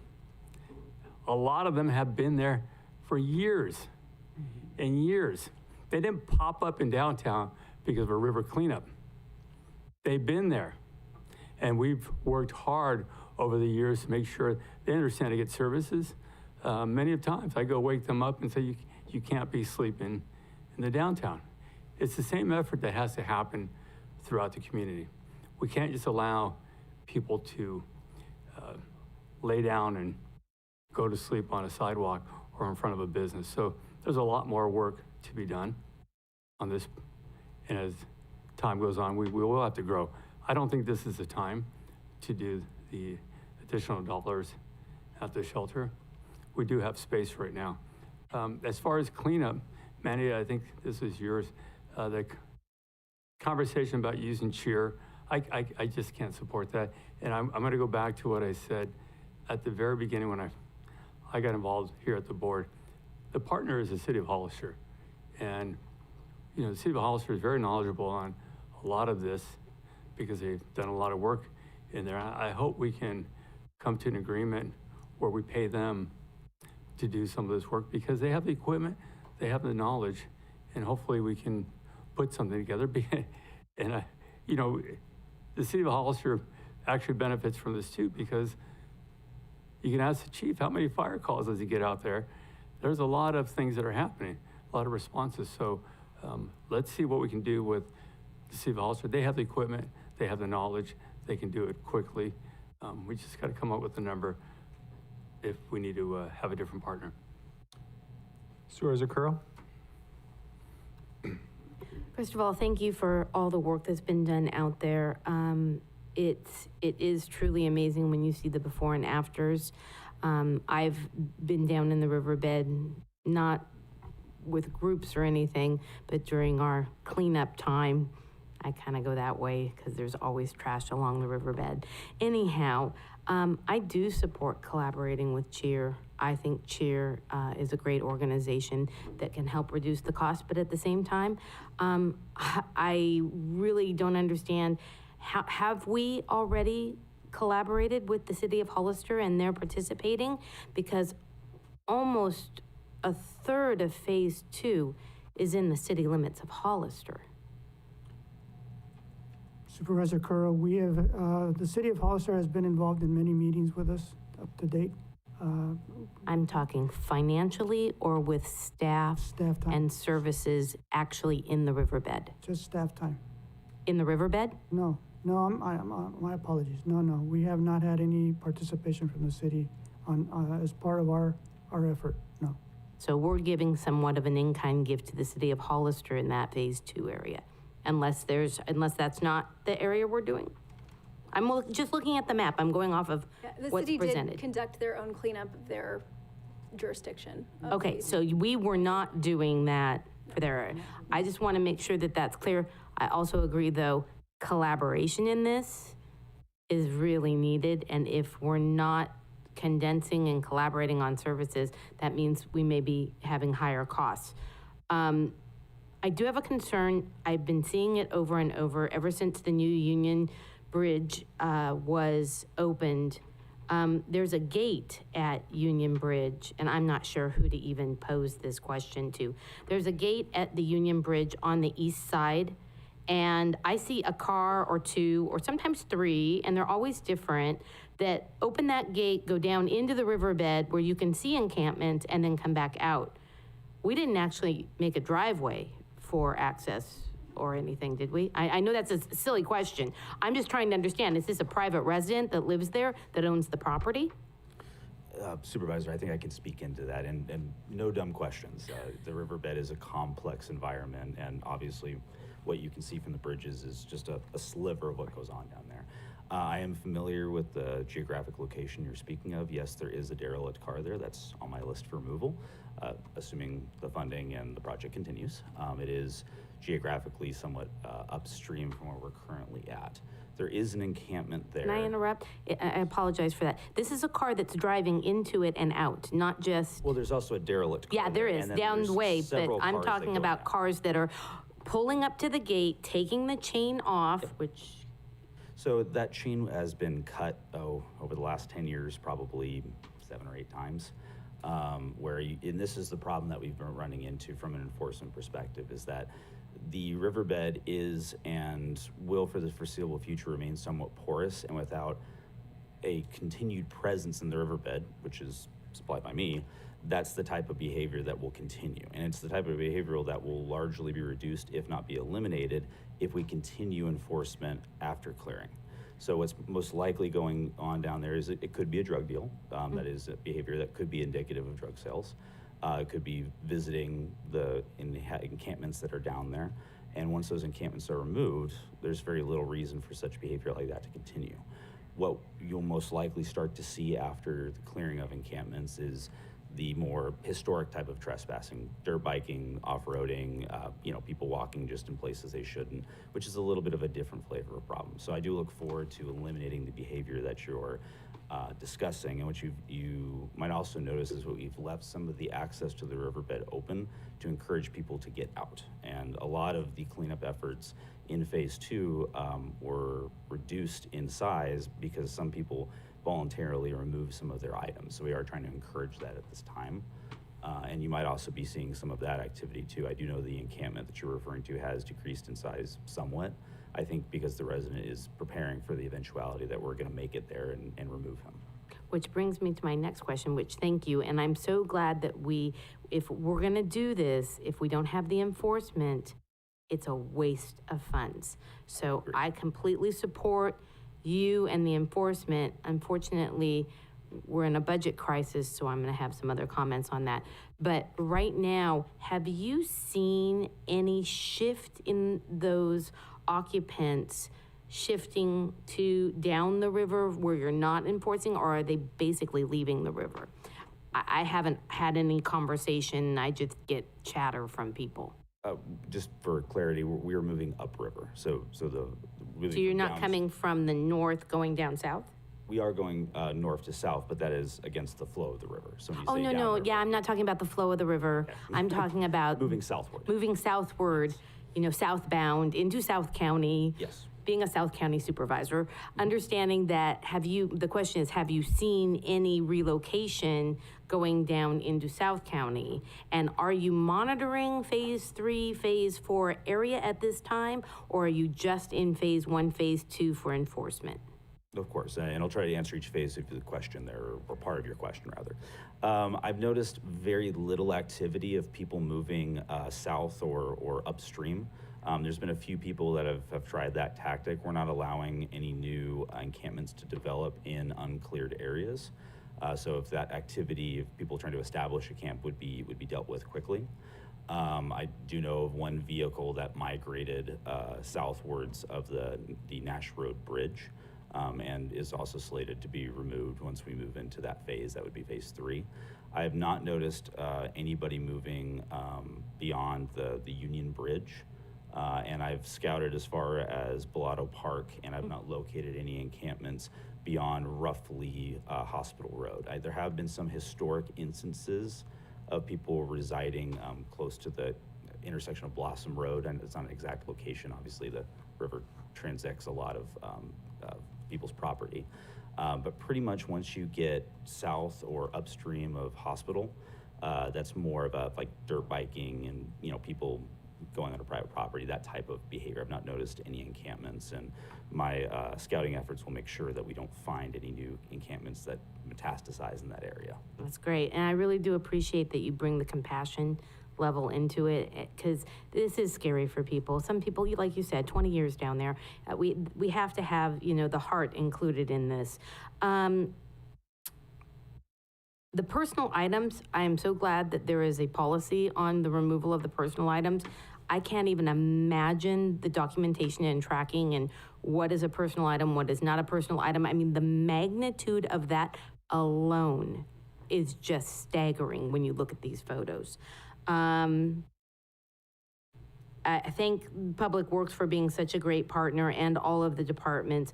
When it comes to animal control, I want to thank the chair. He asked me if I would want to be on, it's not a committee or anything. It's just a group that Mayor Stevenson brought together with one of the council members. And we had one meeting. We're having another meeting on, I believe it's June 22nd, if I remember, 26th. It's a Thursday. And we had our first meeting, and the nonprofits came, and boy, do we have a PR problem with our nonprofits when it comes to animal shelter. I think we definitely need a lot of tender public outreach, helping bring the city and the county and the animal shelter together, bringing the nonprofits back to the table. The nonprofits, they're done. They're done with the city. They're done dealing with the city, and they're done with the city not following the law. The laws are very clear. This group very much informed me about, and Mayor Stevenson, about all of the requirements of an animal shelter, that you cannot refuse animals. And they have a brochure that says, just read the brochure, but if you don't follow the policies that we have in place, but we can't give you the policies. When they're requesting, can you show me what's in writing? Can you show me, the documentation that says you have to do that? No, just. So there's a real problem there. I'm hopeful that I was very happy to work with the mayor on this, but this is a major problem that's not just dealing with the homeless and their animals. We're dealing with all of the animals and all of the refusal of taking animals in the county. So it's a bigger topic, and I want to thank the chair for letting me sit on that. If there is another board member that would like to partake in that, I believe that you can attend. It's not a committee, it's not an ad hoc, it's just we get together and talk. Besides that, I think the only other thing was about the shelter hours, but Enrique, you answered all of my questions on that, so I thank you so much. Thank you. I'll try to be brief. The photos I thought really told the story. You really got to get down there. I know the staff and the contractors and everybody has seen it. They understand the extent of just the nature of this and why, in the end, we really it was our obligation to do this. This is an environmental habitat. It's a dangerous habitat. Our neighborhoods are in danger of going up in flames, frankly, from all the fires and all the criminal activity that's been going on down there for years. Deputy O'Day was kind enough to take me on the tour, and I told him afterward, I said, well, if anything, that was a lot of fun on that, the vehicle that they have. That thing is just awesome. I've never been on one of those. And then questions I had, I do think, well, first off, I think this, if I didn't say it, I think this is one of the most important things we've done, frankly, as a board, as a county, in the last several years, is really addressing this situation in the riverbed, and getting it cleaned up. Can we use subvention funds for this, and why not? I know there's two parts here.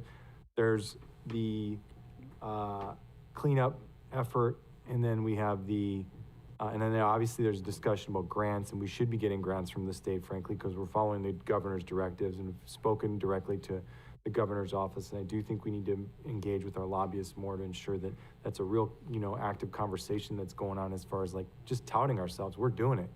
But subvention funds, can we? Mr.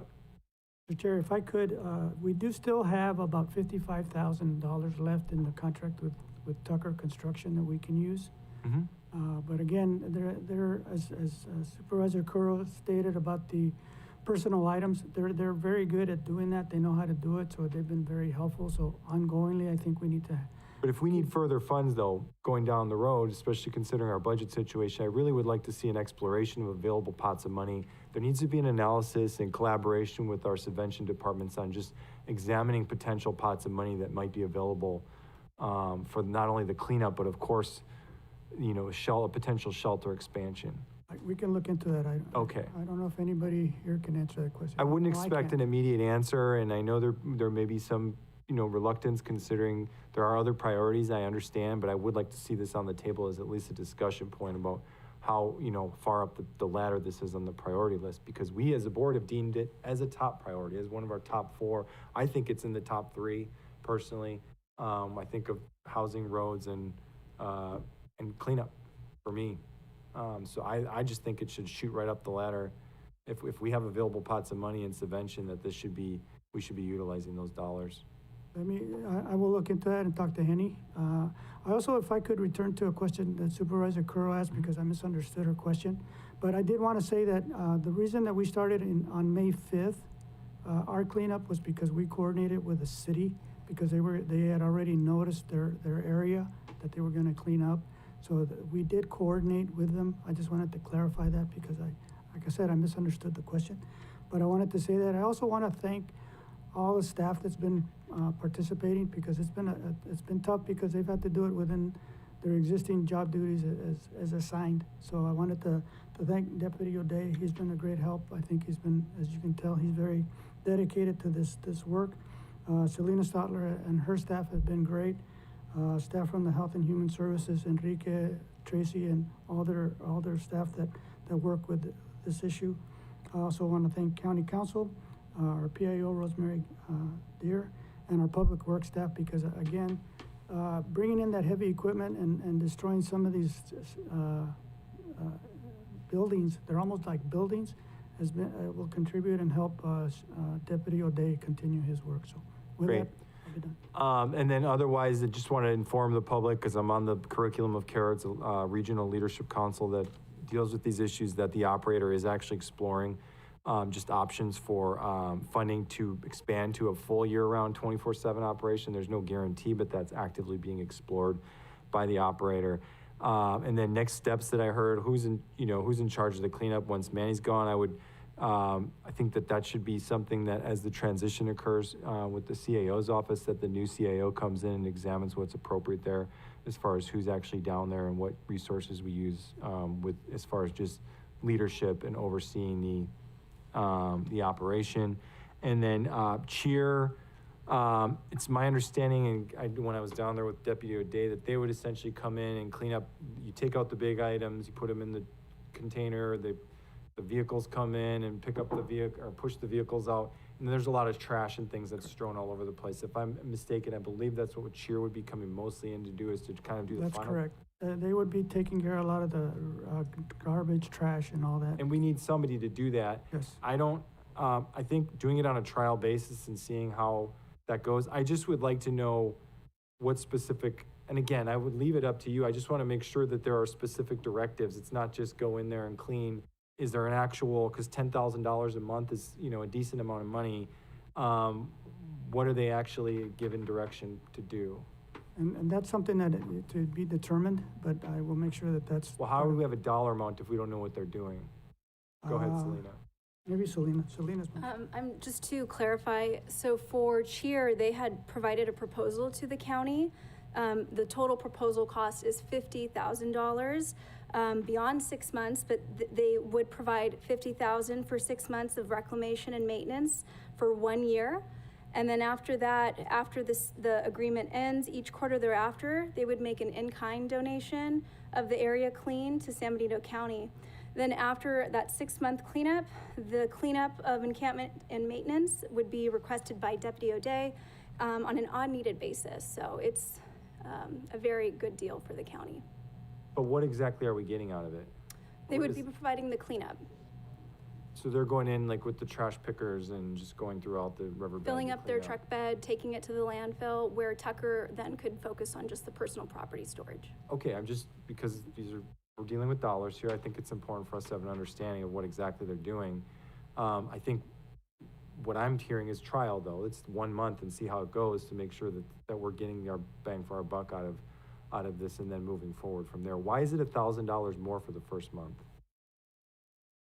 This isn't Best Buy. I'm just wondering, like, why are there this deal and $8,999.99? Why are the dollar amounts? Good question, and I really don't know how to answer that.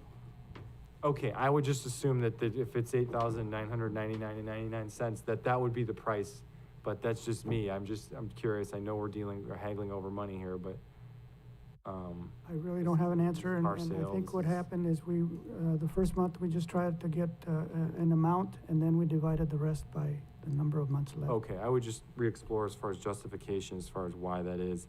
And then I was gonna suggest an item, actually, before this discussion. I just would see that, we know Supervisor Curro is working on this with this group. Again, I think it's good to have those discussions, but to have something more, have a direction that we're being kept in touch, whether it's through the ad hoc committee updates, or the only other thought I had was actually similar to what you requested, was to have another supervisor join that conversation and to invite whether the city of Hollister may be interested in having an ad hoc conversation, committee level, to really put the issues on the table and start to talk through those differences of opinion. I'm not sure if the mayor, that this isn't ad hoc from the city, because there is 2 of them.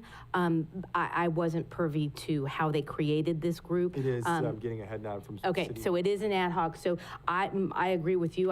My recommendation would we add another supervisor and collaborate with the city on this. Okay, and we'll wait for Supervisor Sotelo to come back to further talk on that.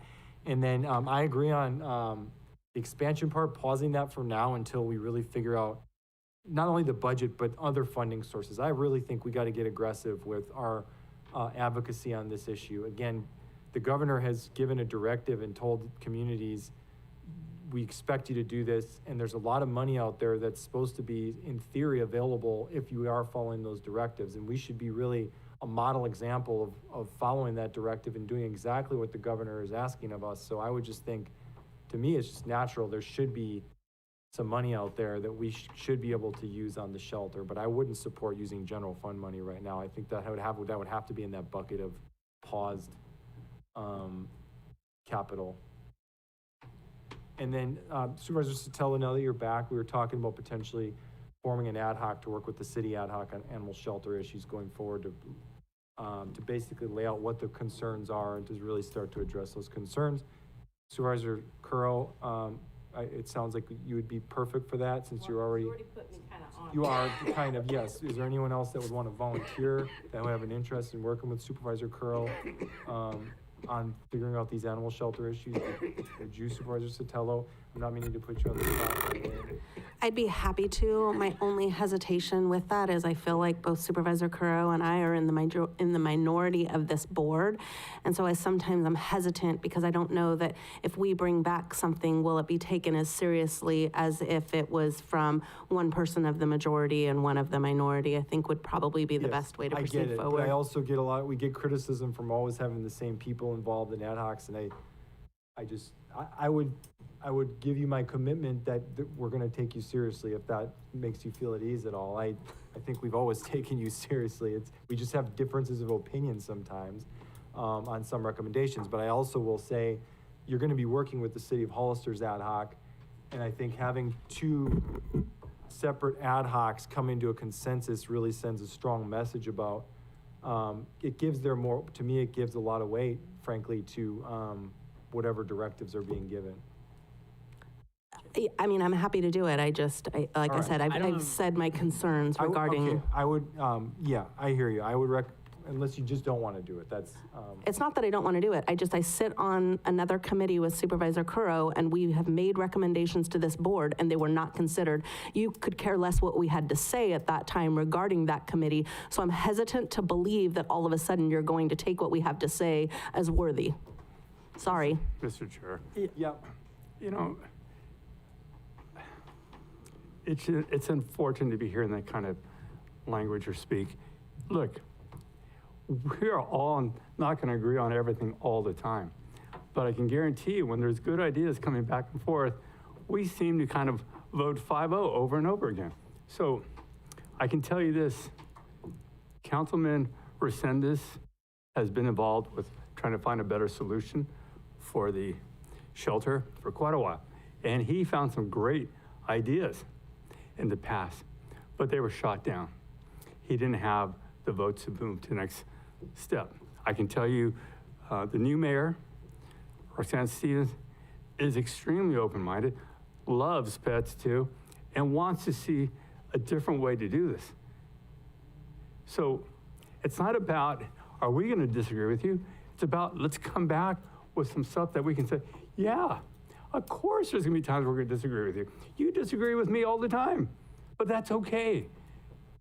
I think if you guys go out there, I can almost guarantee you, you're going to be amazed at some of the options that are out there. I was really impressed when Councilmember Resendez brought back ideas. I was shocked that they were shot down, but it's time. And I think between the city and the county, here's a good opportunity to really make a difference.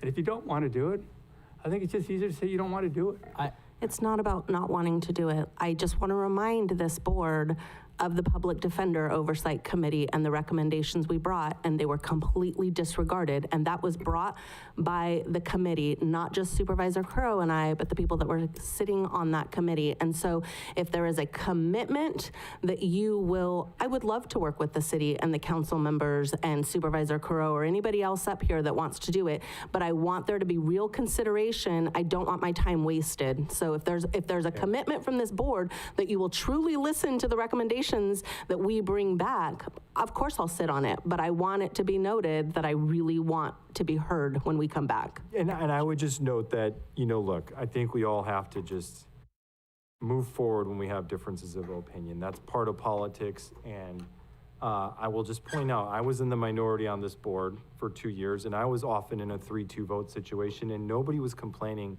and feeling sorry for me at that time. I made recommendations to the board, and those recommendations were dissented on. And I didn't bring that forward and make that a point in every other conversation we had going forward. We have to learn as a board to just work together, find unity when we can, and if there are differences of opinion, we try to get consensus, and if we don't, we just have to move on. But I would still suggest, I think you'd be good for this committee. I'd recommend Supervisor Sotelo and Supervisor Curro for that committee, and I would put that out there as a motion unless there's further direction. Does that have to be agendized? Yes, to bring it back at a future meeting as an agenda For ad item, hoc to for the form an animal ad shelter. hoc to work with the city of Hollister's ad hoc on addressing these issues. Supervisor Curro. I think Supervisor Zanger had one first before I talk. No, go ahead, please. Okay, I have the same concerns as Supervisor Sotelo. I appreciate you saying this. I really do appreciate you saying that you want us to collaborate. I felt 2 years of collaboration between all of the people that participated in the Economic Advisory Committee.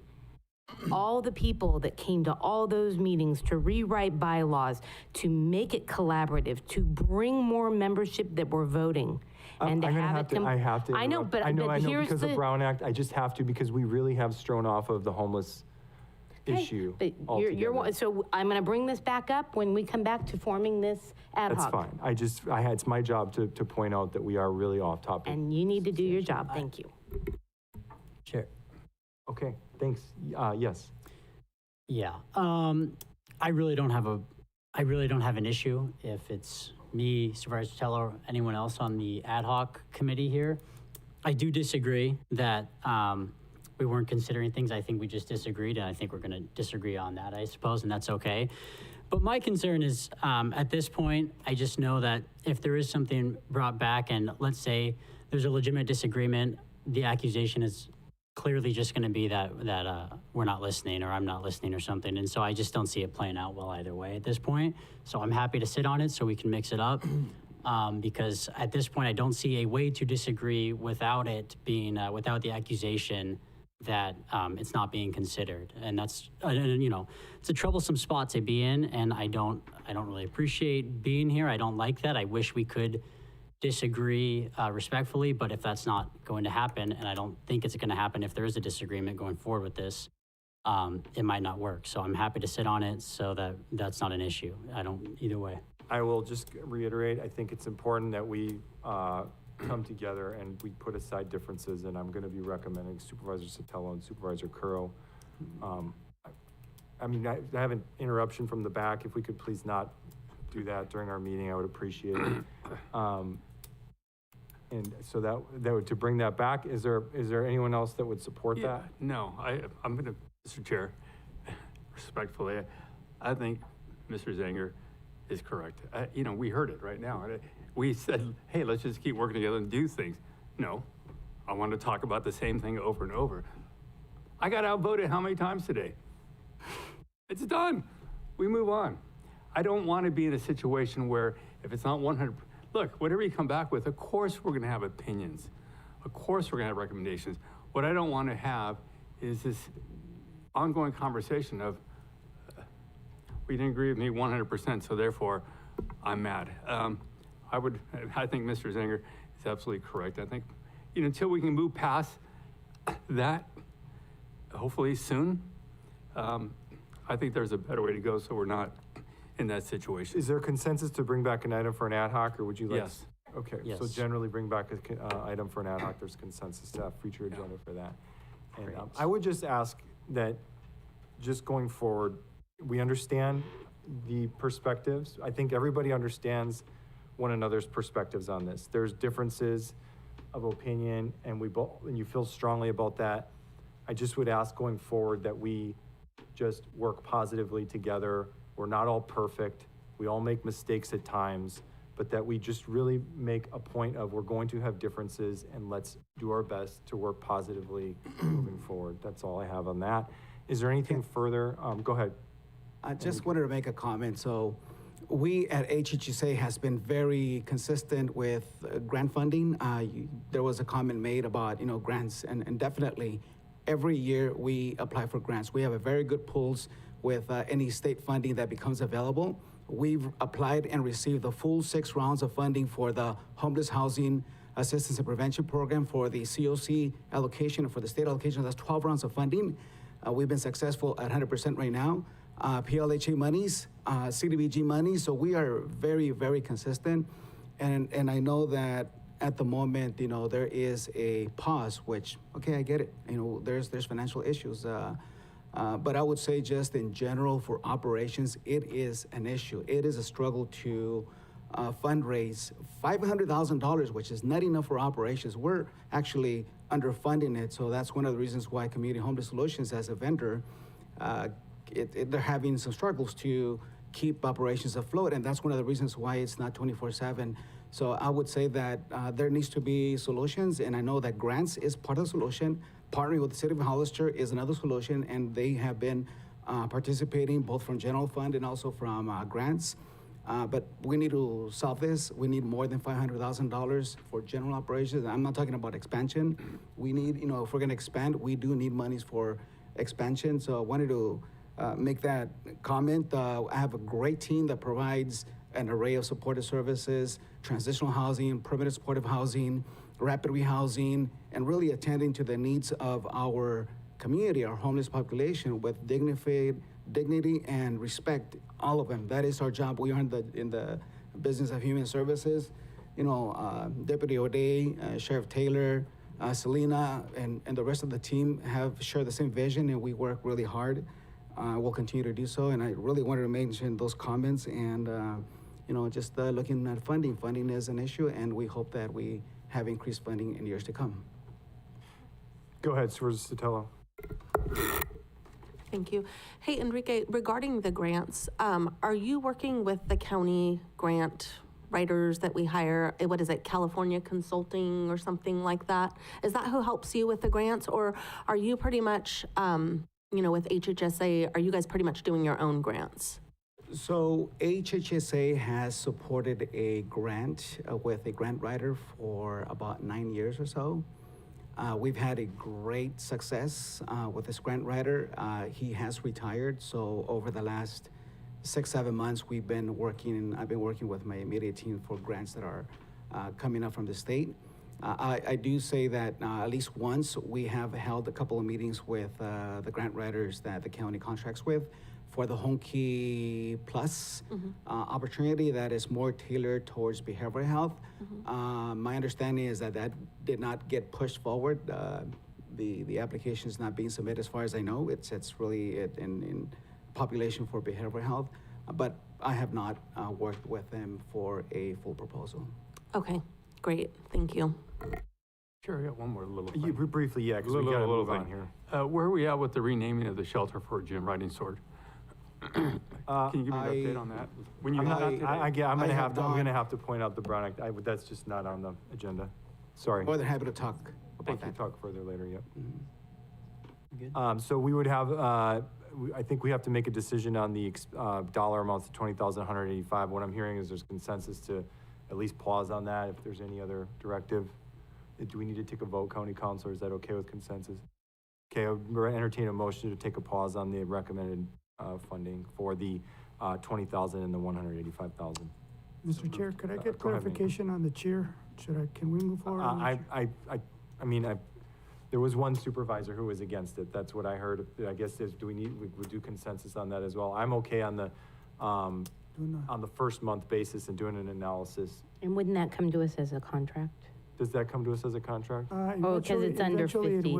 Eventually it will, because it's a total of 50, so my understanding is it'll have to come back. I mean, we need somebody to do it. We can get going, but we can come back. So it can be a future item? Yes. Bring it back then. Consensus, yes. It was a no. Okay, we're good on that. And then I just would entertain a motion as stated to pause the the other funding dollar amounts to the $20,000 and $185,000 until further notice. So moved. First, we have a first, we have a second. Go ahead. We have a Second. Second, Zanger, all those in favor, roll call vote? Supervisor Cosmicki, Yes. Supervisor Zanger, Yes. Supervisor Sotelo, Yes. Supervisor Curro, Yes. Supervisor Velasquez. Yes. Yes. 5-0 vote, motion passes. Great, that would take us to 3.3. So we have a lingering question here, whether we have folks waiting, obviously all day here, and respect that. We also would be making one of the most critical decisions of the year on empty stomachs.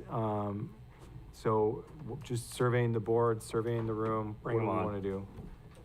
Bring on the city of Hollister. My only comment would be, are we in any violation of labor for our staff because of the time? Are they okay? Everybody's okay? Okay, okay. I'm concerned about staff and breaking any rules. Okay, so we, out of respect, Supervisor Sotelo would like to take a break. I think that we would call for a break, but try to keep it to the minimum. So to respect everyone's time, we said 45 yesterday. I would Well, suggest. Mr. Chair, if I could, I think they've been here for quite a while. Let's finish that item, then we take a break and. I don't want to make this decision with anybody feeling uncomfortable with how they are operating as a human being. I just think. How much time does Supervisor Sotelo need? Can you give me 5 minutes to eat a jerky stick? Drink some water, take some Tylenol, I don't know. Bring back for everybody. I'd say 15, 20 minutes. 20 minutes and we'll come back. If that gives somebody time if they want to run over and grab quick food and, thank you. We adjourn temporarily. Well, I guess at least I can go get some aspirin. Advil, I need to take.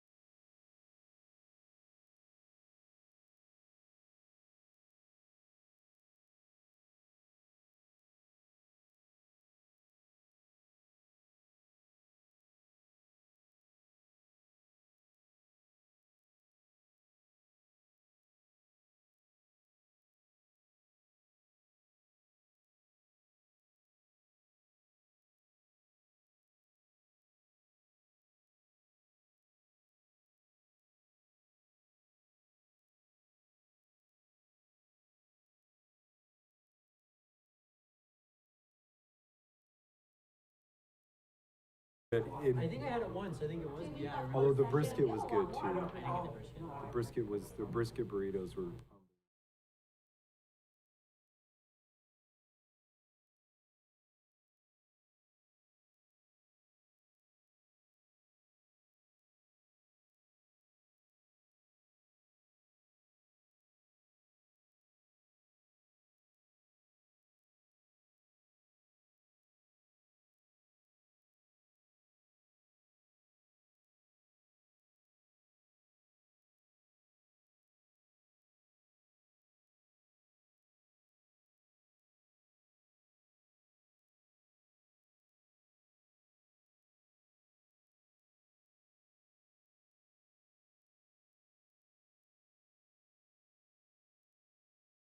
All right, thank you, everybody, for the patience. We'll call the meeting back to order, and we'll be taking up item 3.3, discuss and consider approval of amendment number 1 to the fire services agreement with the city of Hollister and provide staff direction if desired. And we have city manager Dave Marioni here. CAO Ring, this came up later. I just believe this is essentially just a proposal that we have on paper. But if you want to go ahead and perhaps introduce Dave as well at some point. Sure, I can just kind of give an update on it. I just want to double check with the clerk. Is Bill Adams on? Yeah, you will step out.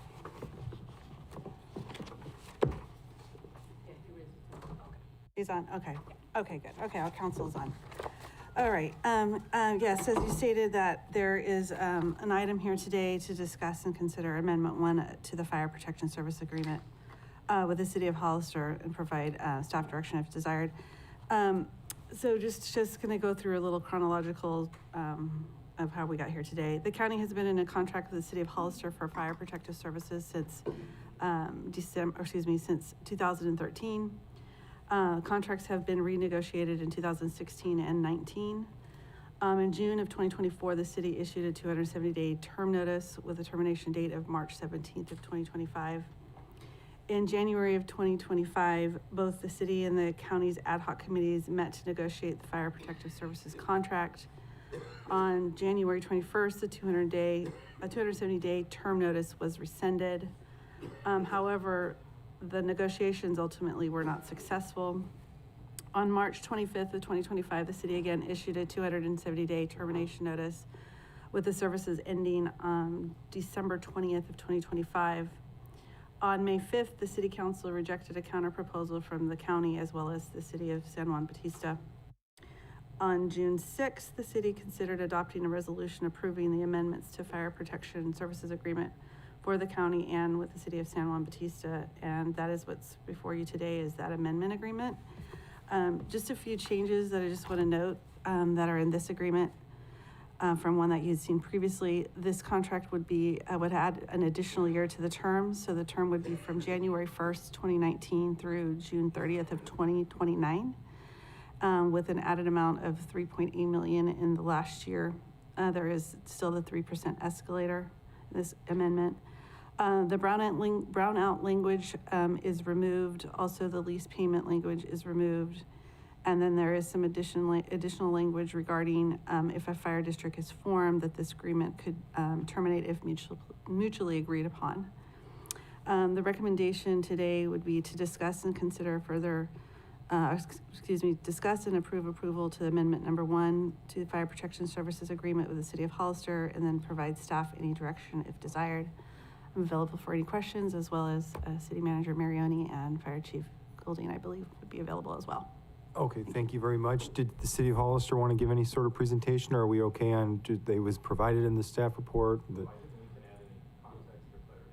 Okay, and we also have, does Bill Adams want to, just want to make sure we're having Yeah, Bill is on. If he has any thoughts, but Bill, if you have anything, please raise your hand. Otherwise, we're here for, if any questions come up. Otherwise, we would just go to public comment, and then we would bring it back for discussion. Public comment? If you'd like to make a comment in chambers, please provide a speaker card. On Zoom, please press *9 or the raised hand icon. And in chambers, we'll start with Elia.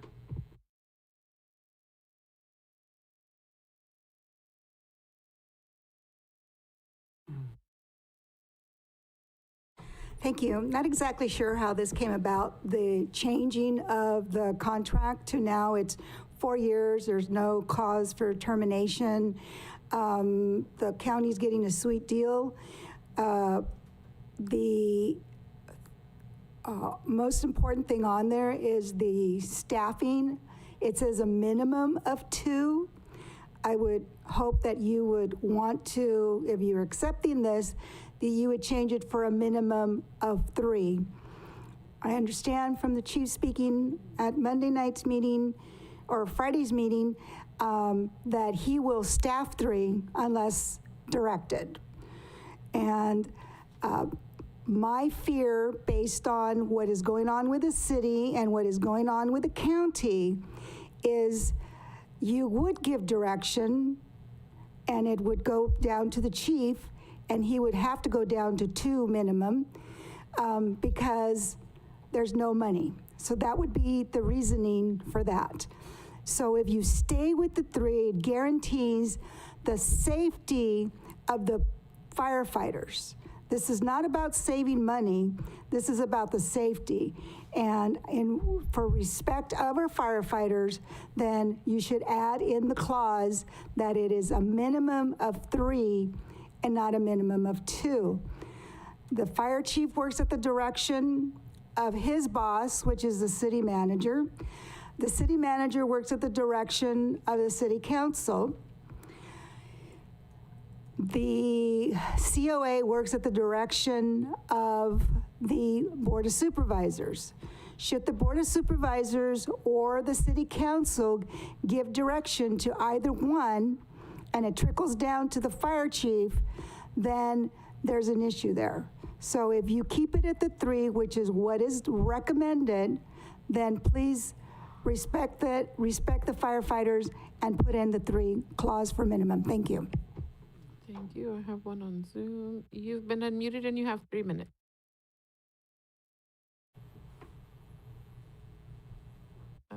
You're unmuted, but we can't hear you.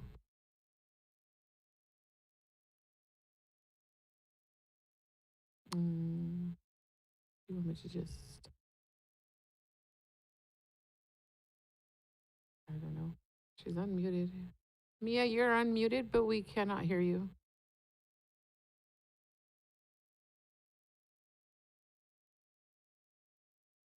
Okay. So, I muted her back. Hello? Mia?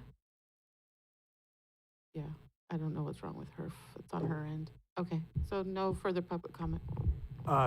She still has her hand raised. Drop down, that's Bill. That's on. Okay, if she raises her hand and is available, we certainly could reopen public comment. I'm not seeing any other comments or directive from the board, but we have City Manager Marioni here, the fire chief, and a host of others in the room here. And so I would just open it up for questions and comments to the board. Does anybody in particular want to begin? Just open it up for whoever wants to begin. Go ahead.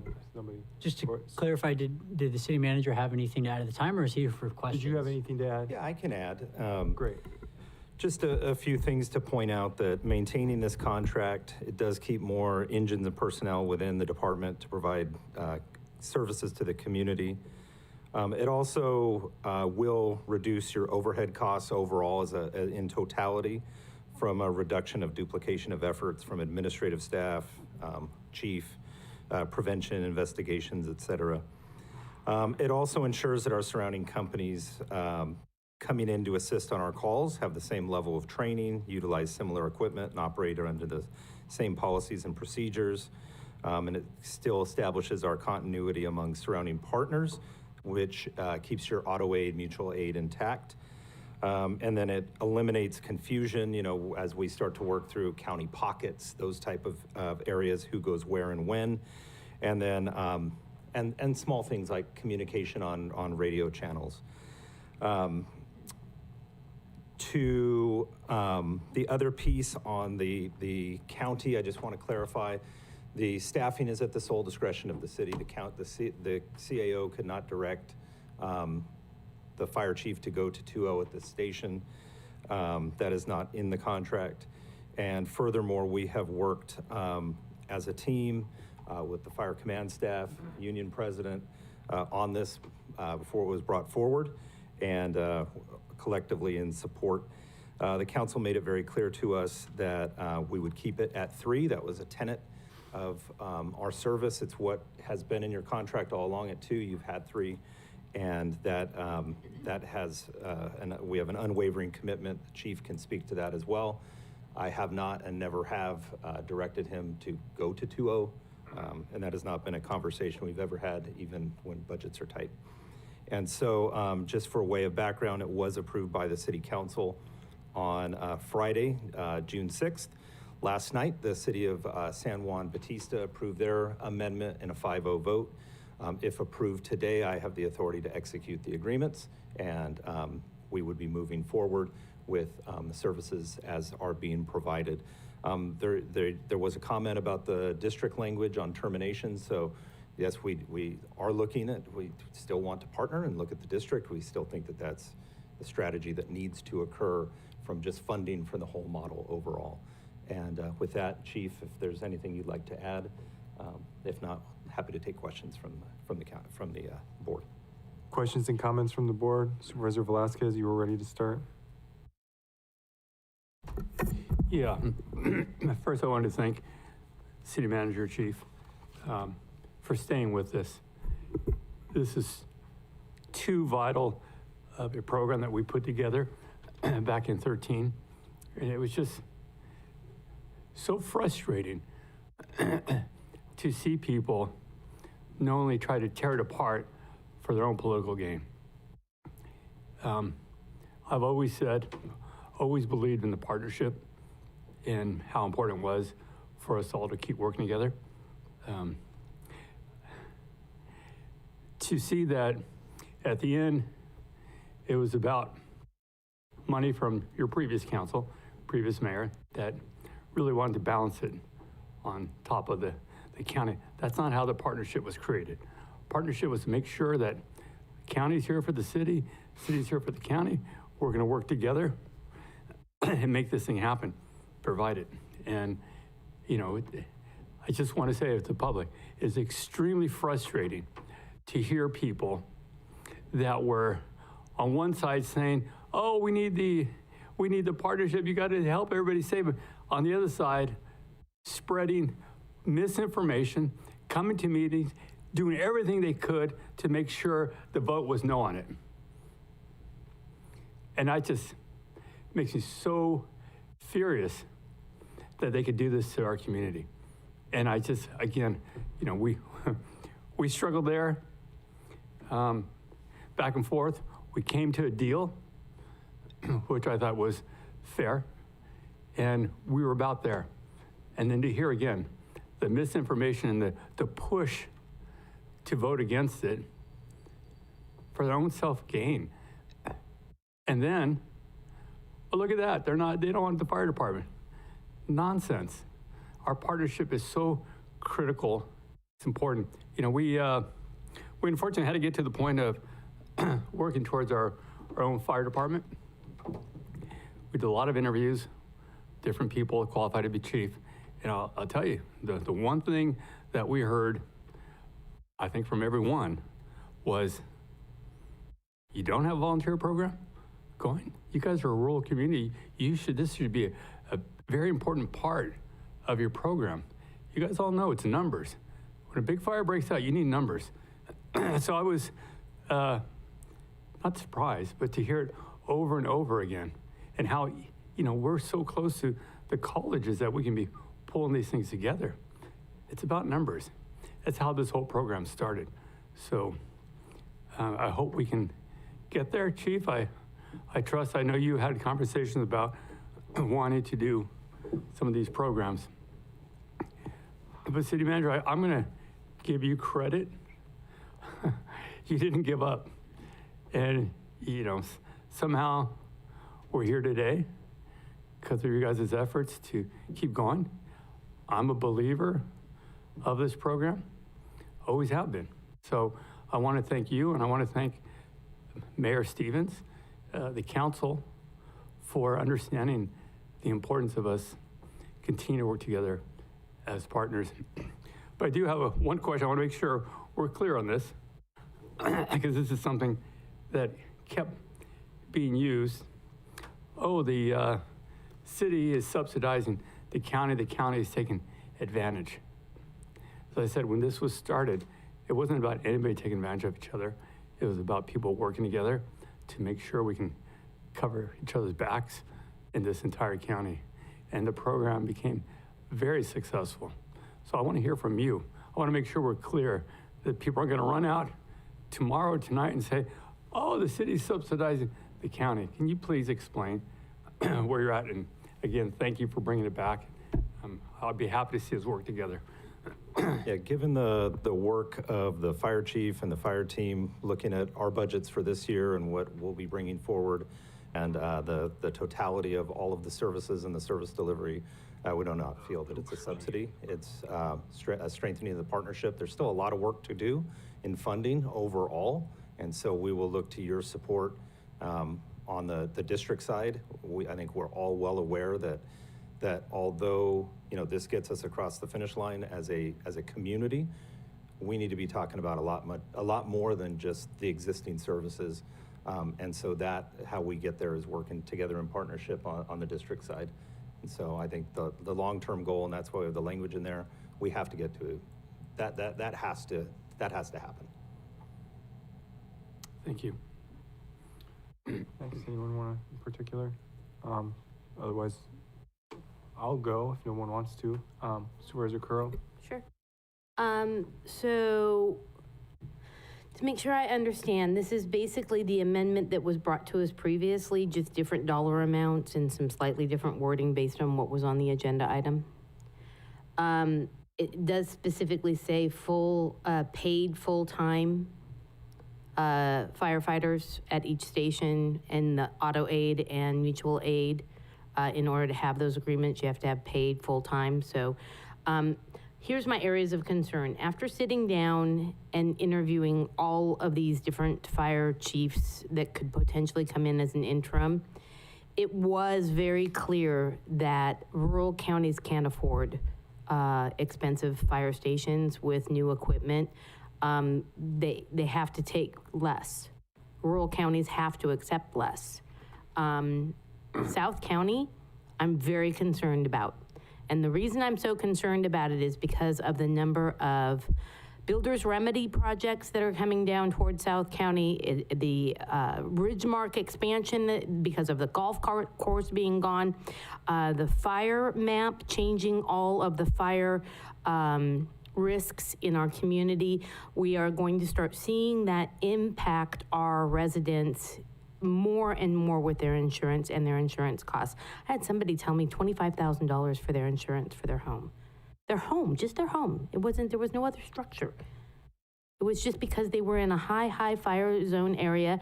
And it's staggering that in this, which I am very grateful that we've got something that's come back, but some of the things that we're not talking about that I think we have a unique opportunity to discuss is future fire stations and how they could be collaborative with a combination of full-time staff and reserves or volunteer or whatever programs we could have supported with Gavilan College.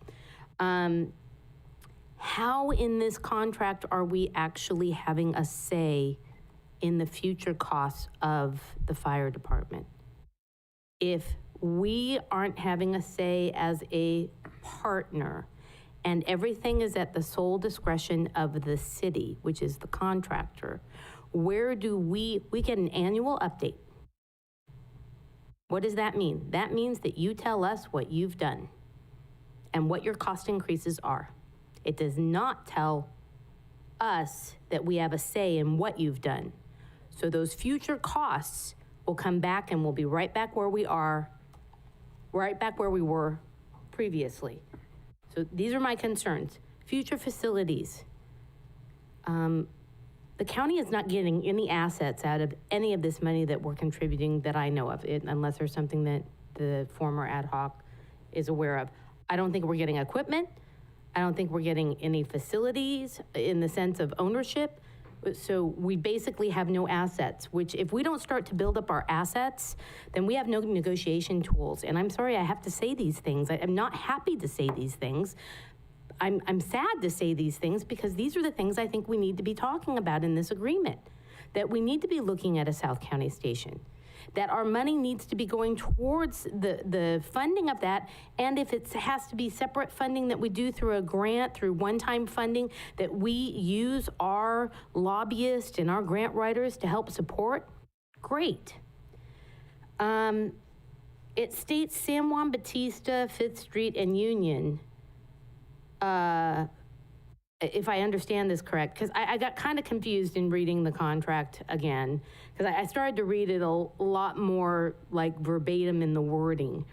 And so the proposed staffing levels and training levels used for auto mutual aid agreements unless otherwise agreed to in writing by parties of this agreement shall comprise of full-time paid.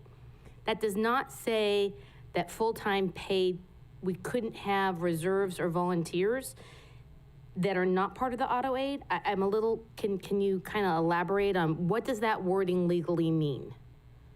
That, because the shift engine companies per fire station will be not less than 2, but the auto aid will have all this other stuff. So you'll send more people outside to aid others instead of having that same amount of people for the engines here locally? Am I totally misunderstanding this? I'm not sure exactly where you're referring to. A-3 proposed staffing and training levels. On page 3 of 6 of attachment A. Here, while Dave's getting that for me, I will say this, and I've said it over and over again. We've even heard it today. Hollister Fire staff's 3 professional people per fire engine, as long as I'm the fire chief, unless I'm directed otherwise. That's what we will staff. The discussion about volunteers, I believe, is more of a separate thing than specifically to this contract here. However, in our case, in our auto aid agreements, if we are requested auto or mutual aid agreements, if we are requesting to send a type 1 engine, we're sending it with 3 people, 3 paid firefighters on it. If we get to a point, and we have talked at Fire Protection Advisory Committee meetings, we've talked at town hall meetings, I've given my opinion on the volunteer portion, but I don't see any pathway where we utilize a volunteer, a reserve, or anything like that to replace paid fire staff. So that 3 people would be 3 paid full-time professional firefighters. And when I say volunteer or reserve staff, I'm not talking about replacing any firefighters. We know we don't have enough for our county. We know that we need more. The only way we're going to be able to afford more is by coming up with programs that allow us to have combination fire stations that build from our residents and our community and our students to be able to help build our staffing. They could work up to a full-time firefighter, but where I'm seeing it is, if we had an opportunity to build a fire station, let's say, I'm just going to throw it out there at Ridgemark.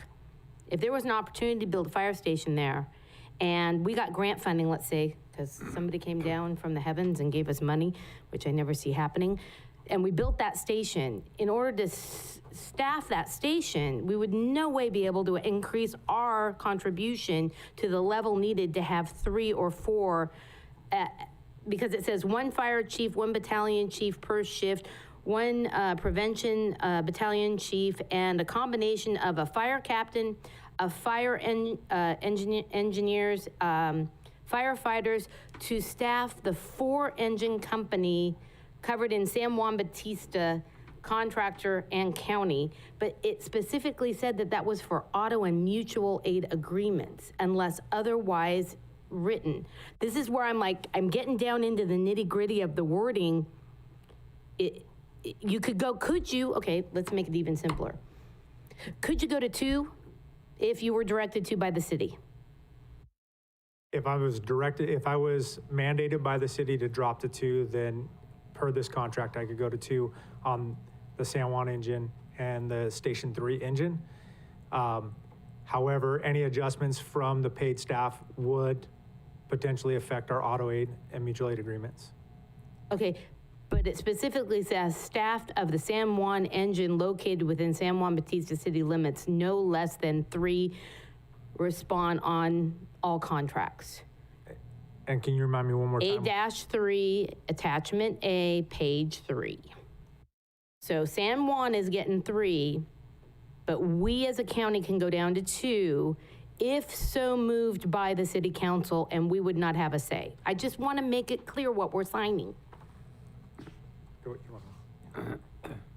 Am I? So the amendment that San Juan agreed to last evening has the same language that yours has. Okay. On the So we have 3? minimum of 2. It has it as a minimum of 2 on So, both. okay, so this is not, so the one I'm reading from the attachment, maybe it's not the right section of the one? I'm not sure. Both amendments say that it's a minimum of 2, and San Juan's, that's what they agreed to Okay, last so then that means all of the stations can come down to 2. This body has no authority to stop that from happening. We have made a commitment at 3.0, and it's been 3.0 the entire time your agreement has been 2.0. It's great to hear you say that. Where is it written? I'm just saying, it's not written. Understand. And I can tell I'm frustrating my colleague here, but we sat on interviews for fire chiefs to be able to actually look at ALS and bringing, you know, what are our number 1 calls? We've been talking about this. Our number 1 calls are life-saving calls because of car wrecks. You know, we have to look at how are we negotiating to look at the future, and where does this body have a say in any of those future negotiations? Well, what I would also suggest is through the Fire Advisory Committee. That's the body where you can have all of the discussions going forward as well, not just the fire district. That was the intent of the Fire Advisory Committee as stated in the bylaws. So I don't think it's we sign the contract and we never talk about this again. You have the advisory group, and I would suggest that these all be topics that are considered as we go through that process. I was on that for almost 2 years. I don't feel like that was a very successful group. No offense against my colleagues, but we kind of spun around with a fire district, and I feel like it's just been kind of a lot of talk and not a lot of action. The ambulatory expenses, going back to January 1st of 2019, it says that we're going to go back and pay that. Is that still correct from the wording of the contract?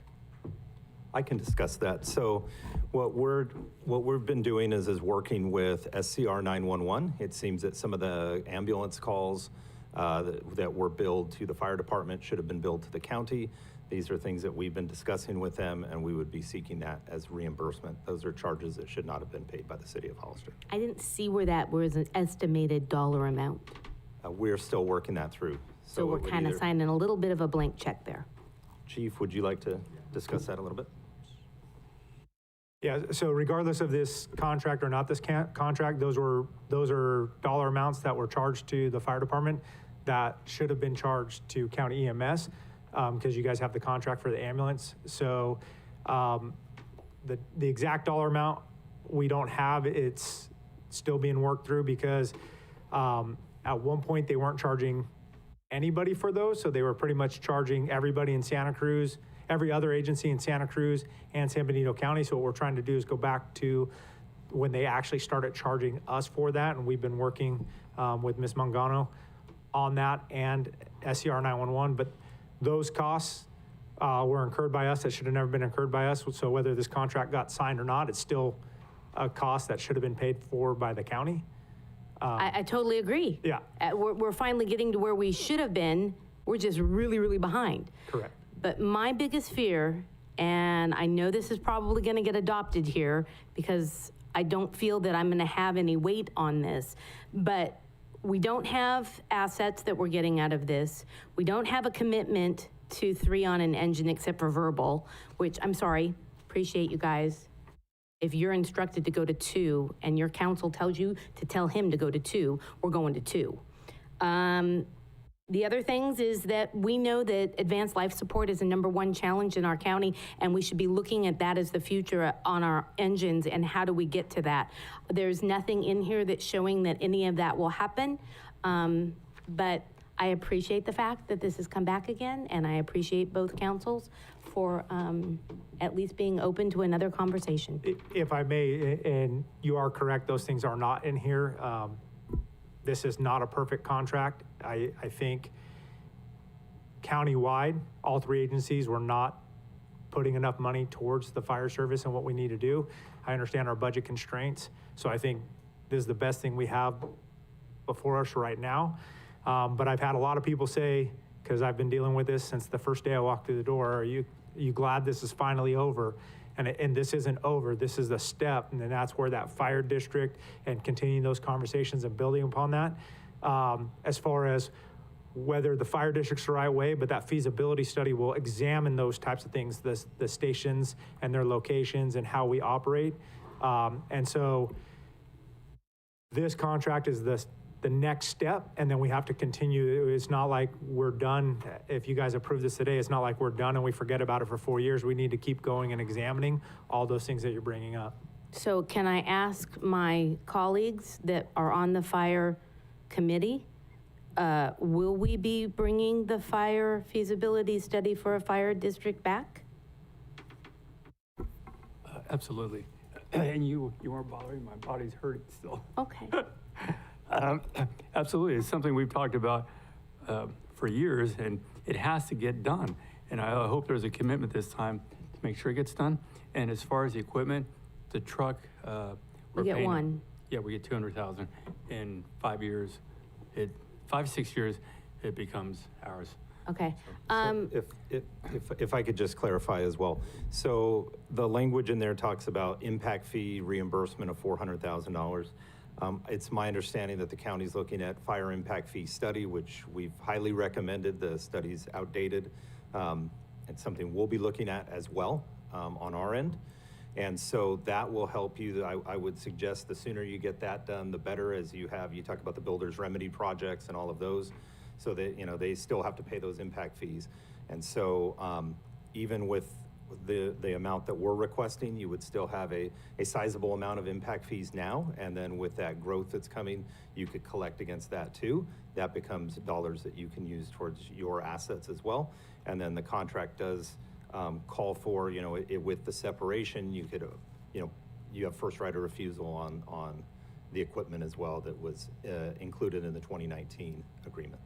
So there's some equipment provision in there. Okay, I think the number one challenge I have is from this, I don't see how we're moving actually forward. We're just, no offense, I'm gonna repeat some of the things that have been said on other topics. We're kicking the can, because if we don't come up with a comprehensive agreement that allows us to support our firefighters and keep them safe, but also understand that we're gonna need to grow the fire department, and what is that gonna look like? And how are we going to be affected as a county on those rates? We can't go from this contract to like $9 million next time when it renews. We have to work now to start to solve the problems of the future. And if there's a commitment to do that, that's great. I'm still very much supportive of a fire district. It's where I've been the whole time. I think it's where we need to be. And we need to take this out of a county-city conflict and make it where they have their own body and all of that. Anyhow, I appreciate it being presented today. Thank you very much. Anyone want to go to next, or else I will? Supervisor Zarin? Sure. Yeah, thank you. Thank you guys for everything. It seems like, well, the city of Hollister is on board, city of San Juan's on board. Seems like the city manager, the chief are on board here with the contract. I think I heard the union was supportive. Is that fair, or is that what you said? I wasn't sure if I caught it. I said we've been working with the union president, and he's here in the audience this evening. Okay, so maybe supportive, maybe this not. Afternoon. So I don't want to speak for him, but he and I have been discussing this, and if you'd like, you can step up. Happy to answer any questions on. I do agree with, we all came together in a room, the command staff and myself, to come up with some agreement to come back, some proposal to come back. Here we are. I will go on record by saying that, what's the alternative to this? This is better than the alternative. Am I happy about the 2-0 staffing? Absolutely not. That's a service that we don't provide. We provide 3-0 staffing. It's in the proposal as 2. The chief made it clear that he's gonna keep it at 3 unless otherwise directed. However, we're willing to fight for that. Right. It's our safety, it's a safety to the community, and it's the service that we provide, is the 3-0 staffing. Got it. I agree with Ms. Curro as well, that what's here to keep this from happening again in 4 more years? We need to have some, whether it's the committee coming together and bringing options and goals and priorities, we need to do something. So, I mean, this is better than the alternative, so yes, we're for this agreement. Well, thank you. I appreciate that. Understood. I'm not going to rehash every talking point or argument that we've had about this since this started. I'm comfortable with the contract. And I would say, I think it would be wise to pursue of course, pursue the district through the committee. And if that means we need to formally make a decision, make a vote that we're going to do that, at least pursue it, I would be comfortable doing that. I think that might be a wise thing, just so we know going forward that there is something we're looking forward to, something that we're building towards. I'm fine just hearing a commitment, but if we want to formalize that, I'm fine with that as well, if that's helpful. And like I said, I think that's about it. I'm comfortable with the contract. I will say it is interesting to hear from the ad hoc that the volunteer question, it's surprising that we don't have volunteers, because every time it's brought up, I'm told it's not feasible, or it's, this or that. And so it's interesting. Thank you. It's interesting to hear that apparently it is viable in some cases. And of course, this wouldn't be replacing anyone, but in addition, I would say, not replacement, but additionally. That's all. Supervisor Sotelo? Thank you. I've got a couple of questions. So we would it would be effective immediately that we would owe this $1.1 million for 24-25. Am I understanding that correctly? Yes. Did we budget that into our? We did. It is budgeted. Well, our payment for 24-25 was already budgeted for last year, or during the. So it did have that. Yeah. So okay. That is, but yes, for the additional 1.1 for next year, yes, that is. Right, because got it. Okay, I just wanted to make sure that it was included in the budget. I agree on the fire district. I think that, is there any possibility of kind of, it would be great to get all 3 jurisdictions kind of agreeing and working towards this, and kind of a commitment. Is there any possibility of us getting that written into this contract, that we'll all work towards this fire district, so that it doesn't just, all of a sudden we move back into the fire district conversations, and we can't agree on things. We're back at square one, and I feel like we need to start this conversation again immediately. So I would like to see if there's any possibility of that being kind of more formalized. I have real concerns about the language in this contract with going to a 2-0 staffing. And I hear what you're saying. No, we promise it's going to be at 3. How does that work when, correct me if I'm wrong, I believe the current MOU contract that you have with your fire union, it states they are a 3-0.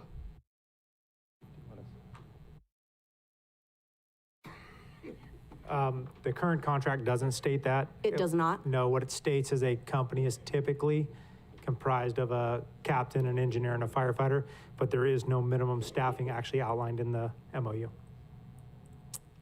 Okay. So I've also been told. We have a internal policy of what a unit is, and our unit staffing is 3-0. It's a captain, it's an engineer, and it's a firefighter. We also have language in our MOU that says whenever possible, a unit staffing is 3-0. In my opinion, it's always possible. So does this contract contradict that internal policy that you all have? My opinion, yes. And that's when the statement that I made that it requires this 2-0 staffing is a service that we do not provide. The 3-0 staffing. So I guess I just sitting here trying to figure out, okay, I agree, this may be the best thing that we've got right now, but I have a real concern sitting here and seeing the language specifically state 2-0 in this when we're being told by everybody, internal policies, we have no intention of this, then why not just change it to a 3-0? Like, we wouldn't change it if we want to make sure that there's possibly the chance we're going to go to a 2-0. Because if we were serious about our intention about never going to 3-0, we would just change it to a 3-0, right? So at our meeting on Friday, what is presented to you today was this, all of this was discussed. The authority I have is to bring this item forward as presented. I have the authority to execute it if signed today.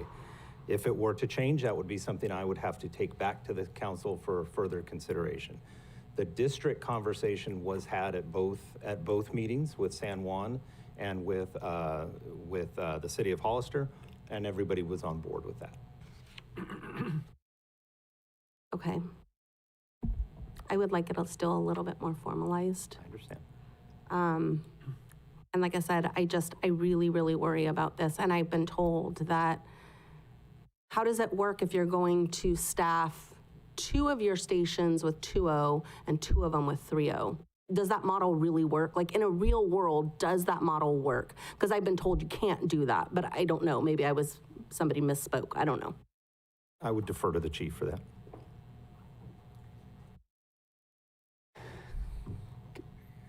Can it work? Yes, I've done it. Does it work well? Not at all. For consistency of operations, having no different than auto aid agreements, having like resources, it's the same thing within the department. Our operations, our training, everything is done based upon a 3-person engine company.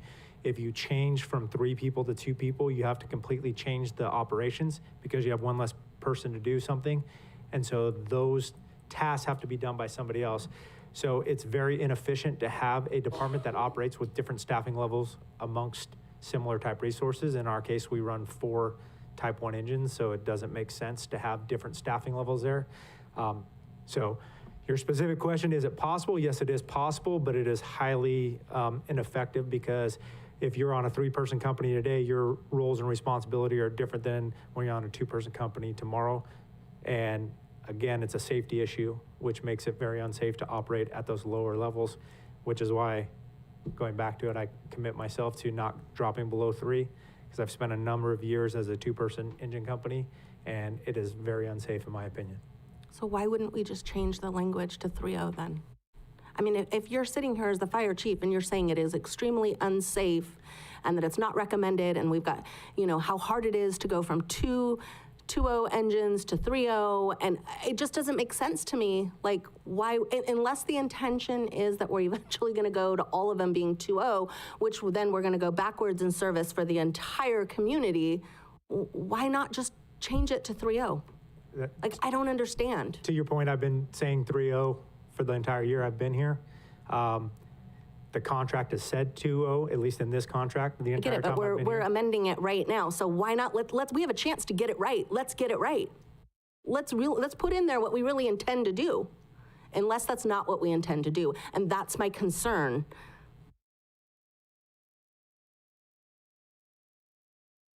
So as I said, the direction I have is for what is presented to you today. I just confirmed with our union president that since your contract has been in place since 2013, it has said 2.0 at a minimum staffing level the whole time. It's my understanding that you've never been at 3.0. We also are looking at the dollar amount in total. I'm sorry? Never been at 2.0, I'm sorry, I misspoke. So when we look at the totality of the contract, the city of Hollister is basically ensuring that it's at 3.0 for the quality of service, for the benefit that we get in serving, serving the city as well, and for ensuring safety of our personnel. And I have made the same commitment publicly that we will not be at 3.0. I have never asked them to go to 3.0, or 2.0, I keep saying 3.0, I'm sorry. I've never asked them to go to 2.0 since I've been here, and don't intend to, similar to the fire chief. I would rather see it say 3-0. I just think if that's what all, if that's what all of our intentions are, it doesn't make sense to me. And we've never, since 2013, ever gone to 2-0. Then why not change it and have it be accurate and be it what we all intend for it to actually be? So I'm really concerned with it, the language continuing with this 2-0. So I don't know. I'd like to see it change to 3-0, but we'll see what this board wants to do. Thank you. Well, I'm happy to let everyone know that's waiting on IHR that this contract is getting approved today. And I'm very happy for our community that this is before us. You know, I think it's a really important clarification that the city plans to staff at 3-0. You know, we've had a lot of debate. There's been a lot of negotiations, concerns about dollars in all three jurisdictions. And I think in the end, I think we all want, you know, high quality, good fire protection services. Any good deal requires that all sides give something up. And in this case, all sides have given something up. This is a good deal. It's a very good deal for our community. And our community, most importantly, will benefit in the end from this and put aside a lot of the anxieties that we've all had, our citizens have had, our firefighters have had over the future of services, at least for 4 years. And so we're not done, obviously. You know, most importantly, the residents are going to have reliable fire protection as we work toward that longer term solution. And we do have more work to do to iron this thing out. I appreciate hearing from the chief that the work hasn't stopped. This is just the beginning. And I'm certainly in favor of going to the exploring the fire district again. I think we diverted from that, at least temporarily, because we were having to look at alternatives there in the previous months, but I certainly support that. I'm particularly pleased for the city of San Juan Bautista and surrounding areas that we all found a way to keep the services intact for that area in particular, because, you know, we all need this partnership to make this work. The city of San Juan, it's the county, Hollister, the city of San Juan really needs this partnership to make this work. And I'm particularly pleased about the fact that San Juan Bautista will have a fully operating fire station, will have a fire department in the middle of town that can support the surrounding areas. And I just want to thank everyone involved. This has been a difficult, challenging period for everybody. There's been dissension, there's been negativity because there's a lot at stake, and it's understandable. But in the end, we're coming out of this with a contract where we all worked collaboratively to reach a good solution for our community. And we do need to understand one another's differences and to listen to each other and to truly, you know, we got 4 years to get this right. We got to start now, but we do need to listen to each other and to understand all perspectives to make this thing work right, because we will be back in this same situation in 4 years if we don't make that commitment now. I want to thank our staff. I want to thank our consultants. You're excused. Just kidding. I want to thank our partners in the cities, the councils, the city manager, Dave Marioni, the new city manager, Ashley Collick. I got to just, you know, I particularly want to thank all the staff, but for somebody to step into this and to work and to jump right into it, for Ashley Collick to have done that, it's tremendous, tremendous work on her part, on the council's part for putting their faith in city manager Collick as well. And I want to thank our firefighters for bearing with the process and working with us and for serving our community. We're going to make this work. We have to. We have no other choice. We're going to make it work. And with that said, I'll entertain a motion. But I would, before that, like to just clarify that there is consensus on this board to move forward with exploration of a fire district. We certainly would take that back as consensus to the committee. That's something that will also have to come back at the board level because there would be a contract involved with that, unless I'm hearing otherwise from the board, the will to keep moving forward on that. But I would entertain a motion to approve Amendment 1 to the Fire Protection Service Agreement with the City of Hollister. So moved. We have a first, we have a second. Second. We have a first and a second. Roll call vote? Supervisor Kozmicki, Yes. Supervisor Zanger, Yes. Supervisor Sotelo, Yes. Supervisor Curro, No. Supervisor Velasquez. Yes. 4-1 vote, motion passes. All right, thank you, everybody. That would take us to closed session. We have two items on the Wasn't closed. there, we have, Did we not? no, we did Yeah, we did. We did. We did public comment. We did. yeah, 100% we did. Yeah, we did. Because me and Casey couldn't get on. yeah. 3.2. 3.2 we haven't done. We did it first. We did. Oh, we did? Oh, that's right. Yeah, so we will be going into closed session. Heard it. Conference with legal counsel, existing litigation, number of cases 2, and then we have the item that was added on public performance.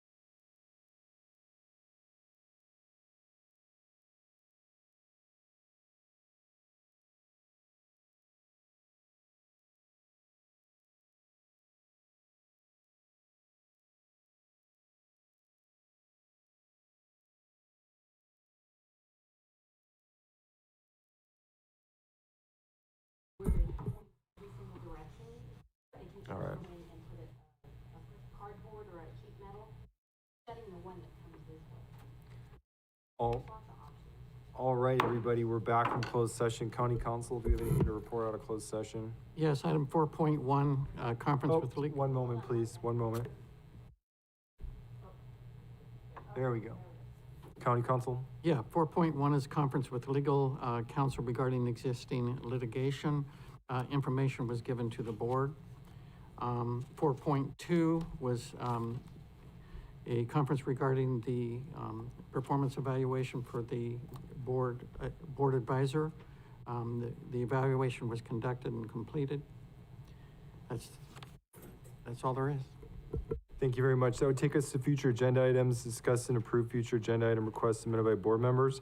We have the list, and then we also have the one item that I had submitted, which is a request to essentially have a discussion and give direction if there is a will on the potential sale of the Rosa Morada property. Is there a consensus to bring that back? Yep. Good. There's direction. We need to vote on that? We don't. I don't think we do, right? Well, actually, first we have public comment. If you'd like to make a comment on Zoom, please press *9 or the raised hand icon. And I have no public comment. And we have consensus to bring back the Rosa Morada item, so we'll have that on a future item. Thank you very much. We are adjourned.